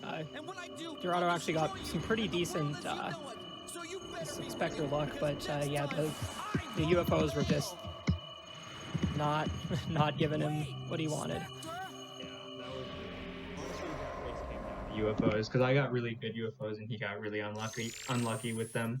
Because we both got pretty much the same boss luck, so it ended up coming down to the skill portion on those UFOs. Yeah, that was another good one. I mean, we were tight. Dorado was ahead for that whole thing up until UFOs pretty much. There was a lot of sync throughout that entire run. Yeah, that was good. Not quite as sick as the last one. That last one was so cool. Best race of all time. Let's make this next one an even better one. Double 44. I am right there with you, eednob. GG's to both. folks, we are going to take a quick break here in just a second, but thank you so much for being here and supporting these wonderful runners. Go for broke here, as we're that race number 5 is in the books, and with three wins, eednob is just barely in the lead with the 3 wins over Eldorado's 2. So it is a best of 7 series. So we could have one more race. We could have 2 more races. We will see what is next and just around the corner. But before that, if you just happen to be watching this VOD on YouTube right now and would like to support our live content, please consider checking out our Twitch channel, which you who are here live are supporting right now, twitch.tv/GDQ. And if you have an Amazon Prime account, you can actually subscribe to this stream right now, or any channel of your choice. If you consider doing it on us, we sincerely appreciate it. Your subs, your gift subs, your Prime subs, your bits, all that kind of stuff goes to help support the weekly hotfix content that you're watching right now. This is a GDQ Hotfix show. Thank you so much for showing your support. If you're unable to do that, just being here, watching, rooting on these runners is a great way to show your support. Thank you so much for supporting all of the content we have here at GDQ. Information for all of our Hotfix shows is available at GamesDoneQuick/Hotfix. Folks, could be 1 more, could be 2 more races. Who knows? You don't want to go anywhere and miss the exciting, what may be the conclusion to all of this right after this. We will be right back right after this.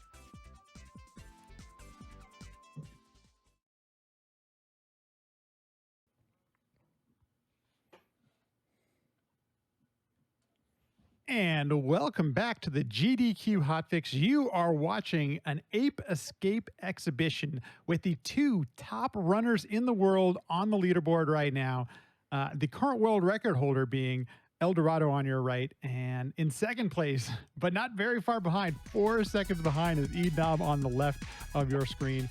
And we have had quite a race so far, folks. Every single race we've had so far has been decided by mere seconds. And it is right now in favor of eednob, who is up 3 wins to 2 versus Eldorado. But it is anybody's game. I promise you that. We could have 1, we could have 2 more races. It could go anyway. And we've been having a lot of fun reliving a lot of the nostalgia and the love for Ape Escape out there in the chat. Thank you. Keep it coming. Keep the support up for these runners and this game and everything you're seeing right now. Thank you so much. I'm going to hand it over to Hornlitz for the start of race number 6. All right. Both of the runners are ready, so in 5, 4, 3, 2, 1, go. So nervous. eednob, I do got to ask, as we start race number 6, how are your hands feeling? How are you feeling? Well, I feel okay. My shoulders are really tired. When I play this game a lot, my upper back starts to get really creaky. And so I think it's just because the position I'm sitting in probably isn't super optimal for my back health. But yeah, so my back is getting a little creaky, but overall, not doing too bad. Mental stamina is still there, so we're doing okay. We mentioned a while ago, you've actually run this at one of the GDQ live events. What's been your experience with it, and what's it like running this in front of a live audience? Well, that one, so that was in 2017. So I was only 18 years old at the time, and so I wasn't that old, and so I was definitely not prepared for talking in front of that many people for that long.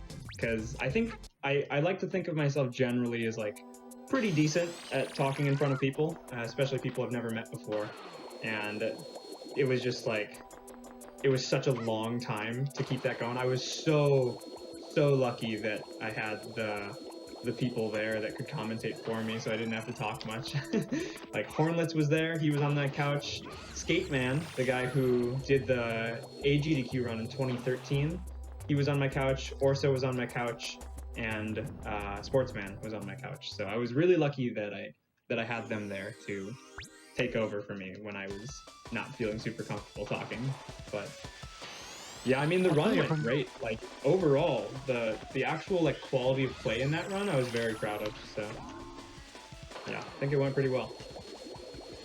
I thought you all did a great job. It's it's the run I watched for prepping for this, and it's really fun to watch and to see everyone participating and stuff. There is a question I do want to ask, all right, because we did talk a little bit about it earlier, but I think it's probably good to reiterate. We're a few races later. And that is, what's the best model PS2 for running this again? Because we are playing a PlayStation 1 game on the PS2 because of loading times. Yeah, yeah, you can go, Horn. Okay. The big thing, like PS2 in general is faster because the PS2 has a fast disk speed option for PS1 games, and that just reduces load times for most games, especially this one. It ends up saving like 2 to 3 minutes. So that's why running on PS2 is faster. But even within PS2, there were a lot of different models of PS2s. So like there was the fat PS2, which those had model numbers of like 30K, I think. Yeah, 10K and 30K. Yeah, something like that. And then they ended up coming out with like the slim models. And those started at 70K, but then they also released like a 77K and a 79K. Those ones are all about the same. But then beyond that, they released a 90K, which that one actually, I believe the big draw with that one was that it also dualed it. It was like a DVD player as well or something. I think they were all DVD players, and the 90K might have been a Blu-ray actually. Oh, maybe something. Yeah, there was something special about it like that. Yeah. But in addition to all of that, it just had a better disc reader in general, and so it ends up loading a little bit faster on average. So it ends up saving an extra. It really depends on console and disc, but it saves about somewhere between like 10 and 15 seconds on top of just like a 70K PS2, for example. So it's. Yeah, so at a very top level, you might want to be running on a 90K, but it's definitely not like necessary to run on a specific model PS2, because even the fat PS2s, they don't lose as like that much time compared to the rest. And when I ended up picking up a PS2 just about a year ago myself, I was kind of blown away by how many revisions there were to even within the SKUs, within the 90s, within the 70s. And the console, I think, sold for over a decade. I mean, that's just kind of wild to think of a console selling for that long, new on shelves. Yeah. Well, and even actually, now that you mention it, beyond all of those revisions, I think, if I'm not mistaken, because the PS2 that I have, I think is a 77001, and I think there are also 77002s, I think. So actually, they're even. Yeah, the last digit is just for the area. Oh, that's the region. Okay, that's why. Yeah, so the different regions have different, like... 90,000 is Japanese, but 90,001 is American. And the 90,002 okay, that's what it was, yeah. Pretty sure. Yeah. Yeah, but there are a lot of models of the PS2. You know, different communities handle these things differently on their leaderboards, and it's nice to see you have a unified leaderboard on at least on the PlayStation console, so that you can see where people stack up to and everything. I think it's kind of at least for as a viewer, as a casual person visiting your leaderboards, it's a little bit easier to understand seeing it that way. Yeah. We tried our best to make the leaderboard be as readable and friendly, like new person friendly as possible, because there's definitely been some talk in the past about like splitting consoles, especially in like in the time attacks, because in the time attack PS3 versus PS2 is pretty stark difference. So yeah, it's definitely been a talk that we would split them, but overall it would clutter the leaderboard too much, so we decided to keep it all as one.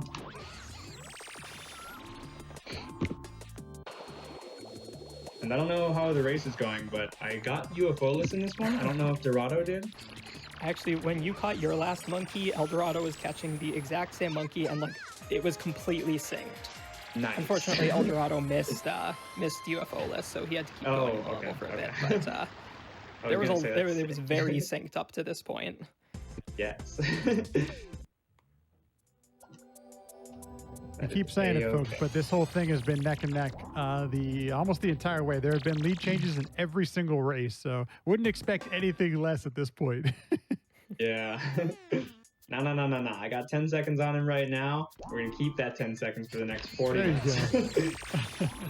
Never going to get less, never going to get more. It's just going to stay exactly 10 seconds the whole time. And it'll be hype anyway. For those of you out You're also watching an international race going on right now. Eldorado is racing from Japan, and eednob is here in the States, and it's pretty amazing to see this whole thing working as well as it is. Because I know we have the technology to do it, but I'm still blown away to see things like this happen, in real time. Yeah, last night I was really worried about like the potential for this not being able to happen just because we wouldn't be able to get it to work. But yeah, you guys were great about it. You made it super easy. So I'm glad we started working on it like an hour before the race started, because we definitely needed that. The wizards behind the scenes. The GDQ tech staff is absolutely amazing, folks. And for those of you who aren't aware, they do so much work behind the scenes to make all this happen and to bring you this seamless experience. So all kudos to, well, today it's Railkun is our producer and tech. So it's going quite well. Yeah, he's doing an amazing job.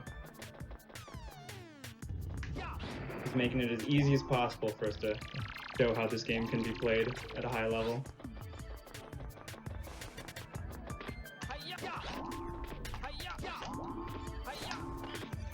I think this is the first time there's been like a really high level race of this game on a big marathon before. Have there been any in the past? I can't think of any. I don't think there have really been many like Ape Escape races. The only other race that I can think of was the Ape Escape trifecta all monkeys that we did for Ape Escape's 20th anniversary. Oh, okay. I think I remember hearing about that, but I didn't really play the game at that time. Yeah, we had two different teams. We ran all monkeys for all 3 games. Was that on like a streaming platform? Like, was that on like GDQ or ESA or something? Yeah, we did it on GDQ. Oh, cool. Was it? That would have been 2019. So was that in person? No, it wasn't in person. It was one of the hot fixes, I think. Oh, okay, cool. I think it's kind of actually important to touch on that just a second, because we were talking about it earlier that you mentioned in the community there are races going on quite often, and sometimes even at the expense of PB attempts, or at least in lieu of the PB attempts. Why does that? That's interesting that the community does that. Why do you think that? Hornets, I'll throw it over to you. Why is that something that happens in the community? Well, there's like a lot of races. Yeah. I mean, like the community, at least as of right now, like it's pretty tight knit. It's like we all have known each other for a long time, and so and like we all love the game, and so we all love playing it. And especially like as a lot of like newer runners have come along, a lot of them have been very willing to like do runs as well, like alongside us. And so we've made a lot of races out of that in the past, and we continue to do that. And it's not even just for Ape Escape 1, like the same happens for some other games as well. Like some of the side games I think recently have had a bunch of races. Well, the game definitely is. There's a lot of activity in the side games, especially recently, because there's a lot of side games. There's a lot of them. And a lot of people like them because they're all pretty fun and quirky in their own way. So cool to see that people like even those things. I can definitely see why it makes such a good race game as well, by the way, because there's enough skill and enough RNG to make things that could happen on any given day. It seems like somebody could take a race, as we've seen already. It's 3-2 right now. Yeah, it's really cool to see, like Hornlet said earlier, that a lot of the like newer guys to the game are willing to like quote unquote race us more experienced guys. Like, it'll be a race, like we all start the game at the same time and one of us finishes in like 46 minutes and the rest of them finish around like 58 or something. But they're just down. They're just always down to do it. And it's so cool to see that they're just like willing to do that. Like they're not intimidated at all or anything. It's cool. Yeah, so this comment came up in the chat that races are good because they force you to do reset, no reset runs. And we were talking about this earlier about, El Dorado tends to reset, at a mistake early on or whatnot. And there's value in both ways of doing this, in resetting all the time or in doing these no reset runs. But the race is a great practice, especially if you're prepping for a marathon situation or at some point where you actually get to learn a lot more about the game too. You dealing with situations you may not normally be in. Yeah, and especially like with doing races, like I find when I'm doing like a lot of attempts at a game and I'm like being really reset heavy, and you know, if I make a mistake early, I reset. I find that like I don't play the end game as much, and so then when I finally do get that run that has the, you know, amazing opening, I'm not as used to the end game anymore, and so I have trouble with that. And so doing like races and no reset runs like that just make it a lot like easier to stay like up to skill in the later game as well. What did we see just happen on eednobs? I know you did. It looks like you did. Was that a You should all just ignore my screen for the. Okay, I didn't mean to point it out. It was interesting. I was like, what's going on? Don't worry about it. I just lost like 40 seconds. It's fine. Yeah, the monkeys were giving you know, a bit of bad luck there. Yeah, sure I got what a you were doing bad with the pattern, slingshot and there, then I but- like read it wrong, and then I couldn't like start the hoop in time, and then I was like facing the water, so it was like too laggy for me to like do anything, and so I just like lost a bunch of time from a bunch of nonsense. But hopefully it's not too big of a mistake that I can come back. But we'll see. But I know I was a little bit ahead of Dorado going into that level, so it's possible that I'm not too far behind.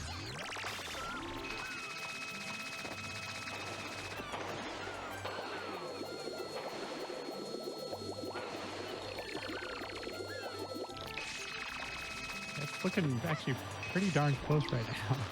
Wait, no, I'm sorry. Dorado is ahead, right? Yeah, Dorado's ahead by Okay. a little bit, probably like 20 or so seconds. Okay. Got it. That's good news for me. That I'm not like ages behind now. Wait, did you just say 20 seconds? About, I think so. Oh, that's pretty far behind.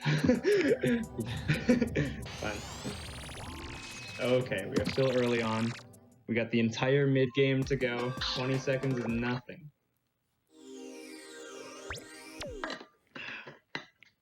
I totally did not just spill water all over my pants. A-okay. You don't need No pants. webcam, so it's yeah. Yeah. I remember before the race, I like asked Dorado, like, hey, do you want to do webcam on this? And he said, no webcam. And I was like, oh my god, thank you. I do not want to do webcam. I don't even have a webcam, so I'd be using like my laptop webcam, and like, that's probably garbage, and the lighting is bad, and like, I don't know, man. I don't want to like wear clothes that look good. So like, not looking forward to having to use a webcam today.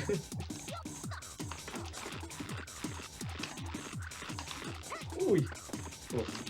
I never go for that. There's a, you can do one less jump getting to the ship, but it's like scary. Ooh. That's the first time I've gone for it today. I'm lucky I got it.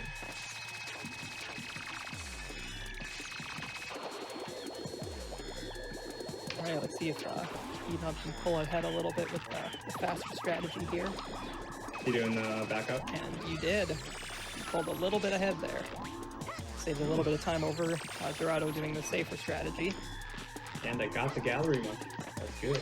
I like that. I like not messing them up.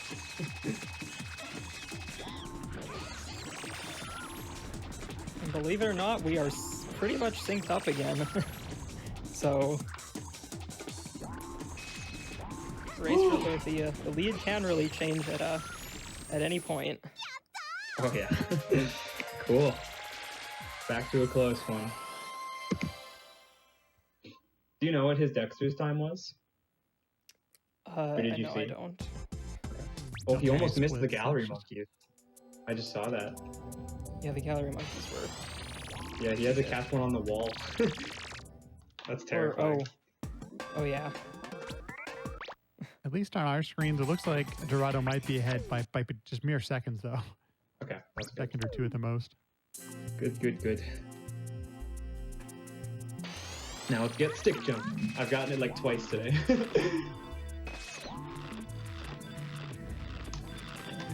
El Dorado nailed Oh, the stick and jump this is not again. one of them.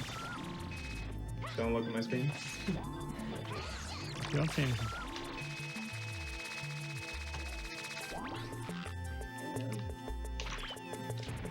Yeah, so that stick jump is, you can make it a little easier by, like, depending on how you move your camera. but also like moving your camera in that situation is kind of tricky. So it's pretty difficult to do no matter what. Yeah, I've been like unusually inconsistent with it today. I'd like to say I'm pretty good at it. I'd say I'm like 75% consistent usually, but I mean, this is race number 6 and I've only gotten it twice today, so definitely not my day for stick jumps. Isn't that big of a deal. I mean, you know, not losing too much time. And we got 155 Frosty Retreat coming up anyways, so. Oh, calling it pull another one off. Yeah. Actually, you know, we might as well do 154. Oh, okay, never mind. I entered the level really slowly, so I don't think I can 154 anymore.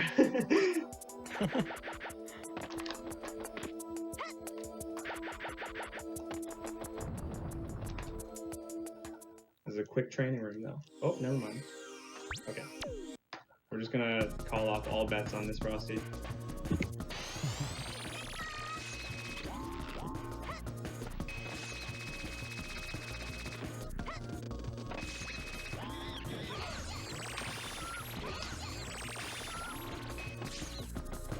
I gotta tell you, you know, we're at race number 6, as we mentioned, and it doesn't look like fatigue has set in with either of the runners. I mean, we're still seeing high-level execution and the tricks, and yes, there are tiny mistakes here and there, but it's been still really impressive to watch the runners still run at this level.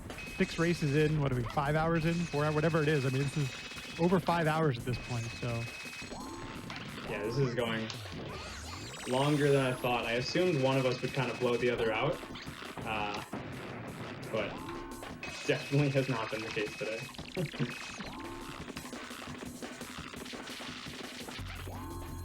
Just curious, Enob, do you know what your longest session might be at speedrunning this game? Oh god, way too long.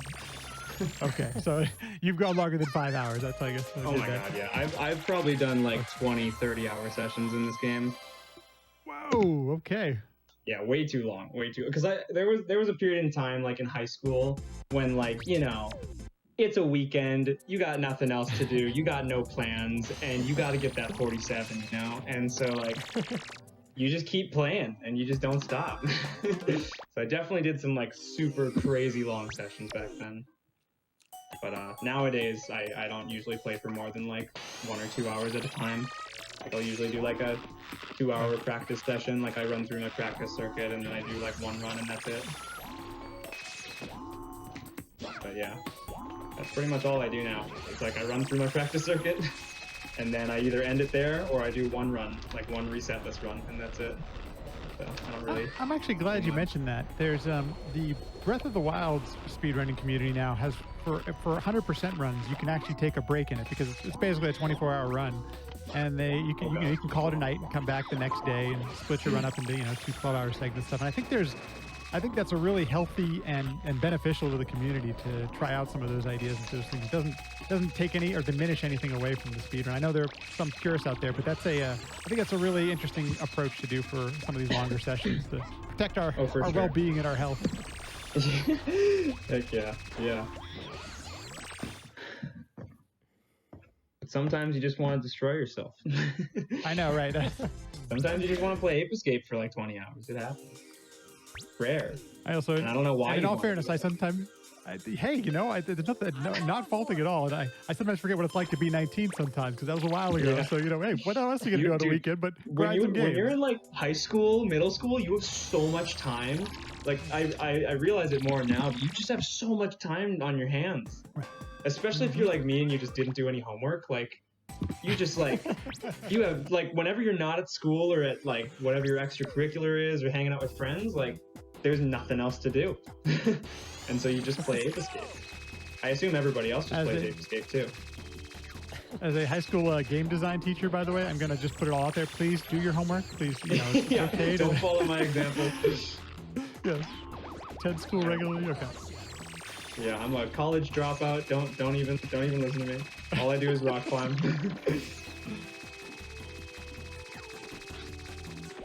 This is it's still close, by the way. It looks like I missed what the second differential was, but yeah, it's still pretty close though. And actually, Yeah, eednob has managed to pull ahead with. Actually, wait, were you ahead before? No, he was Runs are ahead. starting to mix together a little bit. Dude, honestly, when you Alvarado's said been like, oh, it's getting kind of close, I like completely forgot I was playing Ape Escape first. Like I just like zoned in. I was like, whoa, I haven't looked at the screen in like 5 minutes. I forgot I was even playing this game. It happens. Now I gotta focus because it's wabi sabi time, gong room time.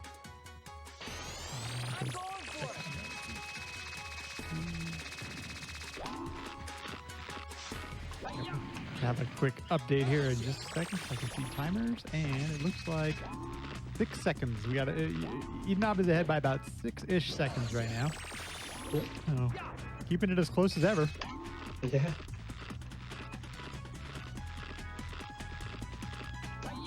Oh, am I gonna take fall damage? No, okay, we're good. We're good. Fine. Don't. Oh. The gong. So, Hornlets, we've talked about this actually way back during the first race, but there's still an active community. People are running this game, and it seems like have there been recent discoveries in the last year or so in this game where we're still continuing to find new strategies, bring the time down? So unfortunately for Ape Escape 1, we haven't found too much within the last, honestly, since I started running back in 2014. There have been no like new glitches, but there have been like new routes to levels. That's kind of the main thing that's been found over the years, is just like somewhat faster ways to do things. And there also were some like out of bounds strategies that we weren't implementing because we didn't think that they were worth it, but eventually the record got optimized to the point where they wanted to start using those. So like a lot of the out of bounds stuff in Crumbling Castle, those we didn't really do most of, at least on the way back, like we didn't do that out of bounds, back in the day, just because, we didn't really need to do the way back, but then eventually people sort of realized it was faster and wanted to start using it. So sort of that became the norm for high level runs. And so that's kind of the main thing that's been found just over the years, is just new tricks, new routes, and yeah, just like slightly more like safer ways to do things. So like even in certain cases, like in Coral Cave, doing like a backup monkey which loses like 1 second over getting the other monkey, which is a lot more like volatile. That's not the same for the other Ape Escape games though. Well, Ape Escape 2 has been pretty slim on the new time saves, but Ape Escape 3 has actually just recently gotten some new glitches, or a new tech, or a completely new glitch. I think they found a way to like actually get fully infinite height sort of thing. So there was recently some improvement there, and it actually made that game a lot safer to run, because the end game of Ape Escape 3 is really difficult to pull off, but with the new tech that was found, it made it a lot easier. That's cool. Just Yeah, personally, it's one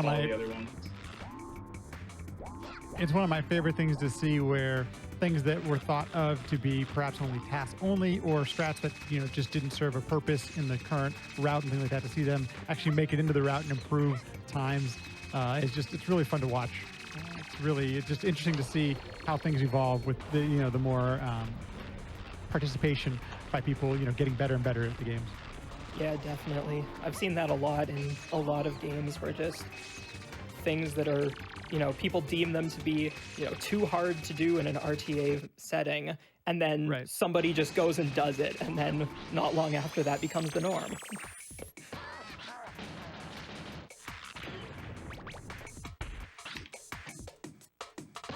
Yeah, one of the things with Ape Escape though is that we only have one real task of this game, and it's ancient, super old now. Yeah. It's like older than, it might be from like 2013 or something. I don't even know. I think it's a little later than that, but yeah. Yeah, it might be.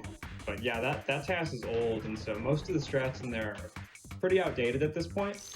But it's still good. Like the movement is obviously very high quality since it's a task.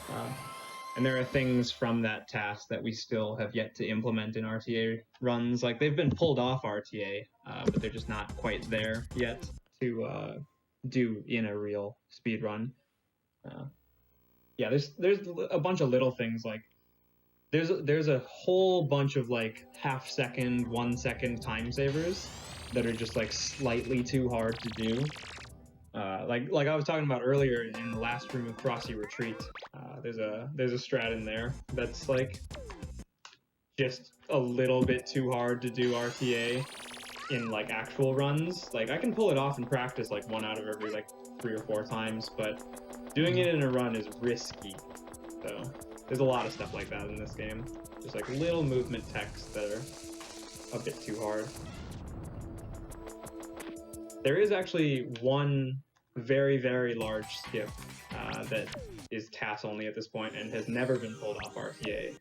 But that's in Dark Ruins, the 5th level of the game. There's actually, yeah. So there's a piece of movement tech that we don't use in this game very often called the stutter jump. And there's a monkey that's like super high on a ledge that you're supposed to get later when you like come back to the level. But you can stutter jump off a mailbox and catch him. And catching him saves around 5 seconds. But that's not all, because if you get him, there's actually another like nearly impossible trick that's never been even close to pulled off RTA, which is a double stutter jump. So you stutter jump off of one thing onto another thing, and then mid stutter you stutter again off of the second thing, and you can like make it so you skip that little like interior section where there's like purple Pikachu and stuff. And if you did the double stutter and the single stutter to get to the monkey, it would save like 20 seconds, and that's like the biggest time save that's ever been found in this game. And then like it's not only that, but once you do both of those really precise tricks, you have to go for Windy, which, as we said earlier, is a very volatile monkey that if you miss, you just like you lose so much time. Yeah, there's nothing you can do. And so like yeah, it's just so that strat's like there's so probably much never gonna in that happen, route. but like. And not only that, but like I've done a little bit of task work on this game, just a lot of mostly testing, but getting the stutter jumps off of those mailboxes is so precise. Like it's, I don't know if it's like sub-pixel precise or something, Dude, but like don't even you need to be at a very precise spot in order to be able to hit that. Because kind of the idea is when you jump up, you just sort of with like the angle you're moving up, you are standing like right above the mailbox on one frame. Like you just happen to hit that frame, or like hit the top of the mailbox as you're going up, kind of thing. And then that's what grounds you, and then that's what makes the stutter happen. But it's like for some reason it changes depending on what mailbox you use or what ledge you use. But like especially in Dark Ruins, the mailboxes to get stutter jumps off of those are just so precise. They're so hard. Yeah, like the first one that you have to get like the single stutter off of is like the ground underneath that mailbox is like hilly and weird, and so like it's impossible to find like a good setup for it. Like I have a setup, but even that setup, I think I'm like maybe 2% consistent with it. Yeah. And that's not for a lack of trying. I probably put like 40 hours into trying to get that mailbox jump to be consistent, and it just doesn't go. Like I just can't find a setup that's good for it.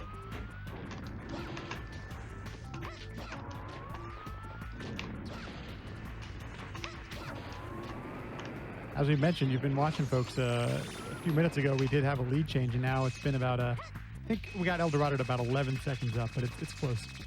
Actually, it just Oh, whoa. the mech monkey. Oh my gosh. I mean, the mech monkey is very difficult to do really well. And so it's basically tied up again. Yeah. Okay. Well, we're about to do gate monkey, so let's hold our horses. I might screw it all up. Right here. Yeah, the mech monkey is really difficult. Dorado actually does a safe strat for mech monkey. I'm actually doing the like dangerous strat. But even with the safe strat, mech monkey's hard. It's very hard. Yeah. Speaking of that, you are. I must have spoken a bit too soon. Dorado got out there just a little bit quicker than eednob did. That's why I said it's a little too early, because I'm about to do the thing that he's good at and I'm bad at. So yeah, I knew the lead was going to change again, because like the chances I stick that monkey is like not very high. I'm like 30% consistent at this guy, and he's like 70% consistent. Oh, I set down my controller and almost forgot that I was playing the game. I like didn't skip that cutscene. It's fine. It's fine. It's okay. You know, we're 5 hours in. It's totally understandable at this point. I'm just vibing. We're just vibing. I mean, no worries. Just playing in front of thousands of people. No big deal. Okay, sorry. No. It's fine. It's fine. All I have to do is like play this next. Oh, don't look at the screen. Don't look at the screen. Don't look at the screen. Okay, you can look.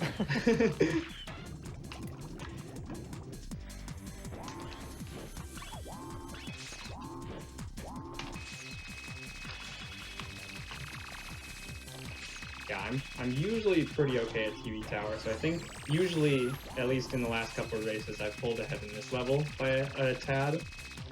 Just because I think my strat, like the route that I use here, is a bit more consistent than his. So there's a decent chance that I'll get it back in this one. Assuming we both get like 4 reds or something. Don't shoot me! Aw, shut up. I told him not to, though. He's so Sometimes rude. that monkey just doesn't listen. Nah, dude. That guy's been mean to me today. He's hit me, like, every time. Not actually, but he's hit me a lot. I find that sometimes that guy just has, you know, really bad days. Just Yeah. sometimes he'll just want to end your run, and other times he's just like, yeah, sure, the zoo isn't so bad. Yeah. I know I keep saying the same thing, but it is so close right now. It's at times it almost looks synced, but it's very close race right now. There's been a couple times in this run specifically where I'll be like watching the stream to like see how close we are, and we're literally like doing the same exact thing in the same exact moment.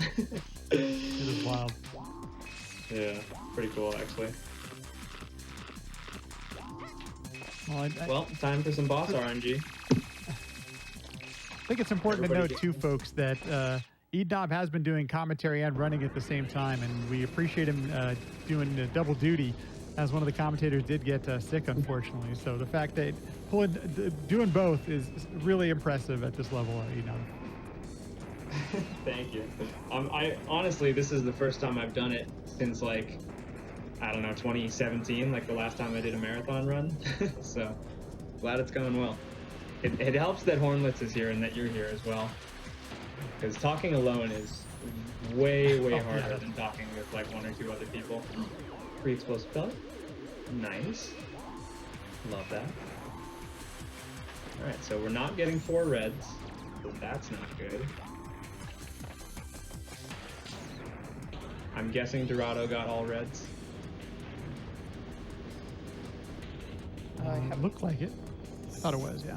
Yeah, I think so. Yeah. Bummer. He's pulling ahead. Okay, I'm gonna get 2 reds on this one, and then he's gonna get 2 blues, and it'll even out. And then it's all gonna come down to UFOs. And Haunted House, and Spectre Luck.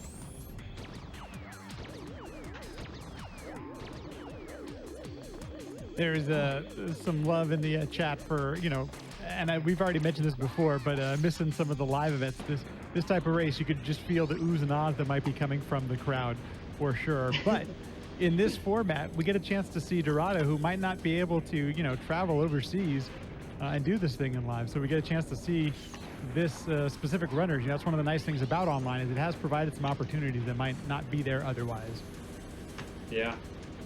Really cool that we could even make this event happen. I mean, we've been talking about this event for months now, because I don't even know where the idea came from. I think it was just like, I don't know if it was my idea or if it was Iggy's idea, but it was Iggy's the guy who was going to commentate.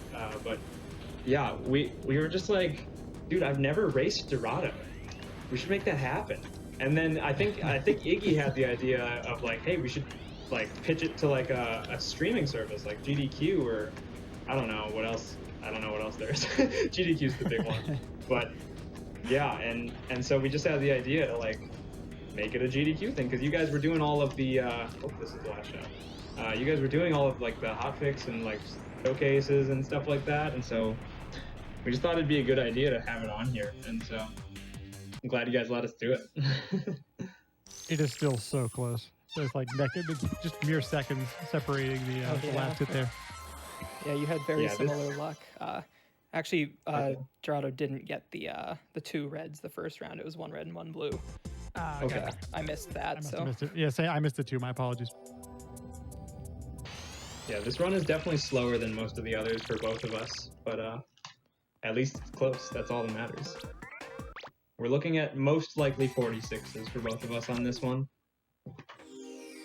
Assuming nothing terrible happens, or we don't get like a sub-9 Monkey Madness or something. Which is possible.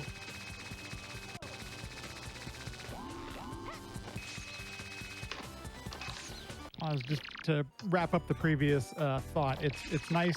We love showcasing communities and events like this, and glad we're getting a chance to do it here. Ape Escape has quite a history as a speedrun, but also a GDQ, so this is a great way to showcase it. And have noticed, somebody else mentioned in the chat, Sportsman, was, many of you mentioned it too, Horn, that many of you have been running this game now for years, and I can see why. It looks like there must be something to it if you keep playing it for years on end, you know? Yeah, definitely. It's a lot of fun. I mean, this is because I've done a lot of different speed runs myself. Like that's kind of what I enjoy doing nowadays, is just like Totally. I don't grind games too much anymore, but I like doing a bunch of just random games. But this is one that like I've just had so much fun with it over the years, and the community just being really fun, and it's just I love Ape Escape. Yeah. Yeah, it's a great game. It's like an infinite pool too, because like it is just a movement tech game. So it's not like you nail the trick once and then you get the PB. It's just like every single hour you put into this game is returned to you with better times, because like this game is just all about consistency of movement. And so, you know, the longer you play, the better your movement gets, the more consistent you get. And like, you know, nobody has a perfect time in this game. Like there's plenty of room for improvement. Like even Dorado's time, the world record, is over a minute off of our community sum of best, and that's just because it's so hard to put it all together. And you know, with the luck involved too, it's just hard to do all that back to back. So this game just keeps giving the more you play it, which is cool. And it's kind of rare for a speedrun too, because a lot of runs are a lot more trick intensive. Well, this one is definitely the opposite. So yeah, it's a good game. I like it. 10 out of 10. Would play again. Oh.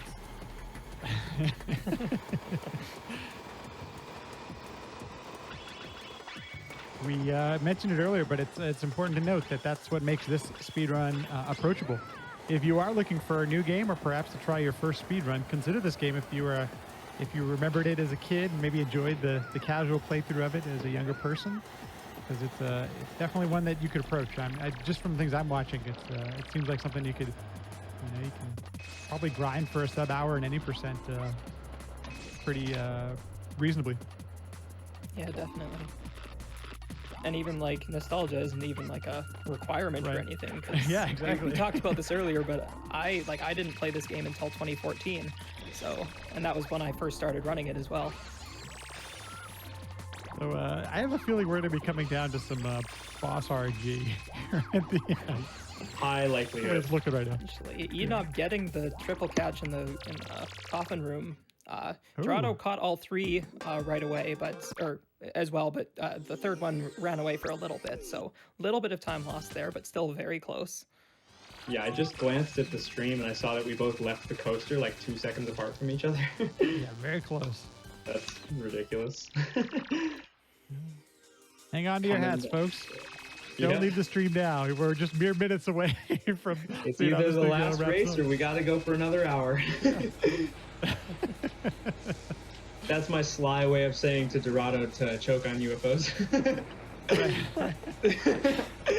My shoulders are tired. But that only will work if you don't choke on UFOs. Yeah, I know. It's Well, you know, he could choke harder.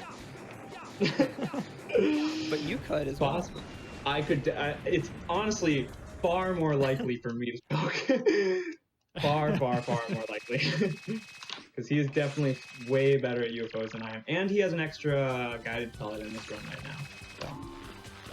Yeah, Dorado has been going for a pellet route that a different one than eednob has been going for, and so that leaves him with more guided pellets by the end. Yeah, so he should always do the UFOs faster, unless I like get super lucky and like 6-shot them. But in general, he should always do the UFOs slightly faster, unless I just like pull some godlike aim out of nowhere. Which is not likely. eednob did. I think you might have added another second there or so to the lead, but it's still incredibly close. It's gonna come down to some luck here at the end, I think. Oh, for sure. Yeah, we'll see how UFOs go, but unless one of us chokes super hard, we'll probably be within like 10 or 15 seconds going into the boss. And I have more explosives than he does right now, so I will have a faster first phase, but only by like 2 seconds. So that won't be. Yeah, that is one thing about hopefully won't the be the first deciding phase. factor. Yeah. Yeah, because the first phase of the boss, for every explosive you have, it saves about like 1 to 2 seconds. Because without explosives, you actually have to like go up to the boss and then just whack him. But from a distance, you can just shoot the explosive pellet, and provided you don't miss, which happens more than I'd like to admit. Alright,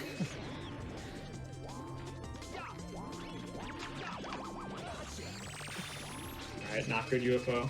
This is bad. Second one is desynced, and I don't see a shadow. There it is. Oh, he shot me. This is bad. This is really bad. Oh god. Oh, that is very I might die on desynced. UFO. This one is more desynced than usual. Okay, he's what exactly probably does that mean very when far ahead. you're saying desynced? Yeah, so the visual, like where you can actually see the UFO, it can become desynced from its hitbox. So the hitbox like is completely outside. Like for eednob right there, the hitbox, I don't even think it was like even touching the model at all. No. Like it was that far. The model out. was just vibing in the center, and the hitbox was like going in a normal circle. Yeah, so, and like you can still tell where the hitbox is because the shadow actually follows the hitbox, not the model, but it still can be pretty tricky. So yeah, they both had a little bit of trouble on the UFOs, so they're still very close going into the final boss here. Did anybody just see that perfect first phase? That was sick. That was a 34-second first phase, which is... I think I've had like a couple 34s ever. Like that's insanely quick. Not that it's gonna matter because it's all down to boss luck now, but who knows? Yeah, maybe the 2 losing seconds a little bit will be of the time difference. on the first phase because of getting hit by one of the attacks, but So I assume I'm still slightly anybody's ahead game. going in then. So I assume I'm like slightly ahead going into the second phase. Yeah, going into it, you were slightly ahead. Yes, by about it was like 2+ seconds, maybe 2 or 3. 2 plus. That's nothing. Oh god. maybe like 4 or 5. Yeah, it might have been more than that. I'm getting extremely average luck right now, so this is not not looking good. If he gives me a laser right now, that'd be sick. That's not a laser. Oh no. I feel like Dorado's gonna take this one. I'm getting really bad luck here. No. Come on, laser right now. Right now. That's not the right kind of laser. That's a blue laser. We need purple. Add some red tint to it. Alright, well, that's my last arm. I don't know if Dorado's done yet. No, not yet. You guys know where Dorado's at? It's so close. On our screens, at least. Oh. Is he already in the last phase? Yeah, I mean he's in the last phase. Yeah. Yeah, it's you're he in basically the last looking at it looks phase? like the same spot. Got it. Okay, I gotta do these hits quick. Ugh, this is so tight. I hate not knowing. Because normally I'm like, oh, I did the thing. Now it's like, I got 37 seconds to go. Okay, I got 46:35. And that's I assume- time 46:33 or 34. Oh my god. Dorado gets a Eednob pulls it 46:30. I missed Oh, what wait. exactly it was, like 37, 38, 39. Oh wait, I Something won? like that. Yes. Oh, 40. By Oh, let's go. 5 seconds. By 5 seconds. Oh, Taking you back to jeez, the amusement dude. park. Wow. That was not okay, dude. Joking. I was Holy so cow. dreading doing another race. I was like, oh my god, if I have to do another one, I'm gonna get like a 48. This is gonna be rough. Oh, that last race was my. hard, dude. That was rough. I was so tired. Whew. Well, there it is. That's the end of it. Dang, that was What cool. a race. dude. What an ending. What an ending, folks. Yeah. Here, what was it then? 5 seconds on the last. I think more than half of those races, we were within 5 seconds. Yeah. Oh, yeah.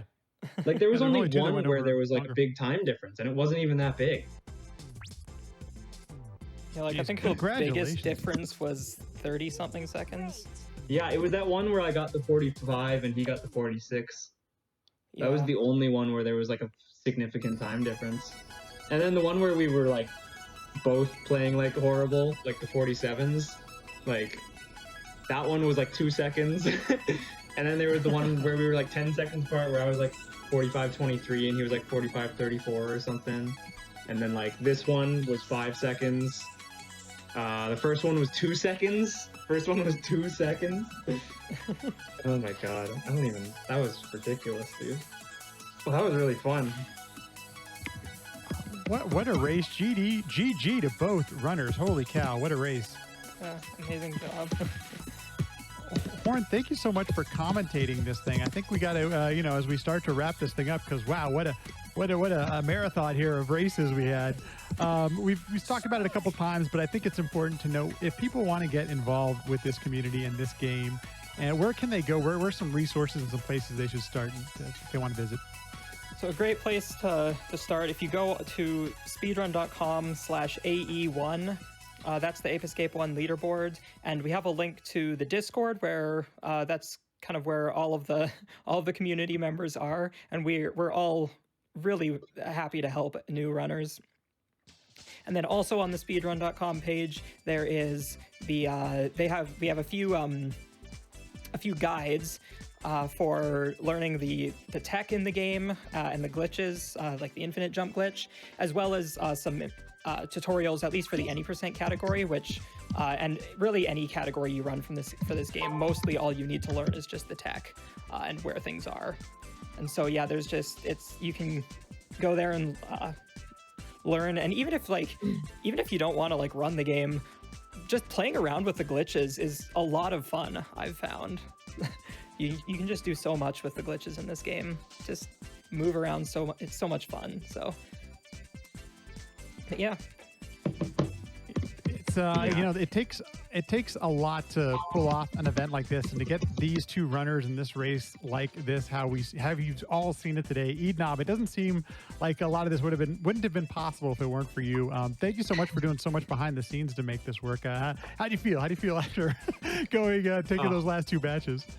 Dude, that was so fun. I haven't had a race like this close in so long, because like, oh man, it's just cool to have like Dorado come back, because like Dorado, he's been playing other games for the last year. Like he came out of the woodworks to do this. Like he came out and he like grinded this game for like a month and a half just to get into shape, just to do this. And I kind of did the same, but I'd been playing like off and on for the last 6 months or so. So yeah, but I'm just happy that Dorado was so willing to do it, because like, I just threw the idea at him, and like, he doesn't even speak English super well, and so like I threw a huge long English paragraph at him, like asking him if he wanted to do something like this, and he was just like instantly like, absolutely, yes, let's do it.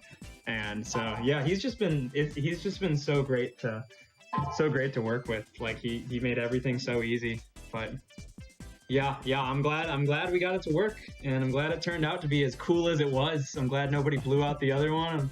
every race was close, and the times were good. There were good times in there too. So, yeah, it was fun. Absolutely, really good. And I'm glad that we all got a chance to share and to see the game run at this level by two of the best, the top two times still on the leaderboard on the 80% category.